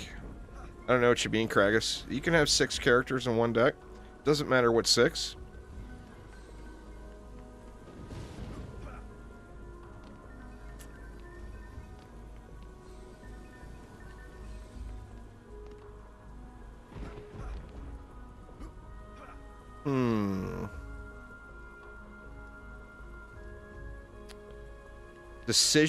Decisions.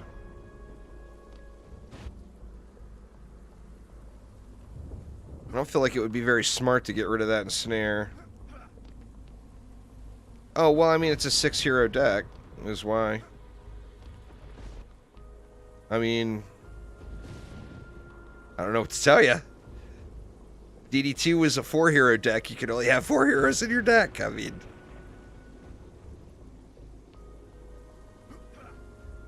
think I can get rid of one of these wisps.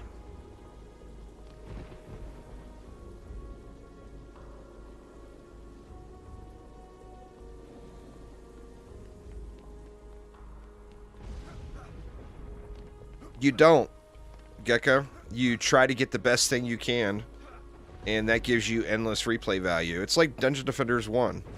No one knows what the highest stat is. You just don't know. Alright, let's see. I'm gonna need to bring my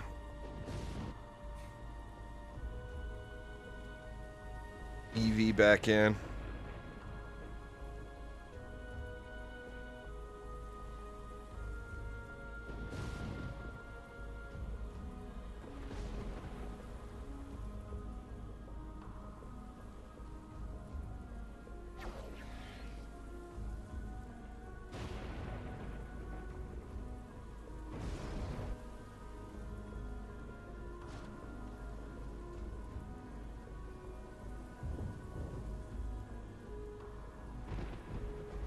I don't like the way I got that off.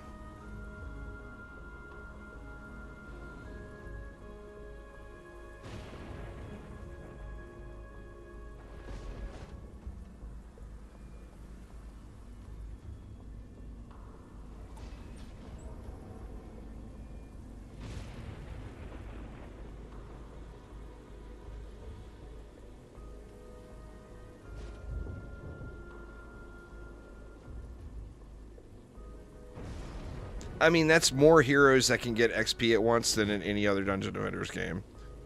So, I mean, I'm pretty stoked about the 6-hero deck, to be honest. Alright, I got 2 more, but what would I even want to do with them? Well, I mean, just in case, I could actually do something like this.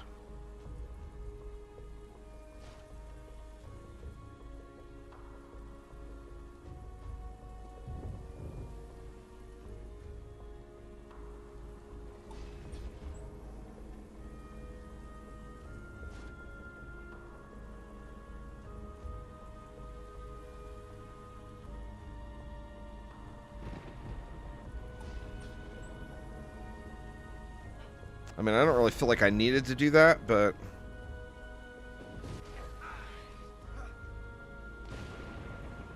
Alright, let's get, Who else am I going to want another hero of right away? The Apprentice, I think, right? Because I'm going to want lightning towers. Let's see. Let's make another Apprentice. We'll name this one...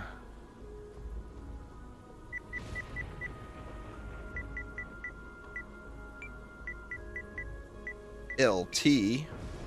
How original.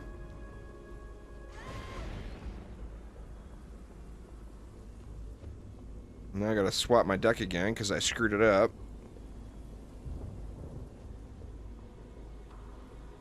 Man, I don't want to put them in the wrong spots. I got used to where they were at.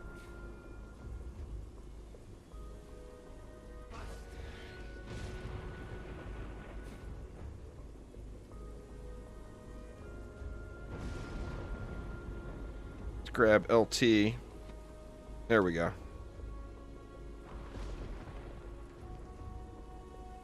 Oh shit, did I take my warning out? That would be a huge mistake. Good call there, Seraphis. Damn. Alright, sorry, LT. You out.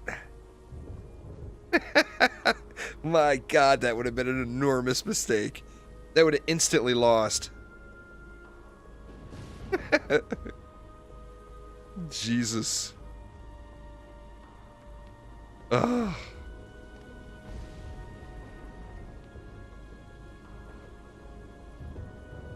Good catch. Good catch. Seraphis saving the day over here. Alright, so we're in good shape there. That one's max.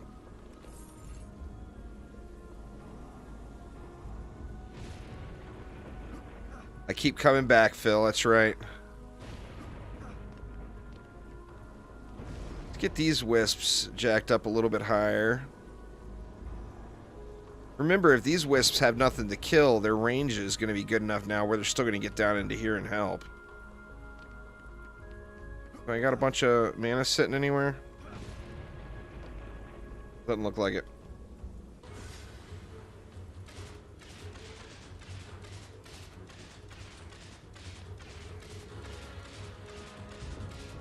That's the gear you farm in Rifted mode, Gecko. There's lots of videos on my YouTube channel about it.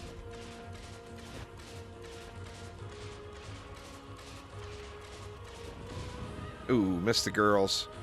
Alright, we'll let those ones live.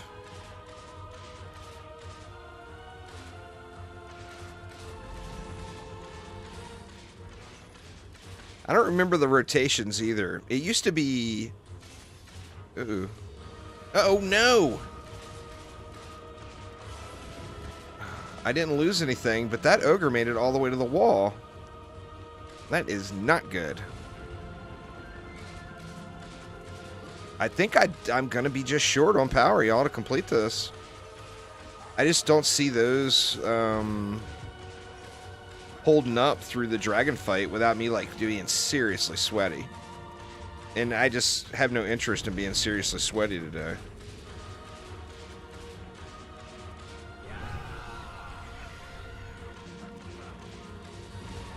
I mean, I still got 2 waves to go.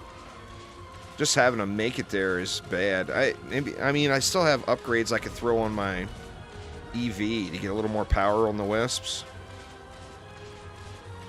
I'll check my EV out here. But yeah, that's bad. Bad news there. And then these wisps.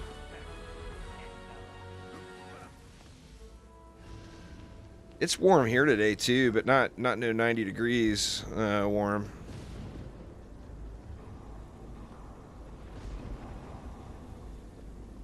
Okay, so we got that upped all the way.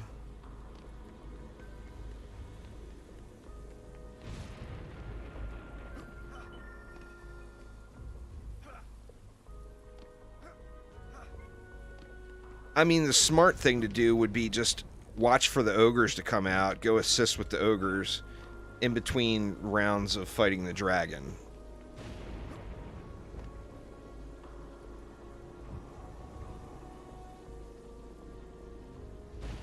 But I just don't really feel like sweating it out like that. Let's check the EV out here. And of course I took the EV out of the deck.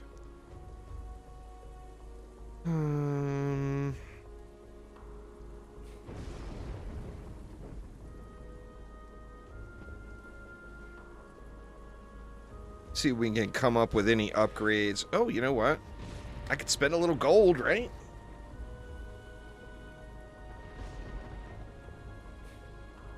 I mean, we got points here.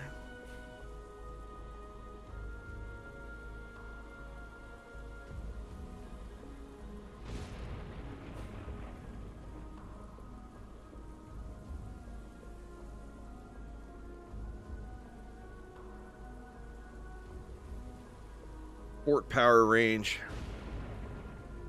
If it had fort power rate, I'd jump right on that one.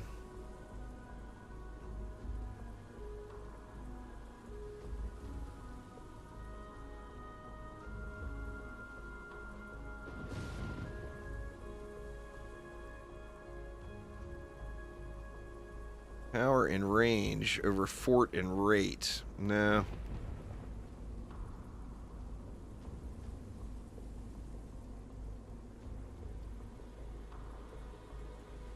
Range and power. Oh, that'd be a big drop. Alright, so I mean, I went up a little bit there. Let me see.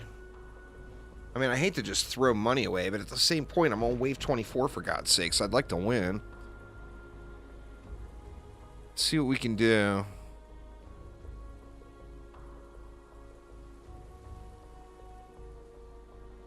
I mean, it's worth it to me to spend $2 billion right now, I think.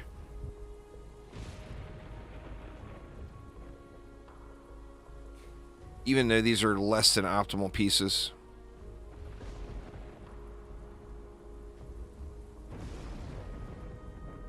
That was 3 bill right there. Woof.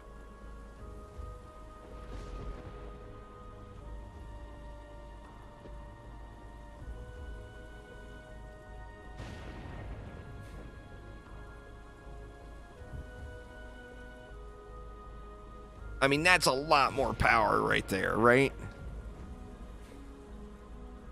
Yeah, I'm at 7,500 main stat.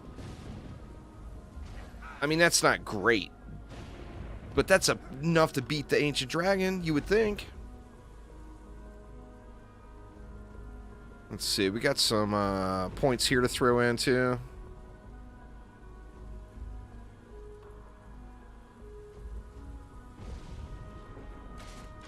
All right, here goes wave 24. Hopefully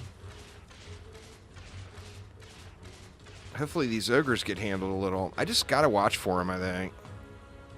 Just all there is to it. Because the ground lanes and everything seem to be holding pretty good. It's just the ogres. The flyer lanes seem to be good.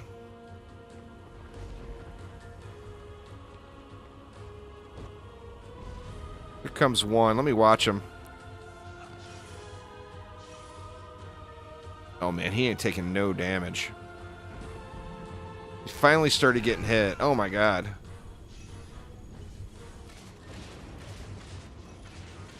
Yeah, this is not going to work. That's so weird, too. Look at the ones down below. The ogres down below got just wrecked. But that one front ogre...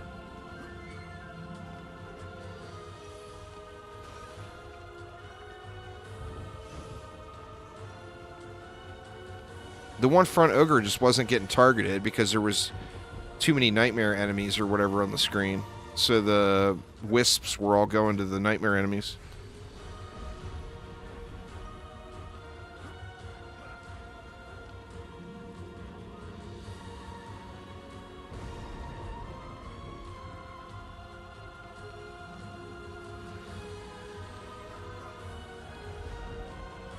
Well, you know, I got an answer for that too, y'all. I think I'm gonna give myself a little safety netting here, because I don't feel like I need these reflect beams at all.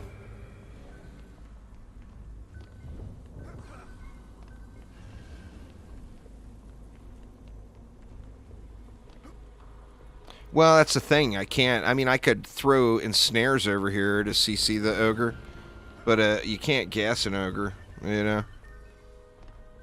But what I'm gonna do is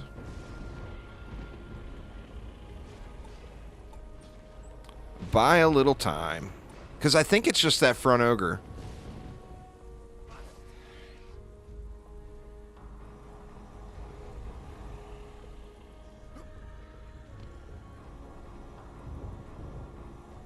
I think that will buy me enough time.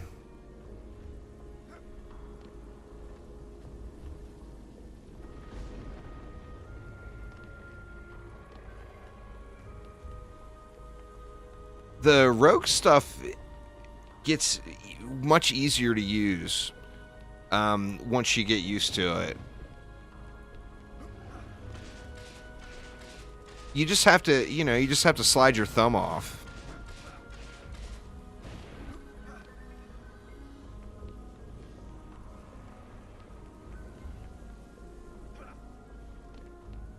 Try to get these upgraded all the way here.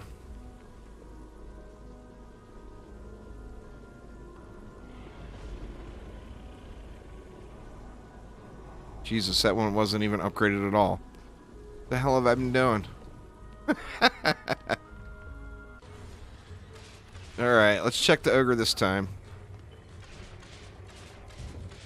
Now, the shitty part there, you know what? I need to kill that ogre. Because the shitty part here is if that front wall gets smashed. Oh, he got wrecked. Huh, how weird. That ogre didn't make it. He got owned. Here comes one. See how this guy does. See, this guy's making it.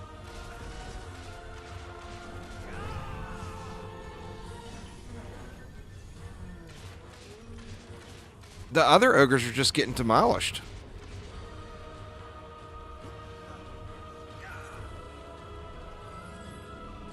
That is so weird.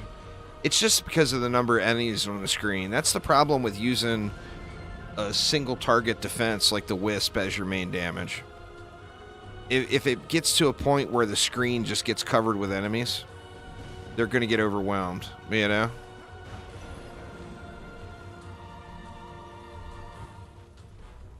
But now I'll have a bit of an alarm clock built in, letting me know what's up. Because if I lose that route over there, I'll get the notification that it was destroyed, I lost it.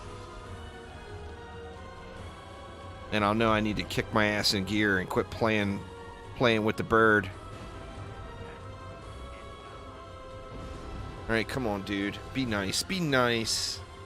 Be gentle.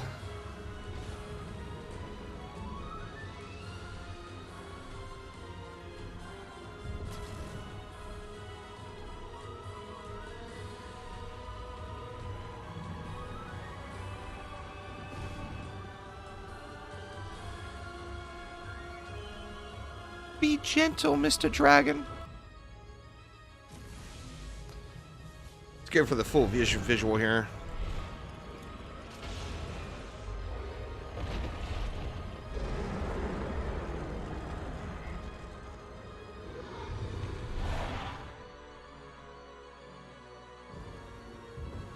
If it goes right, it goes right, you know.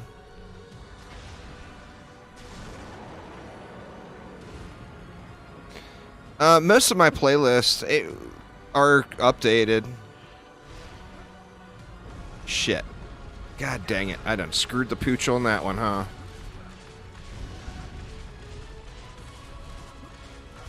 Come on. Don't fail jump, damn you.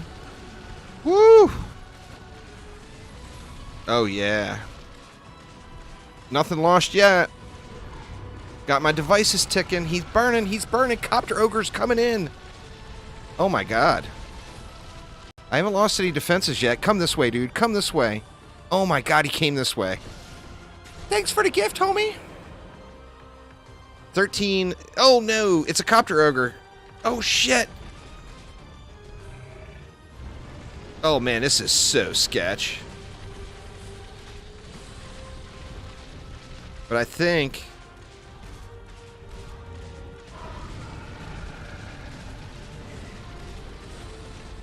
we got him. Please.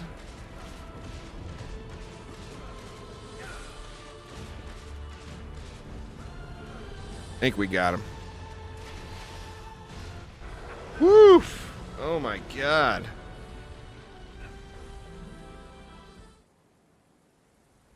Tinder, you gotta wait until I'm fighting the dragon before you start this crap? Let's go ahead and block you. Oof. But yeah, anyway, Steven, I'll look through the DDA tutorial playlist and see if there's anything that's not up to date. And anything that's not up to date, I'll remove it from the playlist.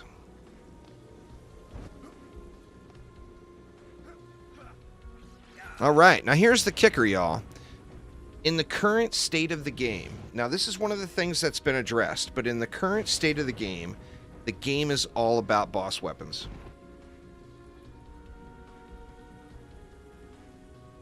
No, this is 60 frames per second on PS4, Logan. I don't have a PS5. I'll give you my address if you'll send me one, though.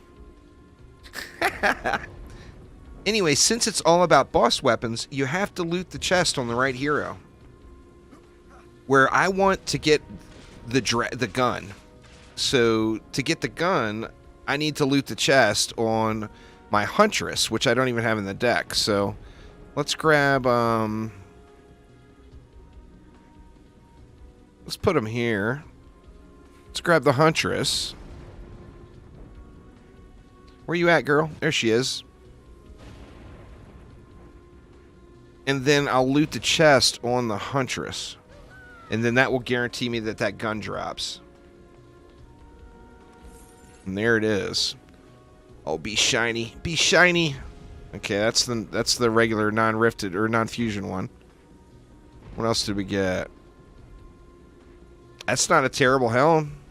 I mean, I'll take it.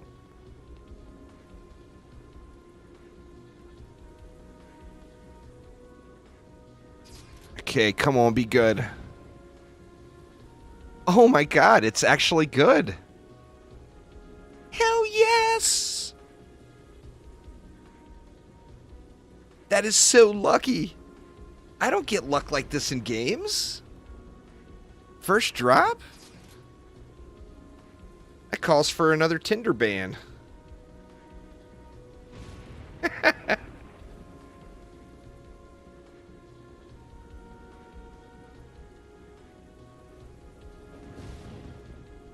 Well, it's they just keep creating. I mean, the bot auto-generates the accounts, you know?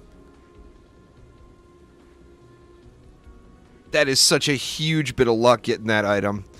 Now, this particular map, that's not a bad accessory. This map will also guarantee a mask drop. Let's see what kind of mask I got. Where is it?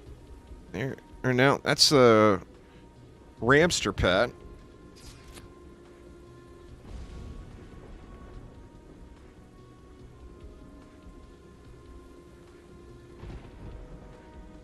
Where'd the mask go? It probably flew. The loot on this one will sometimes pop and go down below. It'll be in our inventory. It'll be in our inventory. Man, that was so sketch, but it worked.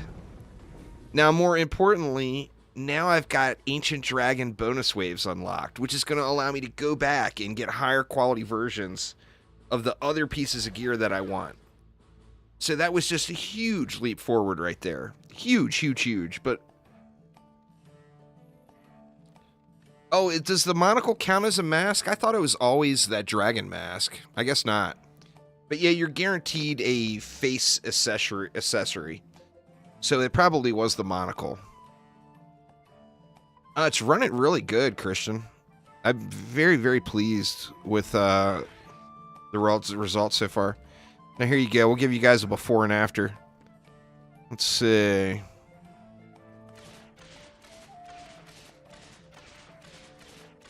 Oh, that's right. I got to radiate, so you can't judge this. You can't really judge the DPS. Irradiate goes off of your the enemy's health. And of course, the dummy has an absurd amount of health. So it's, in turn, giving you an absurd amount of damage. So this is not an actual damage number, y'all. But this will give you an idea, anyway, of what I get up to.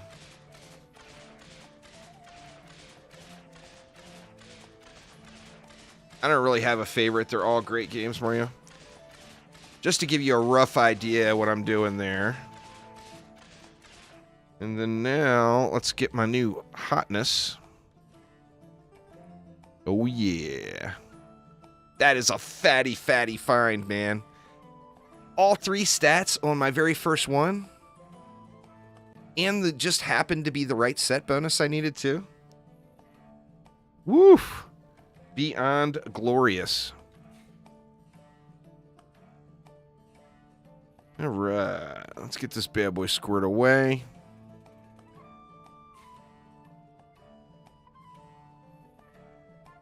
Hell yeah! What'd that cost me? 2.6 bill. Money well spent. Oh, yes. Now we're going to shred. Oh, yeah. Now, like I said, that's not accurate DPS because Irradiate is throwing funky numbers in there. But if you do the math, we're doing... what? We're doing 400 damage 5 times every 0.32 seconds. Where with the other one, we're doing 404,000 damage once every 0.21 seconds. So that was just a huge, huge DPS gain, basically.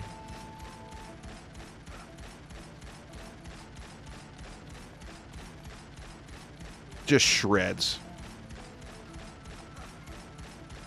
Now this weapon, no, there's not whoops that I'm aware of. Like on PC, you can do some shenanigans with your save file, but on consoles, I'm pretty sure there's no way other than just using a different profile. Yeah. Anyway, this weapon will last me all the way until the Lycan King now. Now, I mean, I could farm and get a better version of it because this is kind of low on the upgrade rolls.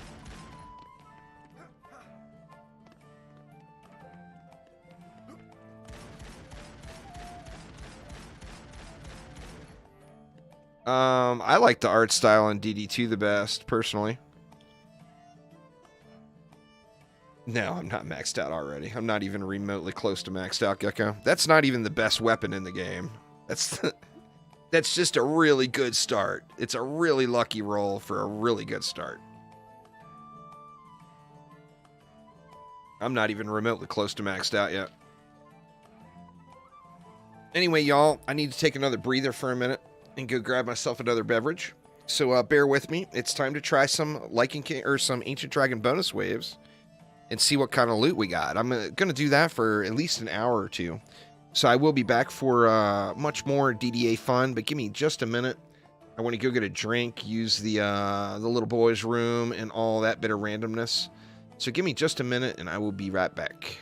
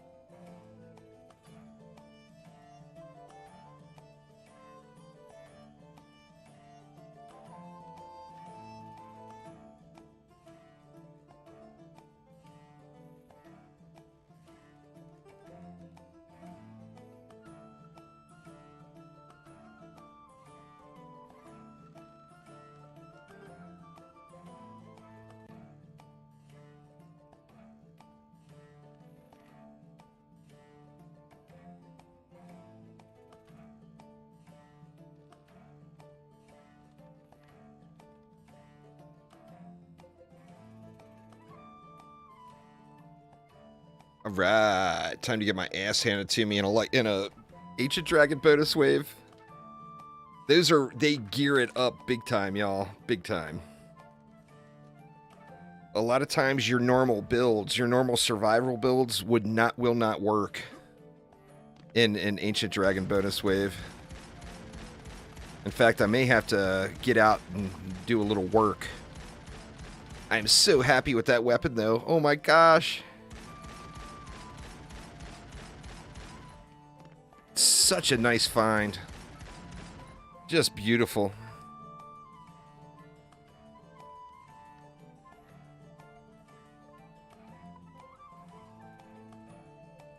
Crazy, crazy, crazy. All of the bots.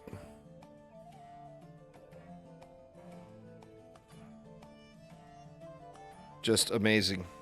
All right, let's do it. Let's do it. No, well, let's not jump ahead of ourselves. Let's look for upgrades first. Let's check out Phil. See, and we did see a guard piece that dropped, right? Power in range. That right there would be an upgrade. Oh, yes.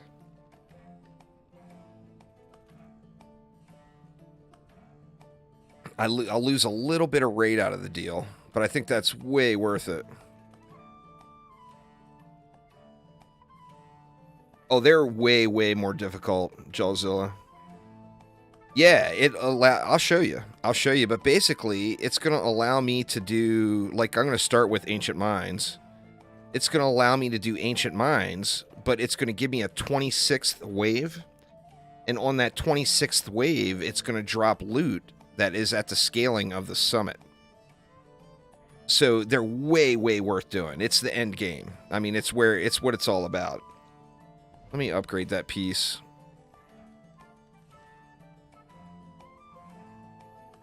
Is that the one? I mean, that's not a great piece, but that's not a terrible piece either. It's worth dumping a couple of bill into.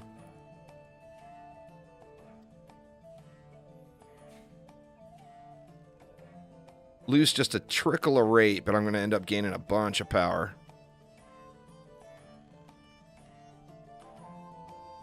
Let's see, what did that get me to now? 77.43. So yeah, I ended up gaining like 200 power just off of that one item.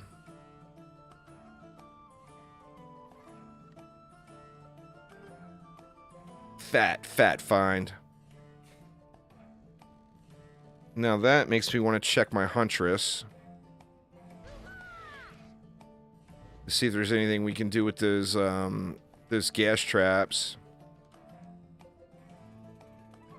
Let's see, range and fort. That one I feel like is a little better than what I'm using. Well, it gives me more range.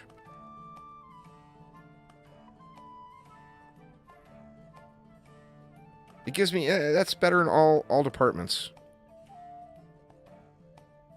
Because I don't need the power.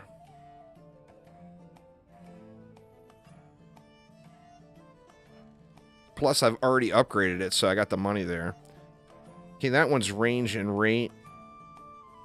I'd gain 600. That would be an upgrade, too. In range, rate, I'd lose a tiny bit of fort. And I would lose a little range. That one's debatable. Let me see. Let me check. Where are we at? 4182 range. Let's just dump into power for now. Because I am going to use an explosive trap with this one. Let me check the monk.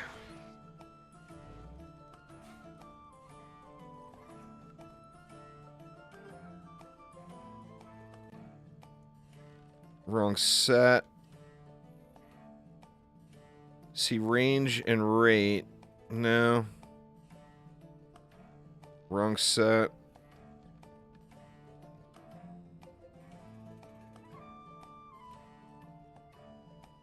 Power, range, and rate. I would lose 120 power, but I'd gain back some down below. I would gain range. I would lose a bunch of fort. But I think I might be good there. I'm going to use that one. See, that one's power and fort. Would gain power and fort overall. We would lose 429 rate. Would gain a bunch of power in exchange for rate.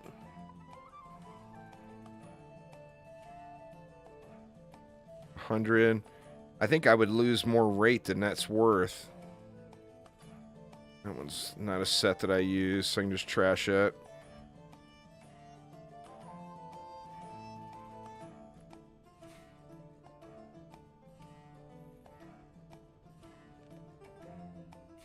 Pump this into range on this one.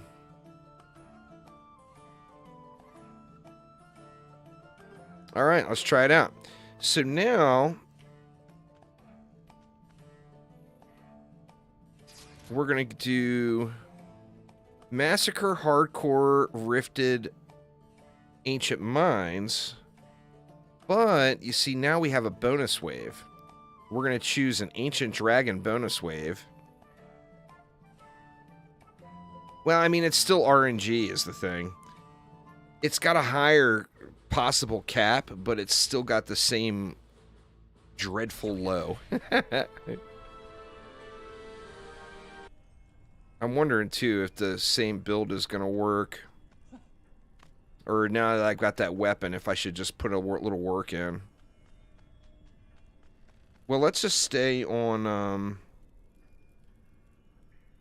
Alright, Dustin, take it easy, man. Let's just stay on the monk until we get to the bonus wave, and I'll just do the normal chillax build here.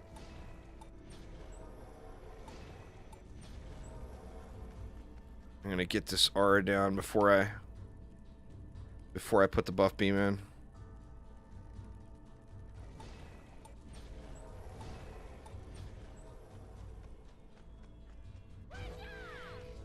Let's see.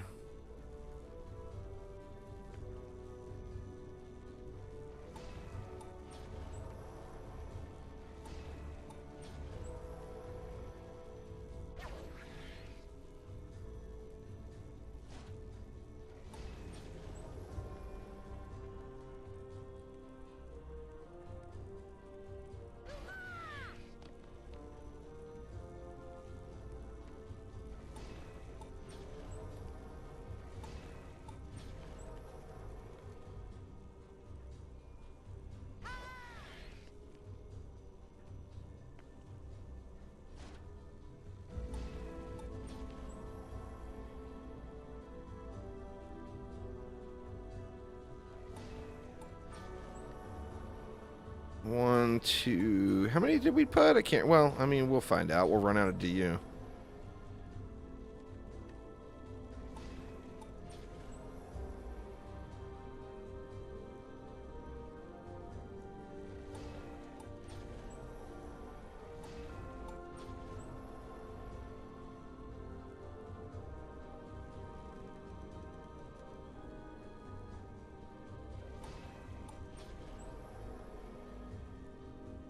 I've been grinding it out, Brian. I have not been shy about the grind, that's for sure.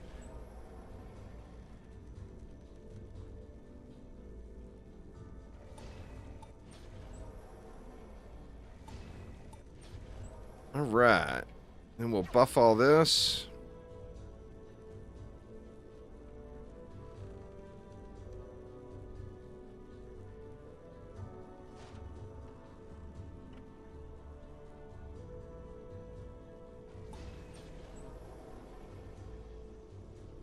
I think I got mixed emotions on the bonus wave. Do I need to...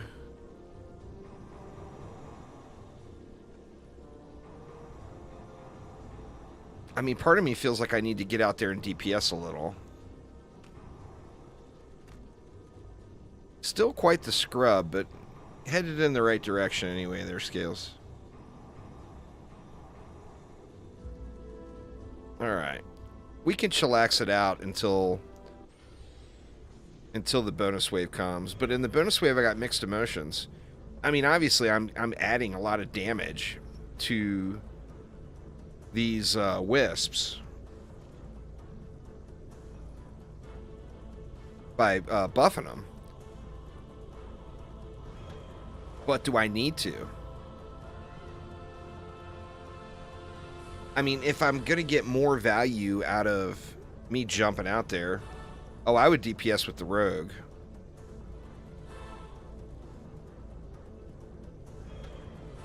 And spray down as best as I can.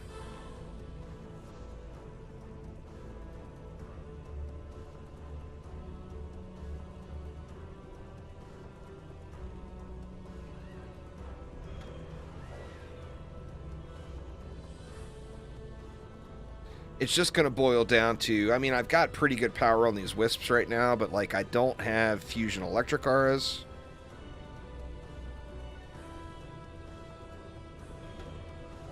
I mean, now I'm going to be able to put sets together like crazy, though, because getting even the Ancient Dragon bonus wave and not getting the liking...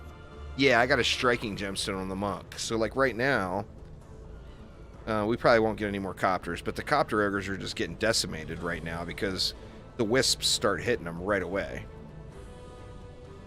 You know what? I think it might be still doable on the monk. Well, I mean, we'll check it out. What's the worst thing that could happen? I got to replay the map again? I mean, I'm going to have to replay it a dozen times anyway.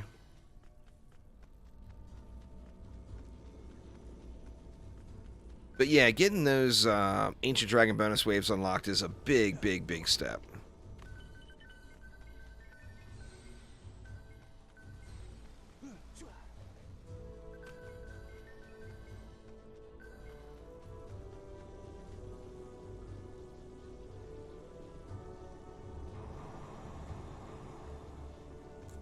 Pop that bad boy up, then we'll just dump everything else into the wisps.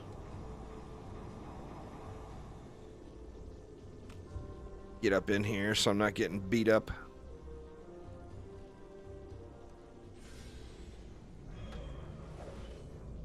But yeah, you see the copter ogres are just getting insta-tapped. Way out there. That's way outside of the wisp range. But that striking gemstone is giving the wisps just some incredible range. 4 of them anyway. But you see the copters just getting smacked on.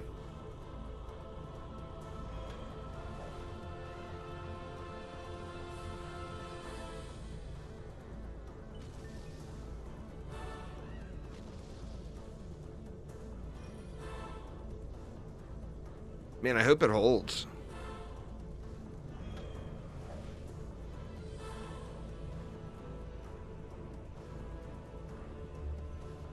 Gonna be a little suspect.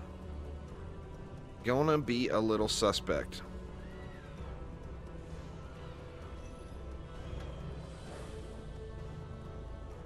I think at this point, Prom... I might not be able to hold Prom. Without putting... Well, I mean, I could change the build and use some real walls.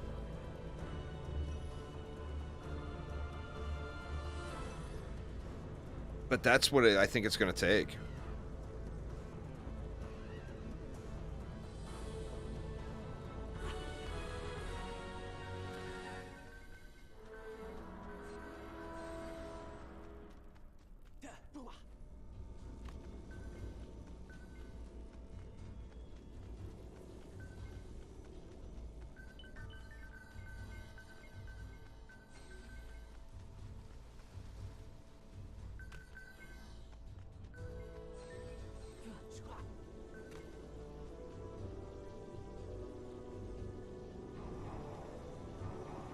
Just keep spraying them around here.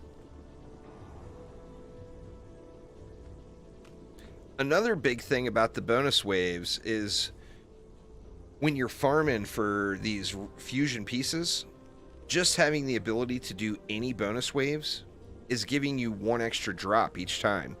Because, like, this map is guaranteed to give me that guard piece that I'm looking for. But now I'm going to get a guard piece for wave 25, but then I'm going to get another guard piece from the bonus wave. So even though Um, it's just an Ancient Dragon bonus wave, and not any of the other ones. It's given me 2 drops, so I get another chance at RNG. And it's a big deal. I mean, think about it. Why in DD1 did you bust out your controllers and 4-way your screen in it? It was to get more chances at the RNG, you know?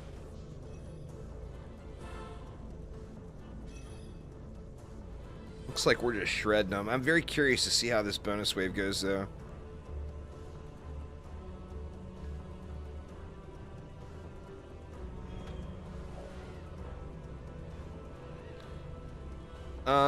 My next goal would be to complete more fusion sets. That way I got a little build for diversity. Where right now I don't have a choice. I have to use wisps and gas traps on every map, or I'm not going to be able to complete the maps. So I'd want to put together more armor sets, and then I want to be able to beat the Lichen King on the keep. Because the Lichen King has a bonus wave associated with it too. Yeah, you have to clear the survival version of whatever the bonus wave is to unlock it.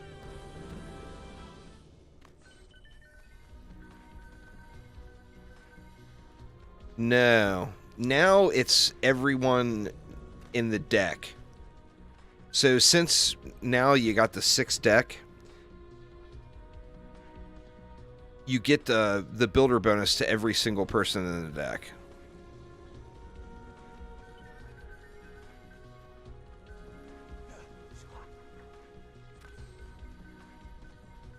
It actually was exactly like the DD1 version originally, and then they changed it.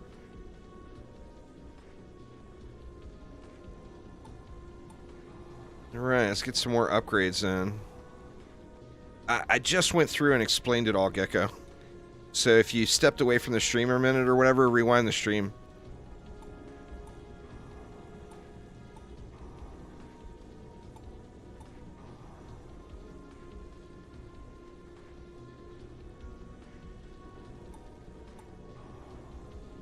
Alright, so now this is the regular victory chest. So I've got that guard piece I want right here.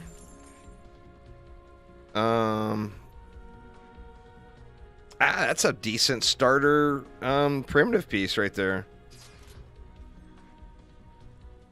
So these gloves, okay, we see the stats, like 400 of each stat, 264 upgrades. So those are the regular wave gloves that drop. But now, let's see if it's going to hold. I mean, this will be the moment of truth. Neither of those guns are any good, Peter. End game. The minigun is really bad. It's just, it feels really good to you when you first get started because it's the first decent weapon you find. There's another rapid-fire version in Act 3 called the paintball gun, which kind of blows away the minigun. But the real answer is the boss weapons. Here we go.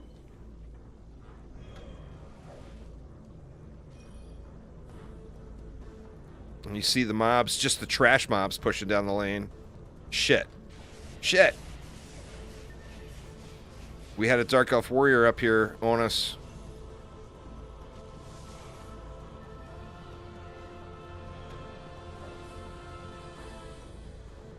The copters are still getting hit. That's nice. It's better than a minigun. It's not great now, but it's better than a minigun. I mean, now it's... and that's one of the things that's on the upcoming changes list. Exclamation news in chat if you want to read through those of upcoming changes.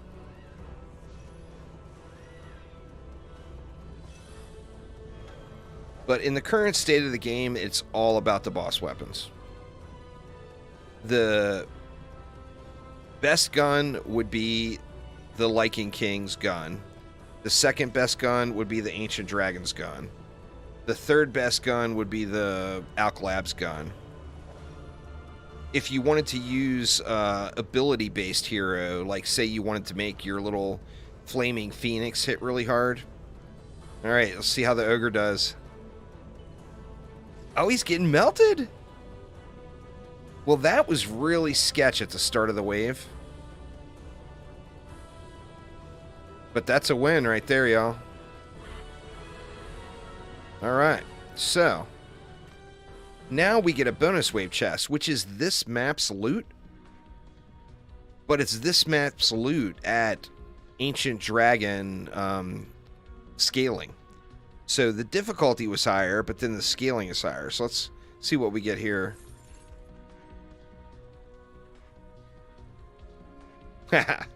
Massive difference. Massive difference.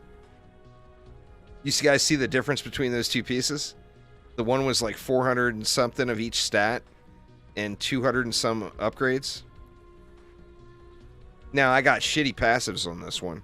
Having Fortify and range. I mean, I guess that'll be good for my gas traps. But those are not preferred passives. Let's see the primitive piece. That's kind of a dud. If it was power, range, and rate instead of fort, power, and range, it would be a keeper for sure. But that one's kind of a dud.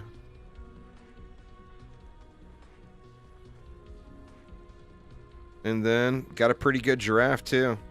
Because remember, like, even the pets and everything are going to drop at that Ancient Dragon level of difficulty.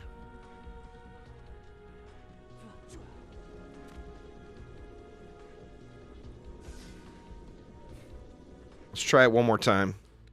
Just one more.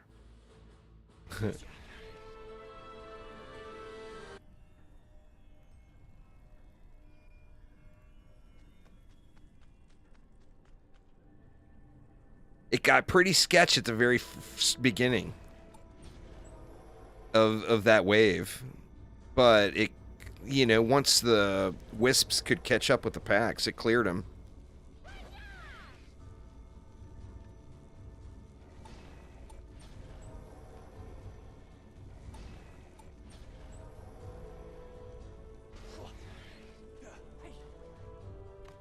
My striking gem is a POS. I need to get back and farm it too.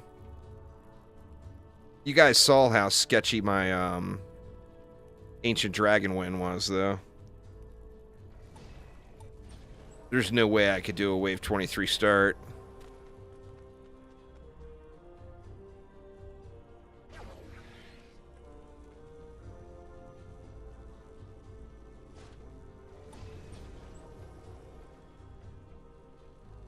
All right, did I put the traps down? No, okay.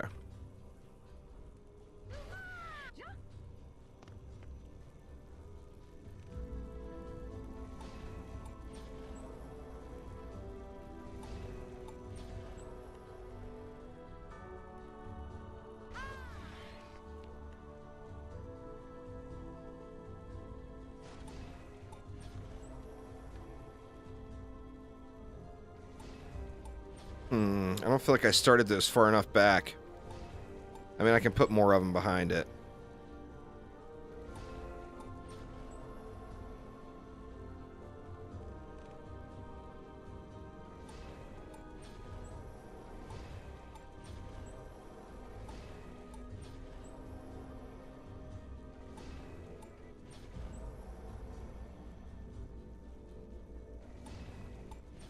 If you put them too far this way, the ogres will throw their little explosive kobold through here at you, and it'll destroy all your stuff. So you got to put them up far enough. In fact, I still feel kind of sketch about where it's sitting. I feel like it needs to be up just a little bit further.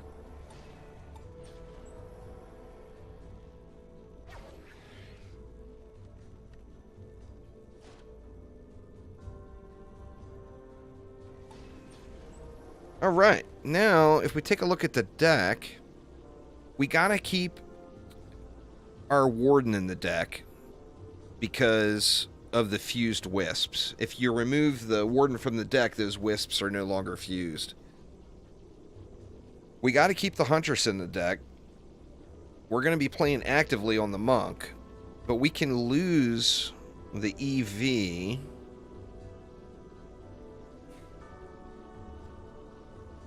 Let's get Beamer in there for some more XP. And then additionally, we can lose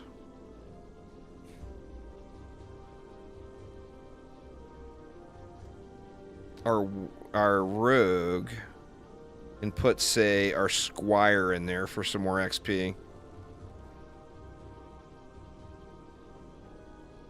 And then we still got everything covered. I can't remove Superfill.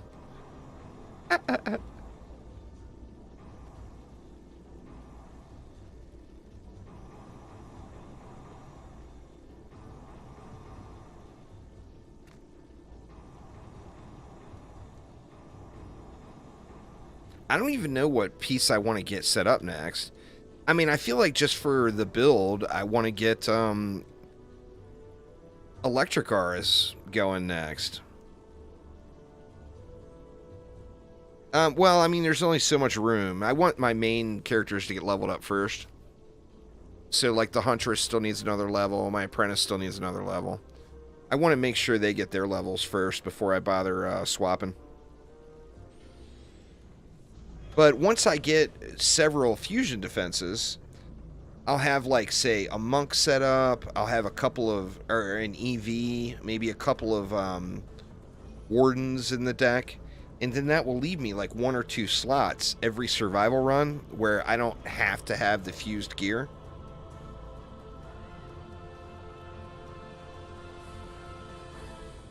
And then I'll use those 2 slots to level other characters and level alts. And that's how I'll get my my pool of alts all jacked up through the roof.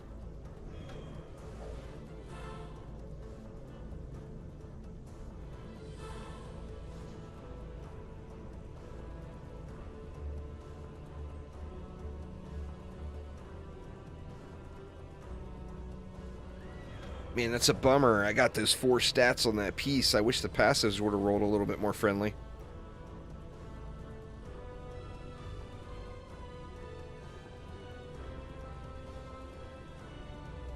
I'm not sure what survival map I really want to get knocked out next. I mean, I've only got those, what, 4 survival maps unlocked. Or do I want to push into Act 4? I still got to go through the campaign in Act 4 to get the completions.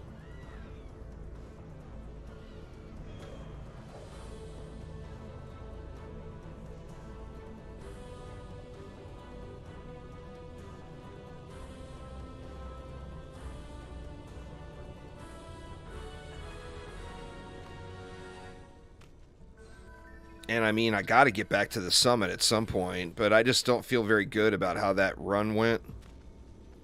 I mean, I need to get a real Waller set up. You know, you get a real Waller set up with actual all their points into fort with like a buff beam on their walls, and it's going to be a huge difference in the amount of damage they can take.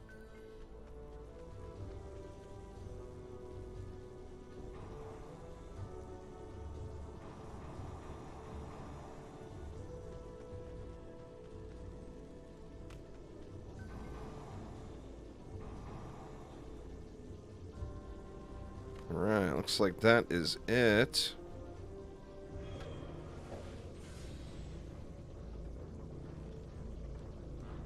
See how we do. I mean, the other good thing about it, like this map, this is obviously, it's the easiest survival map. So I've got this one kind of set up on auto farm now. I mean, I could completely do this and like do some Netflix and chill or whatever while they're running.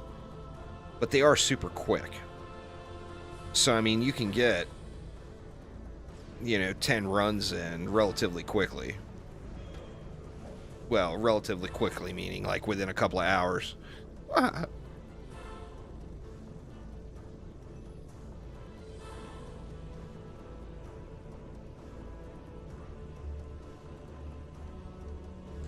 gotta look at the schedule of where stuff drops. I feel like DSTs I want to prioritize.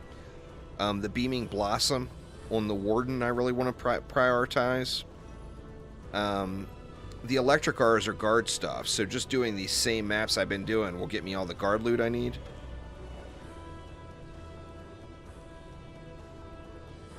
I mean, I want to get to the point where I can clear the keep, because then I can get ensnare R's too on the same monk, which is huge.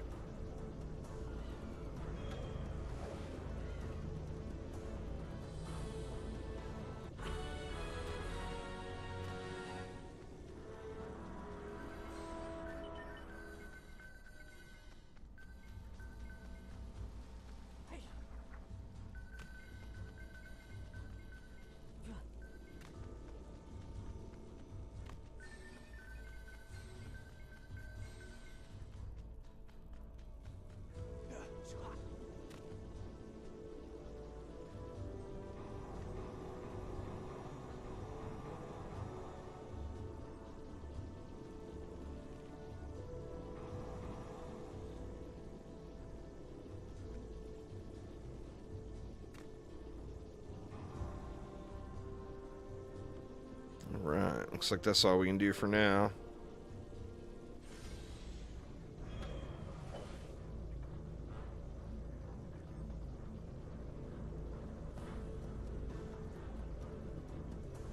I probably got some better accessories sitting now too. I haven't looked at accessories on any of my characters in a while. I probably have some decent accessories sitting around. Accessories you can't really, you have to pay attention to, because you can just pick up some random piece on just a random survival map, and it may have rolled with, like, awesome builder stats on it.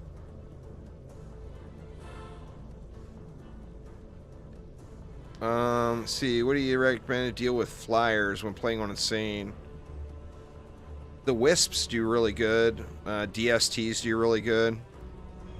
If you got a Squire set up, you know the most OP flyer defense in the game is the Bouncer Blockade and the Slice and Dice. Those are so ridiculous. You put like a Slice and Dice or a Bouncer Blockade right up where flyers are coming into the map, and the flyers will just get smacked back away from it until they eventually die. Just crazy good. For my playthrough here, I've been using Wisps the whole time.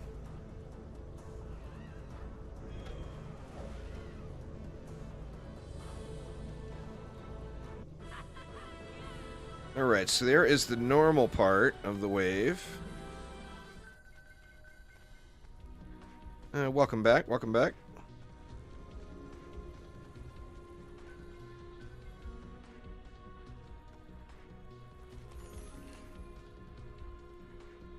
Well, I mean, it's just not that kind of game. There is no this is best for this. You know, you can use lots of different things to get the job done. Like, nothing is some kind of like a standout overperformer in any one category. It's the Slice and Dice tower from DD1, Scales. It's the same tower from DD1. It's what the target dummy in DD2 was themed from. As far as the original heroes goes, the only original tower in DD2 is, well, the Flamethrower, and then the Poison Dart Tower. Everything else is from DD1. And some, well, weapon, well, that's not an original 4. I almost said weapon manufacturer, but you can't exactly count that.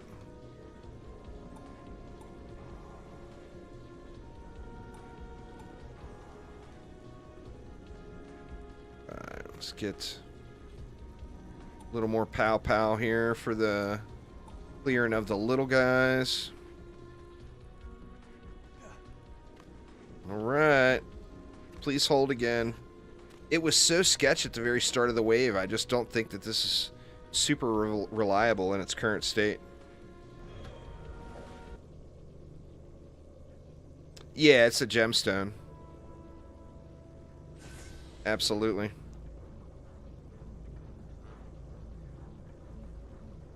It's got a limited range on it, of course. Alright, it got the Dark Elf quicker this time. See, I got no reflect beams, and that's a lot of archers getting really close to range of the core. Not yet there, Matthias. It's something that's still planned for the future, though. Chromatic said they're just not happy with how the game runs in split screen, so no couch co-op yet.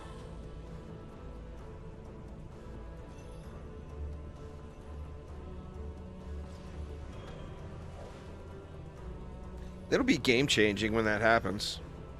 I mean, besides just the obvious of being able to couch co-op, you know?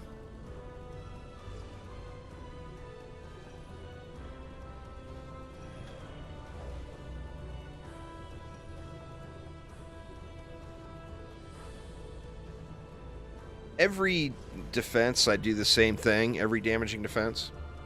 And that's you get all 4 builder stats on all your gear and then pump everything you've got into power. Super early game, I prioritize range first until I get up to like 50 range.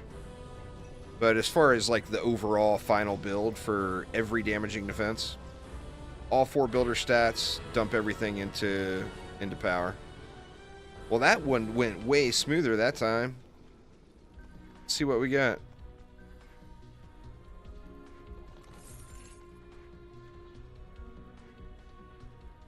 It's not a bad piece.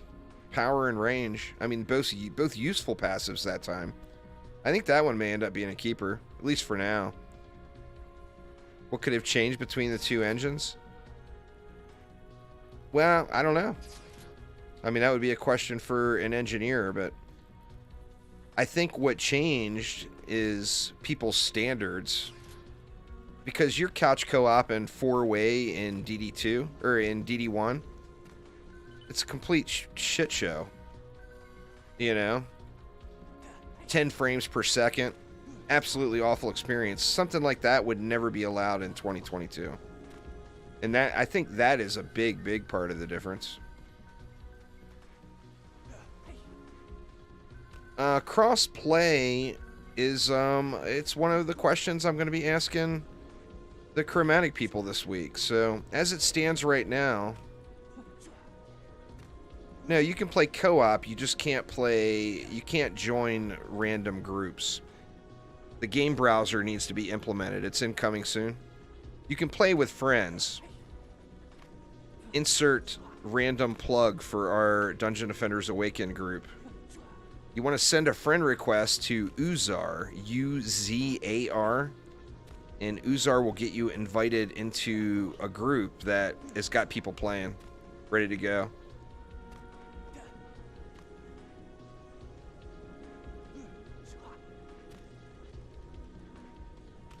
Lady makes fun of your DD obsession. That's fair. They tend to do that, Steven. You're not alone. That is a normal occurrence with Dungeon Defenders players in the world. Yes, this is still live. It says live. It should say live right on the screen. All right, let's check out that. That's Beamer. We need good old Phil. Good old Phil. Yep, Uzar. Exactly spelled exactly like that. Send him a friend request. He'll get you in the group, and people there ready to play. Well, let's see how many people are in the group now. Let's see.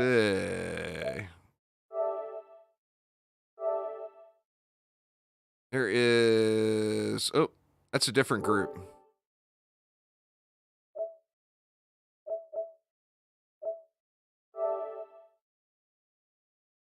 I think this is a different group, too. Yep, that's a different group, too. God damn it. I'm such a nub with this damn interface. Okay, there's 69 players in that group, and there's 43 players in this group. You're going to want to be in both of them, I'm assuming. But yeah, you want to send Uzar a invite. Anyone that's in the group, too, you can invite your friends. So anybody is able to invite. All right, let's check it out.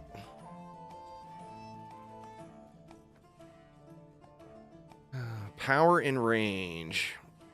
Well, I mean, that's a big upgrade, considering I would lose 75 power on an unupgraded piece. And my other piece that I was already using is already upgraded. That's a big upgrade. So let's take that bad boy. let's get it upgraded. So yeah, anyway, all 4 builder stats only upgrade power. The best passives in the game are percent damage increase, power, and rate. So when it comes to looking at your passives, like I've got power and range on this one, the best passives would be percent damage increased, power, or rate. So you want 2 of those 3 on your pieces. Now, obviously, if it's a niche build, like I'm going to make Ensnare Aura set that's ridiculously big Ensnare Auras. On that one, I'm going to be looking for range. You know, but as far as like just general use damaging defense, you want 1 of the 3, either percent damage, power, or rate. And you will be good to go. Alright, now that means I probably just got an upgrade on my Huntress as well. So let's check the Huntress here. Got some points to spend there too, it looks like.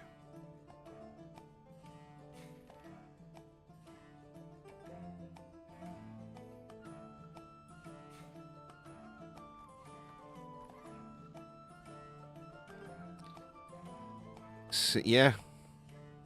Pretty nice upgrade. I pick up tons of range. That's a keeper.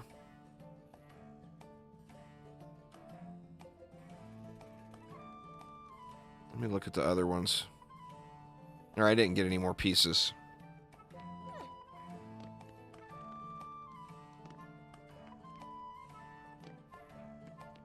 Yeah, at the end game you would respect to just power. I usually get up to like 50. See, the thing is you can't equip a set of gear that has power on it. When you're early game, you're only going to have 1 stat on your armor.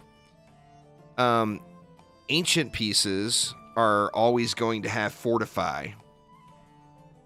Guard pieces, Guard pieces are always going to have fortify.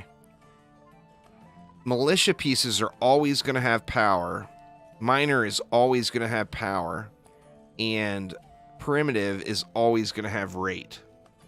So there is no armor piece that has range. And the Wisps really, really need range. Desperately. So I usually try to equip either militia, miner, or primitive. That way I'm getting either power or rate as a guaranteed stat on armor pieces. And then put points into range to kind of make up for it. But Wisps get a lot of range off of upgrades. And that gets compounded by having some range stat in there. So it's huge. Huge, huge, huge.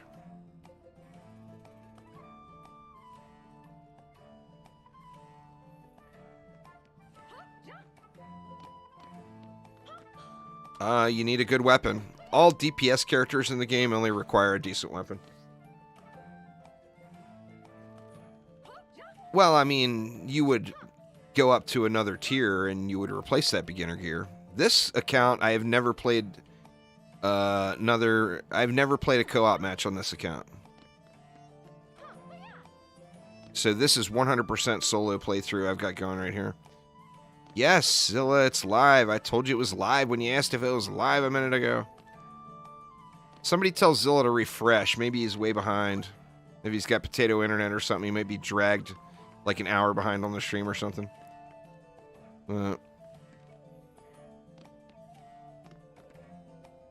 Alright, where to? Yeah, it does. It says live chat right there.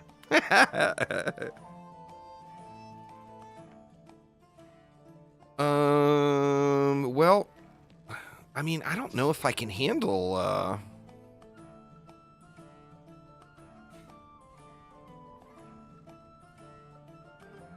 I'm not sure if I can handle a prom Ancient Dragon bonus wave.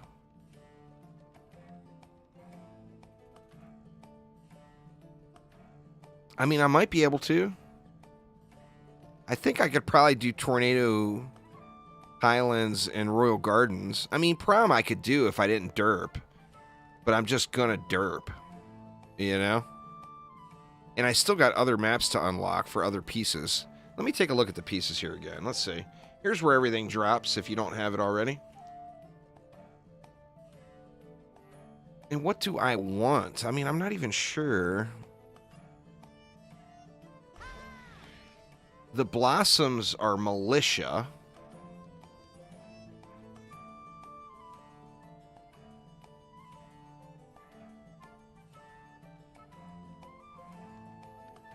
I could go for blossoms, but on the same note, I kind of want to go for DSTs. That's Magus Quarters, Endless Spires, Glitter Helm. I mean, I think it would be a good choice trying to get some DSTs rolling.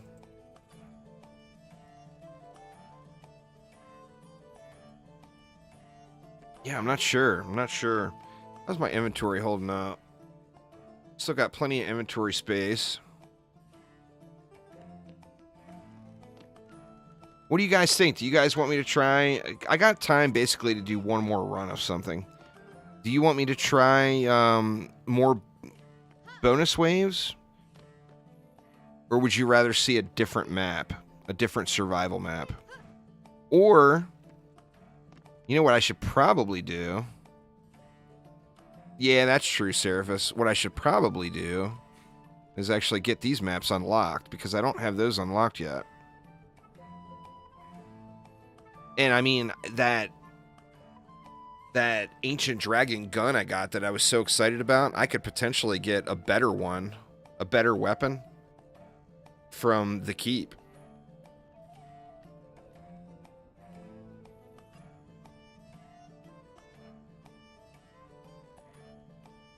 I guess let's do it. Let's do it.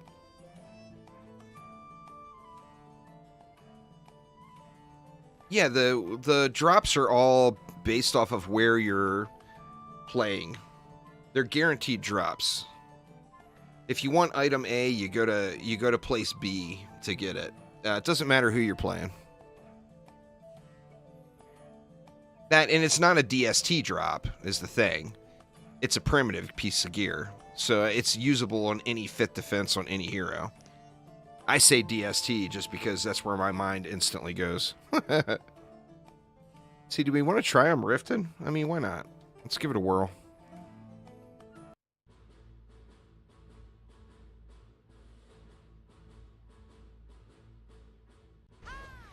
Yeah, it's cheap for the DU. It's the highest health of any other wall in the game. And it looks cool as fuck. That would be 3 reasons. Cheaper, higher health, cool as hell. This one's too bright. Too bright outside, Phil. How do we want to do this one? I mean, I think I probably got enough range now. I could 2-lane it. So I could go with those 2 lanes. One set up here. And then one set up back here.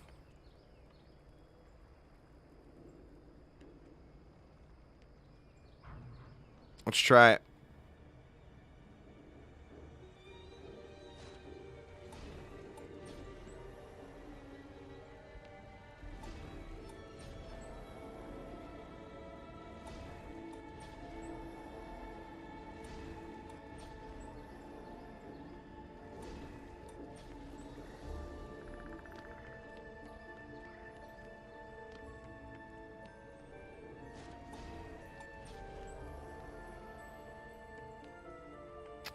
Shit, I am very quickly running out of time here, aren't I? Got a minute.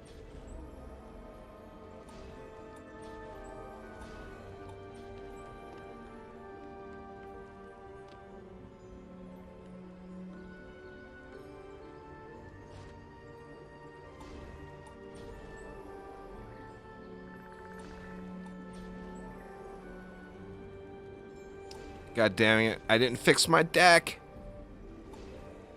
I don't have my rogue in my deck right now.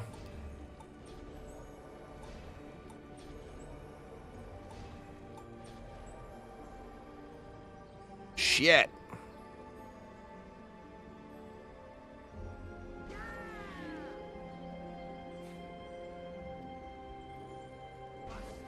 There we go. We're all right. We're all right.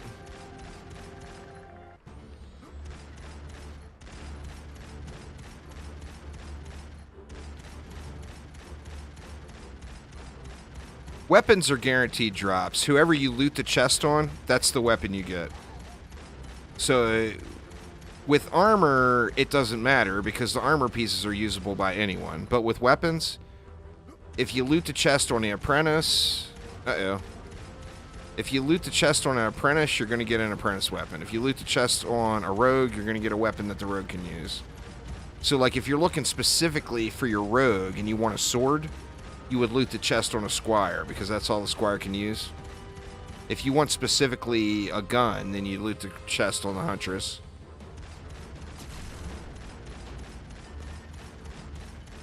This map seems a little bit bright.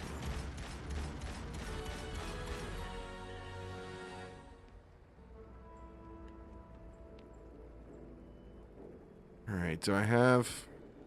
Jesus, I don't have the EV in deck either.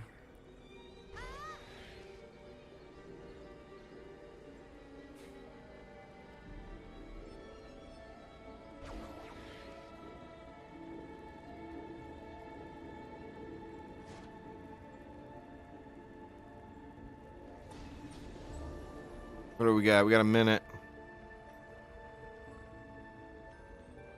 Yeah, somebody definitely cranked up the... They were wearing their sunglasses on this one. Yeah, I should play it safe.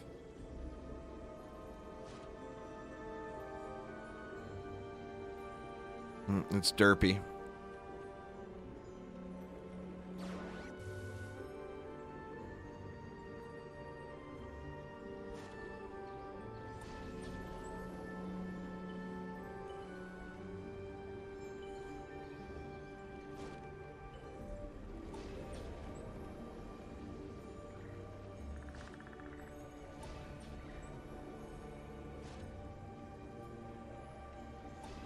$12 seconds. Shit, why did I put the reflect beam there? I'm a dummy.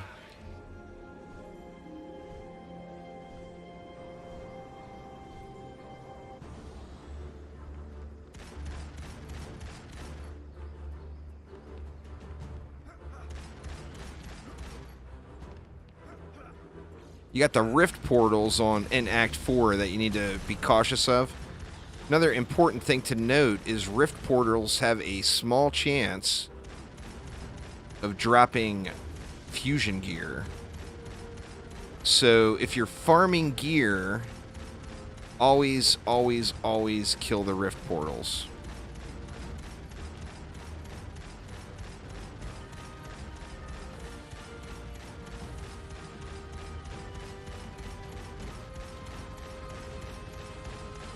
Plus, they can ruin your day. It's easier... The maps are easier to run if you kill the rift portals, too.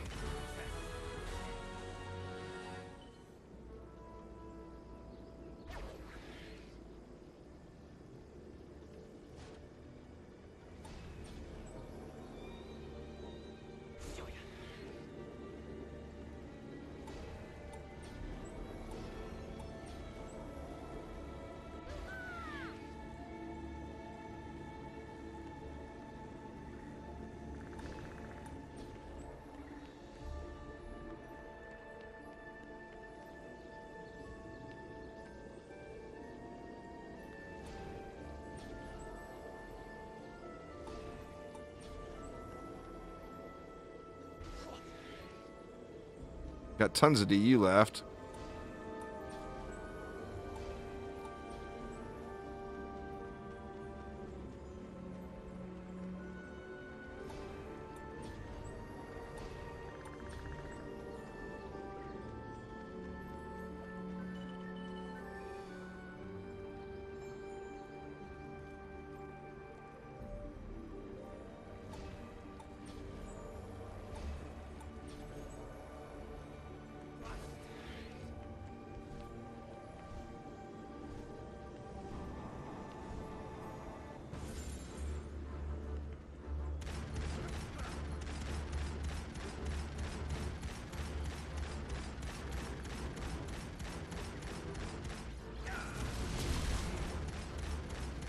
The rift portals are relatively squishy, so they're pretty easy to kill, but you gotta kill them, you know?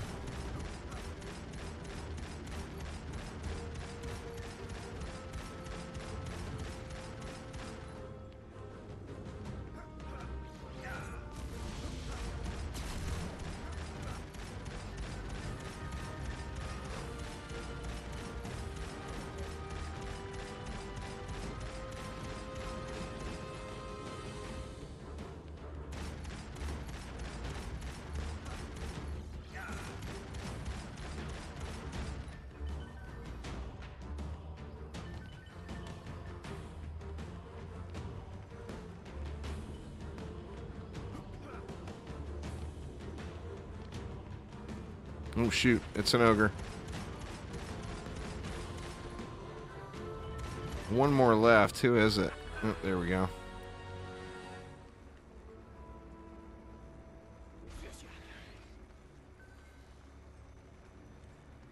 Oops, god dang it. Wrong hero.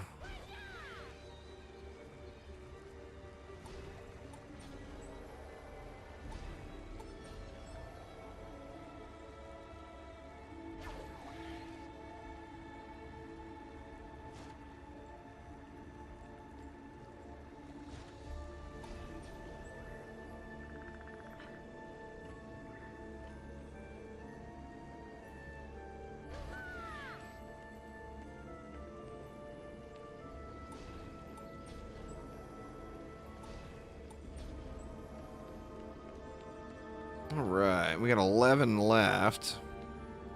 I think I'm just not going to sweat it, though, and just focus on getting upgrades in.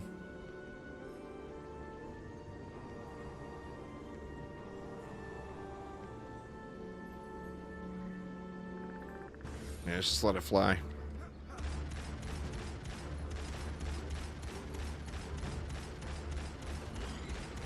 You saw the little swirly there on the screen, that little glowy dot right there? It glows in advance, and it gives you an idea of where the portal is going to spawn.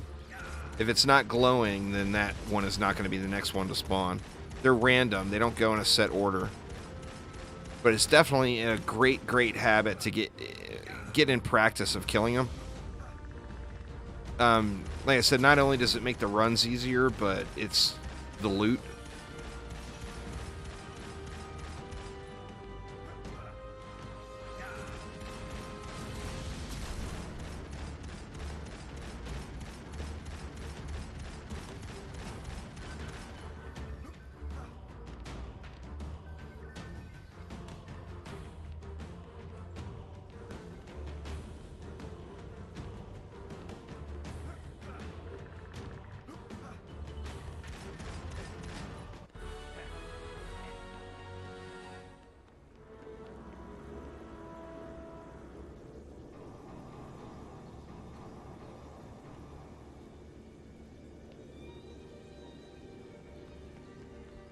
Alright, let's just let it fly, get through this one.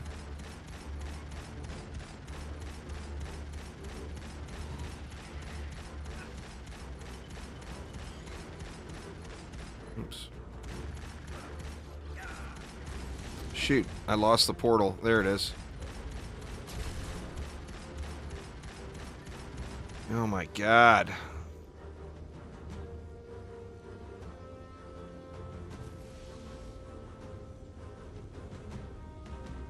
Absolutely crazy, the amount of bots today. Just so absurd, huh?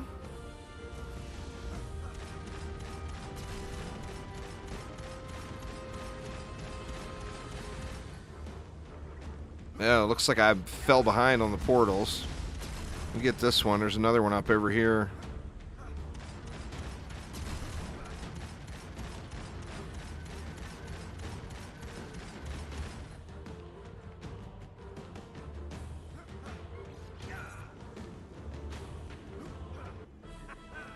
Alright, there we go. Now, the cool thing about Act 4 is you do it on Rifted mode, you're going to get randomized Rift loot. So you'll get, like here's a weapon. Actually, not a terrible weapon. I mean, it's not as good as the one I have, but not awful weapon. no confirmed or no set drop locations here. But it is available to you.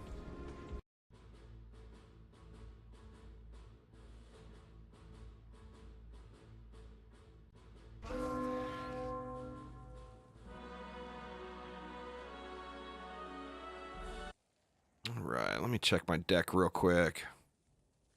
Yeah, I think we're good. How am I going to want to do this one? Yeah, it's a good weapon. It's a good weapon. I think I'll put wisps here.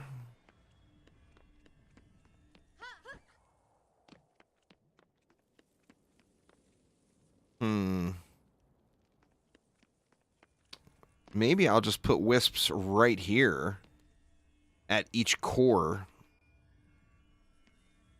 instead of worrying about focusing all the lanes. Let's do that.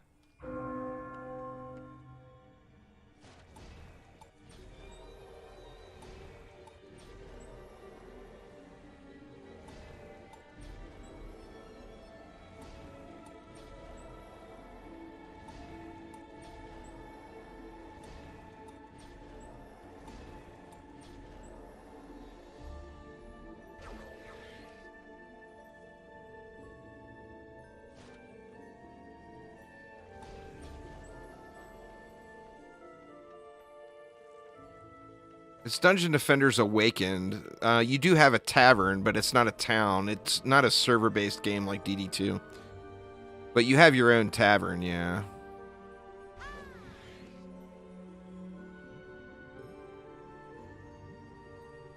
There's no servers.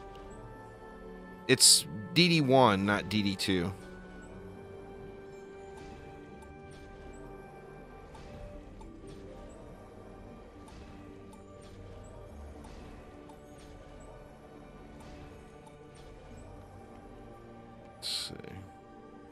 We've got 20 seconds. We can jack it up over here. Welcome back there, Dustin. Welcome back.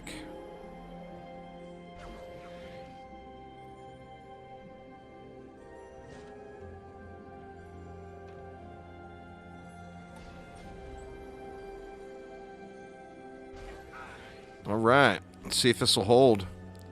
Let me throw one wisp upgrade in just to get a little bit more range on at least one of them.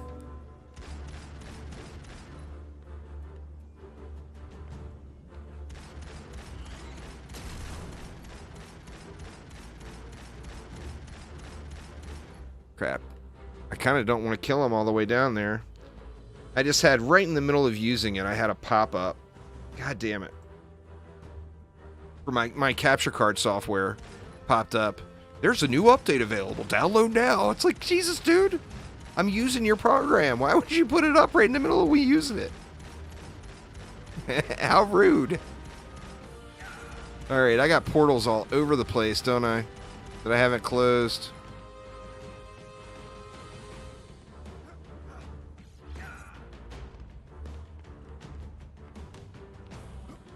And that's something that's on the agenda.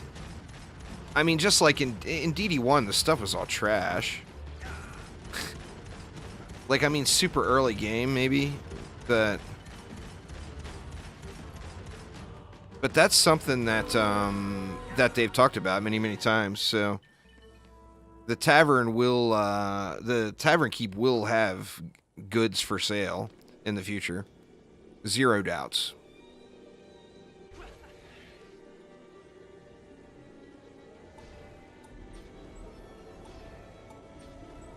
See, I feel like I should take advantage of having these fused gas traps here. Give myself a little CC.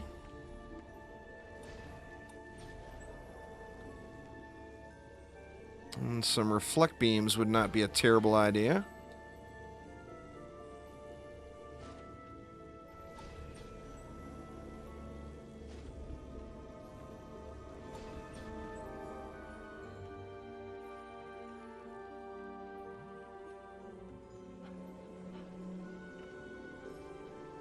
Same thing here, really. You know what? I think I'm just going to give him a big reflect here. Just to protect everything.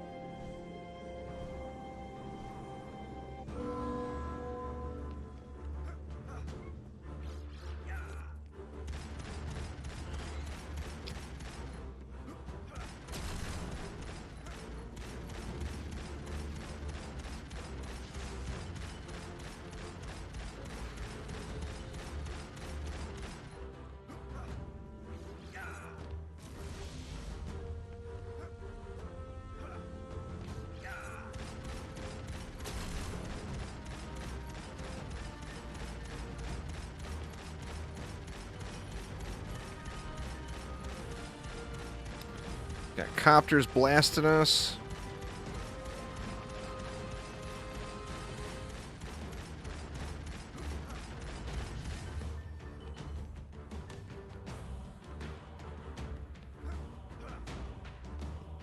Got to get that one little piece of mana. Can't leave it laying. See, what else do we want? We got reflex, we got gas. I didn't put any auras in over here. We could get some auras in. I feel like we're in pretty good shape.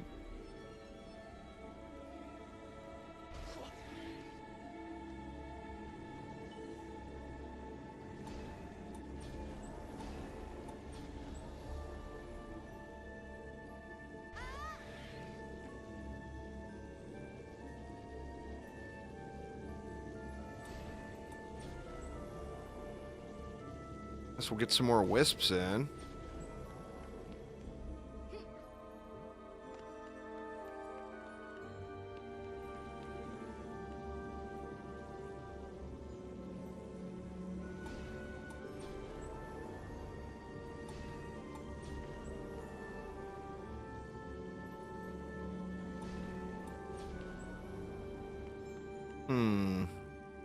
Yeah, I just don't feel like we even need to worry about spending it all.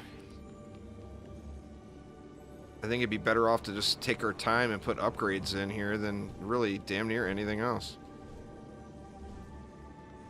I derped a couple of those reflect beams.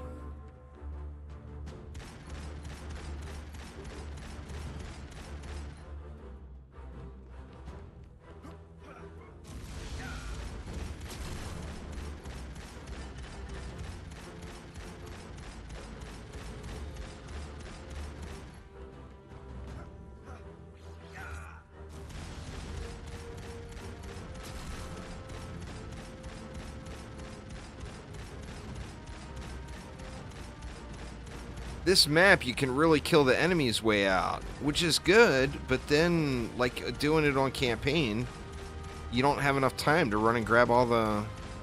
Well, I mean, if you're not playing hardcore, I don't have to have hardcore on right now. In fact, I think for the boss fight, I'll turn hardcore off.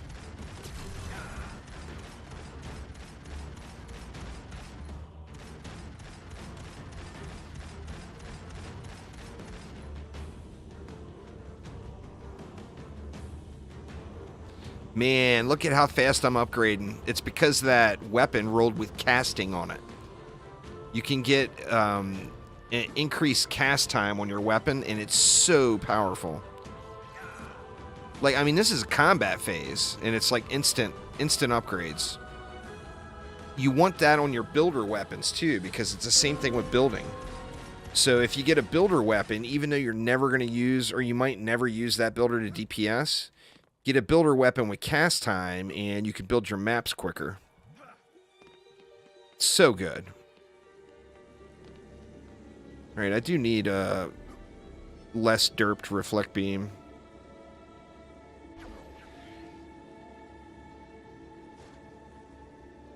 One that's actually going to reflect something.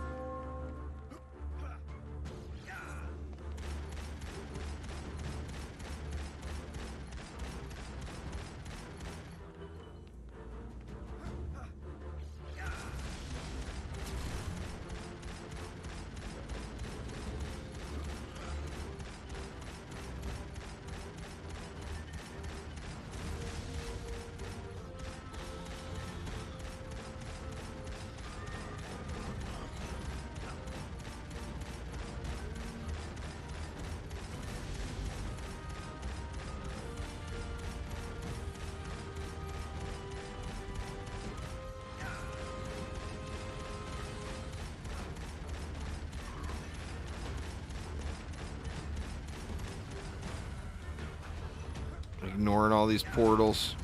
Probably not a smart move. In some cases, like this one here, it puts the portal right on top of your crystal.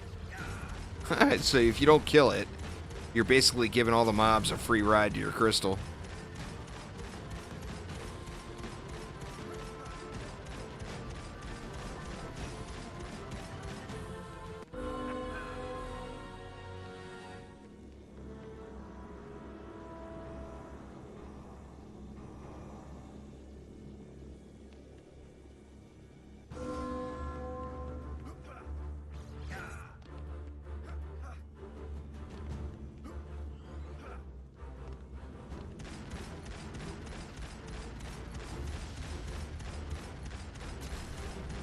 It's where this weapon doesn't do great is its long range accuracy is awful. Because it's a shotgun, you know, so the bullets spread all over the place.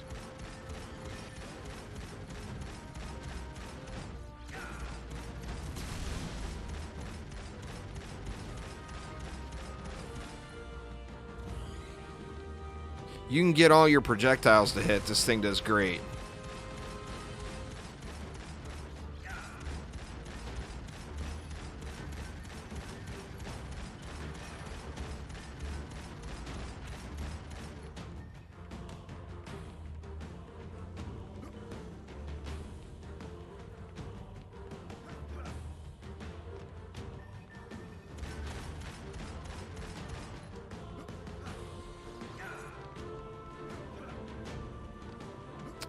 Yeah.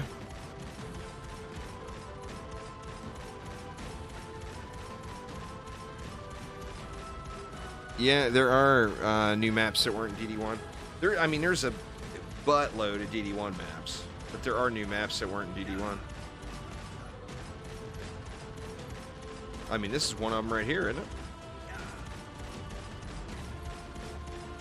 The Keep. The Keep is new. Or no, this... Let me see. This one's not new, is it? Yeah.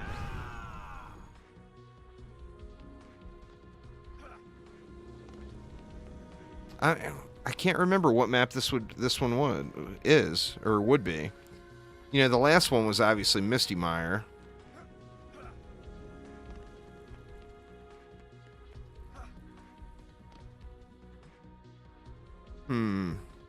Not sure. Let's check and see what we got. Oh, this is a DD2 map, yeah. Is this a DD2 map? Spinning Steel, I mean, I'm going to keep that for my Squire just because. What map was it in DD2? I'm trying to picture it.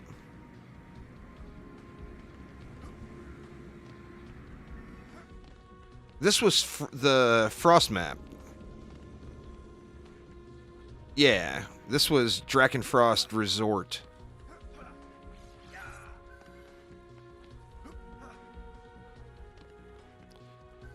But there are new maps.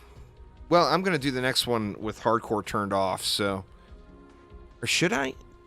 Man, I can't be a chump, right? We're going hardcore. I think everybody wants Aquanos certified. I haven't heard anybody say, no, not Aquanos, you know? Deeper into the forest. As they approach an ancient keep, they see a fierce battle. Aquanos is the shit, man. An agile fighter and several ferocious like him.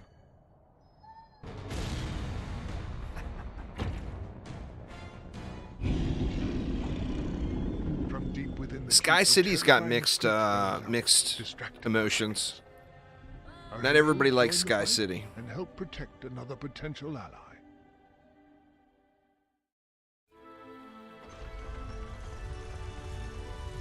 All right, now the question is do I have enough range to build this like I would build it today? And I'm not sure. How I would build it today on my main account is I would put wisps up here.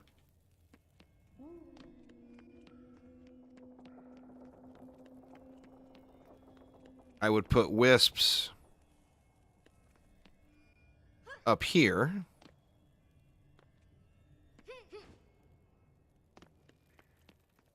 And then I would put wisps over here, but I don't know if I've got enough range to do that. Well, let's see. Let's try it out.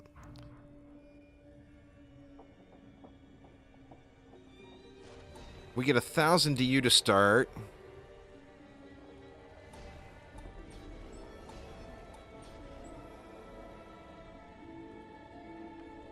Invalid location.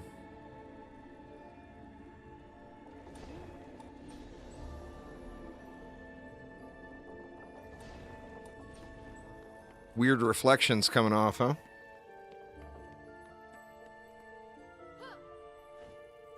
No, not on the fly. You have to go back to Tavern to turn it on and off. That's what I was debating. Do I go back to Tavern or do I continue?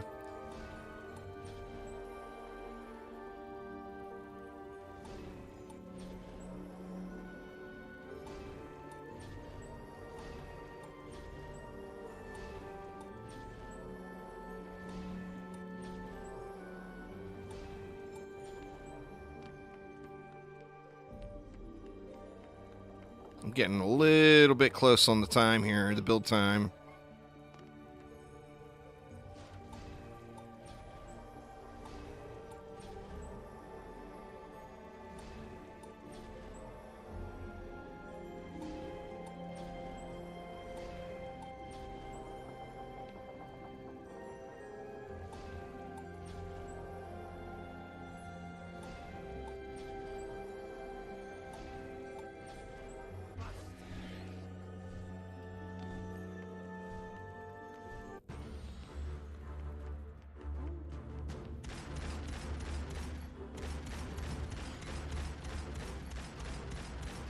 This map doesn't feel like it's running as good as the other ones. I mean, I still think I don't have my frame counter on, but I still think I'm at 60 frames per second, but it doesn't feel as smooth.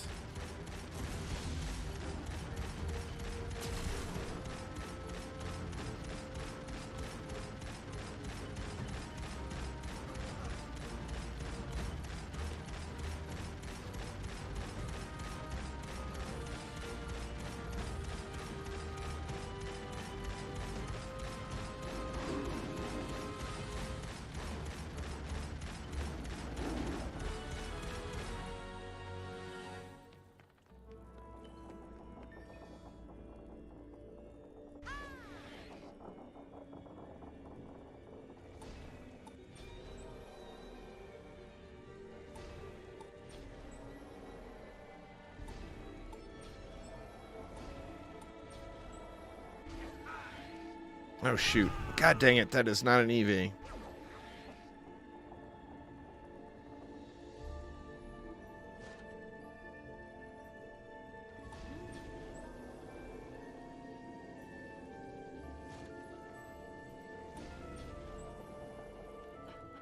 $50 seconds.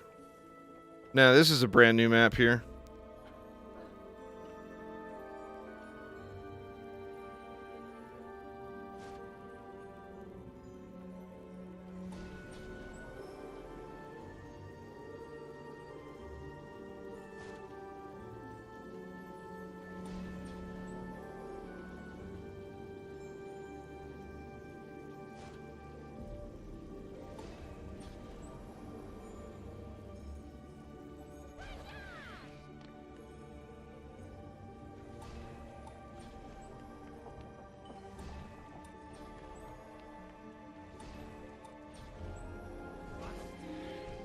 Alright, gonna have to DPS this side of the map this time, because I definitely don't have enough there.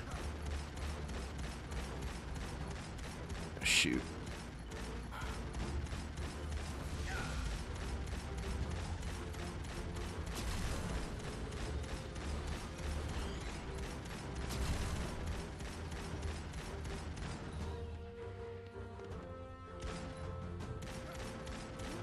Actually, it seems like I was fine. Only 22 mobs left.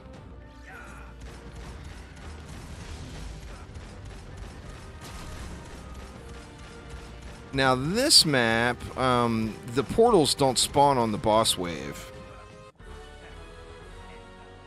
Well, you just got to remember, it's not a remake. So, trying to get, you know, apples to apples, the same maps. I would like to see a proper DD1 remake, personally. They can save all those maps for then. For me. I'd rather, in this game, I'd rather see all new stuff. Or not all. I mean, obviously, you can't live without Aquanos, right? That would be criminal. But, I would like to see new stuff. This blinking looks kind of weird. I think they should turn that off. I don't remember this looking this obnoxious on PC.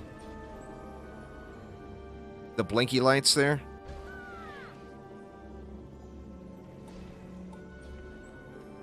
Well, it's exactly what everybody has said for the last 10 years. There's a... Let's see, we got 16 seconds.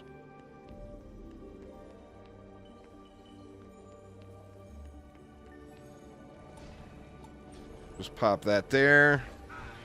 We only got 15 left.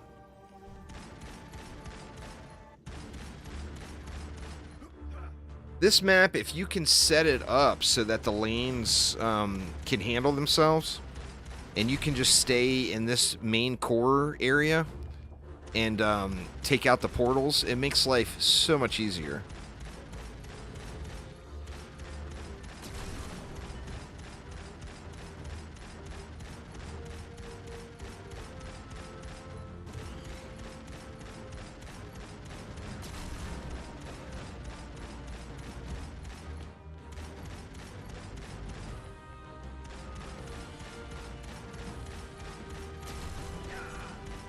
Moonbase confirmed. I would love to see Moonbase. I mean, I enjoyed the Moonbase map, other than spending 69,420,000 hours on it grinding armor pieces. Besides that, I love that map.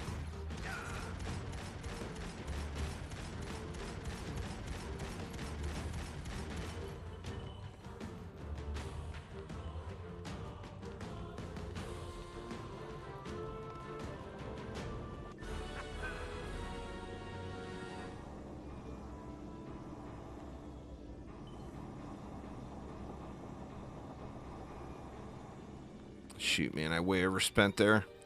That's alright, we still got one more wave before the boss wave. I really need to get some reflect beams in at the main core, too.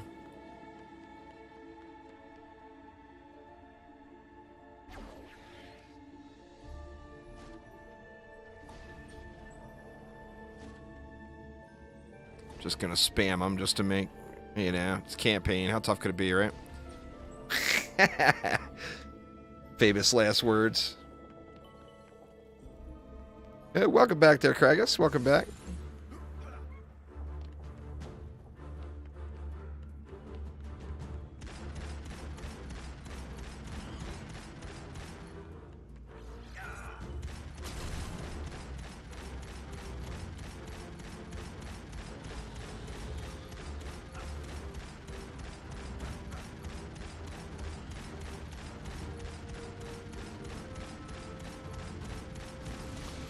Well, I mean, I would rather see DD3 as well, but as far as the old maps, if we're gonna get the old maps redone, I would rather see them in proper remaster. And I'm hoping in Dungeon Defenders 3 they never use, assuming there will be a DD3. If a DD3 comes, I hope they don't use a single remade Dungeon Defenders map ever again. It's a lot of games with the same maps, you know? I realize that they've remade the maps, and it's not like they just picked them up and plopped them down over there. But damn, man.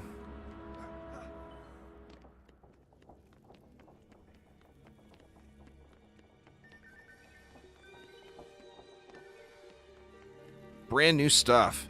You know, you can sell that later down the road. If people want to do, you know, Foundries and Forges again in the third or in the fourth Dungeon Defenders game they play, then you can buy a classic map DLC. You know? I'm all for that. Alright. So now when we get to the boss here, for those unfamiliar with the mechanic, you have to crack the boss's shield first. There's going to be a damage threshold that you have to do to the boss. He's just going to be chillaxing, running around out here.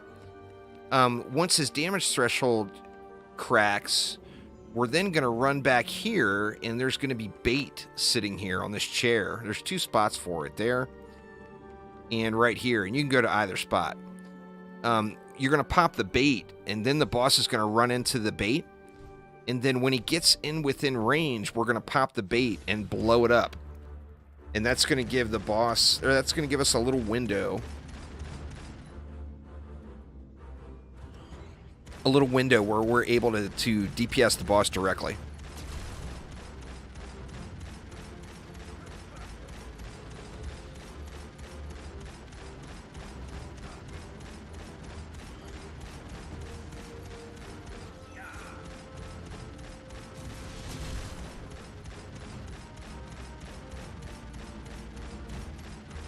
So yeah, once we hit the boss stage and the boss is coming, there will be no more portals. So you don't have to sweat the portals then. Just focus on the boss, and really it's not a bad idea to keep an eye on your mini-map and see, or your tech map, and see if there's any ogres rolling in. Because, I mean, ogres are ogres, right? They tend to get all uppity and whatnot.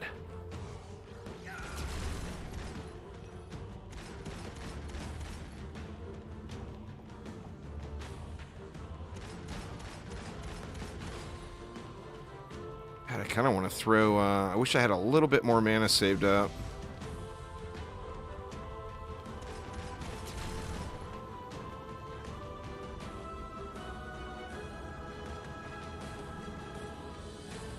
That's it. So the boss usually spawns right in front of this fence. And you can do... get your little damage in. You can also kite him around when he comes after you. He hits hard. So you got to watch out for getting your head cracked open. Okay, there's the boss. Okay, his damage threshold is cracked. So then we can run in here. We'll bait him. He's going to be running in. Once he gets in here... Oop, it's not letting me. Maybe I hit it too fast or something. Oh no!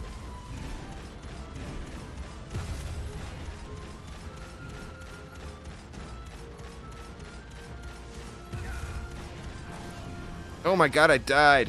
I lost. God damn it. Please, go, Wisps. Go, go, go. Go, go, go, go, go, go, go. Go faster.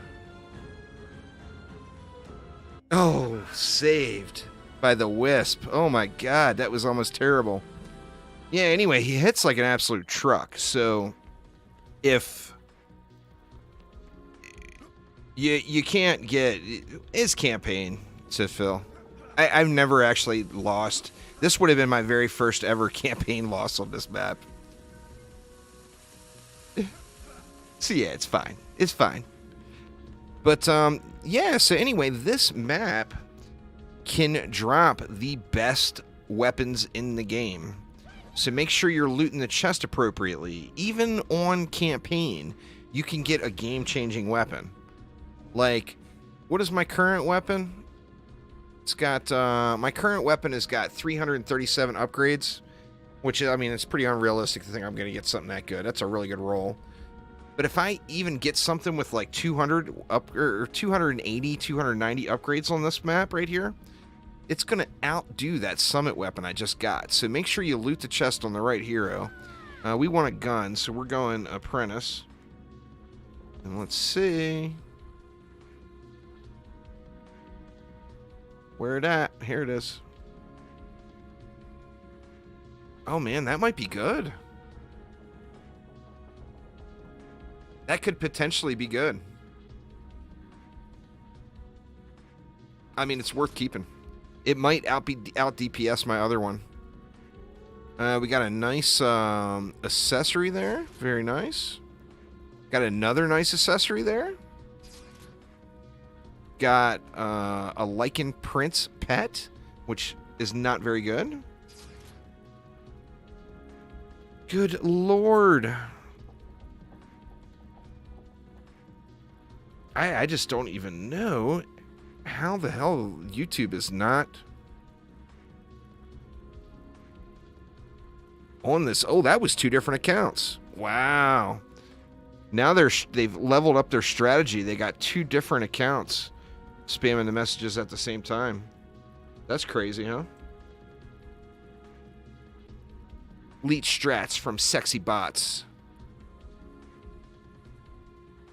So yeah, anyway, there we go. There is the Keep campaign.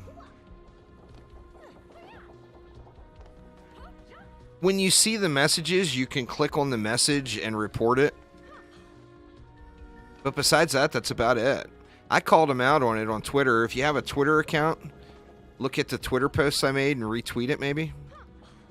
But, I mean, it's crazy. That's like, I want to say that's like 15 or 20 bans today. Yeah, you'd think they would go to someone with 5,000 viewers or something, you know? But, nope. The people with 5,000 viewers have 6 million mods, is why. Part of the deal. Anyway, that should have been another achievement right there.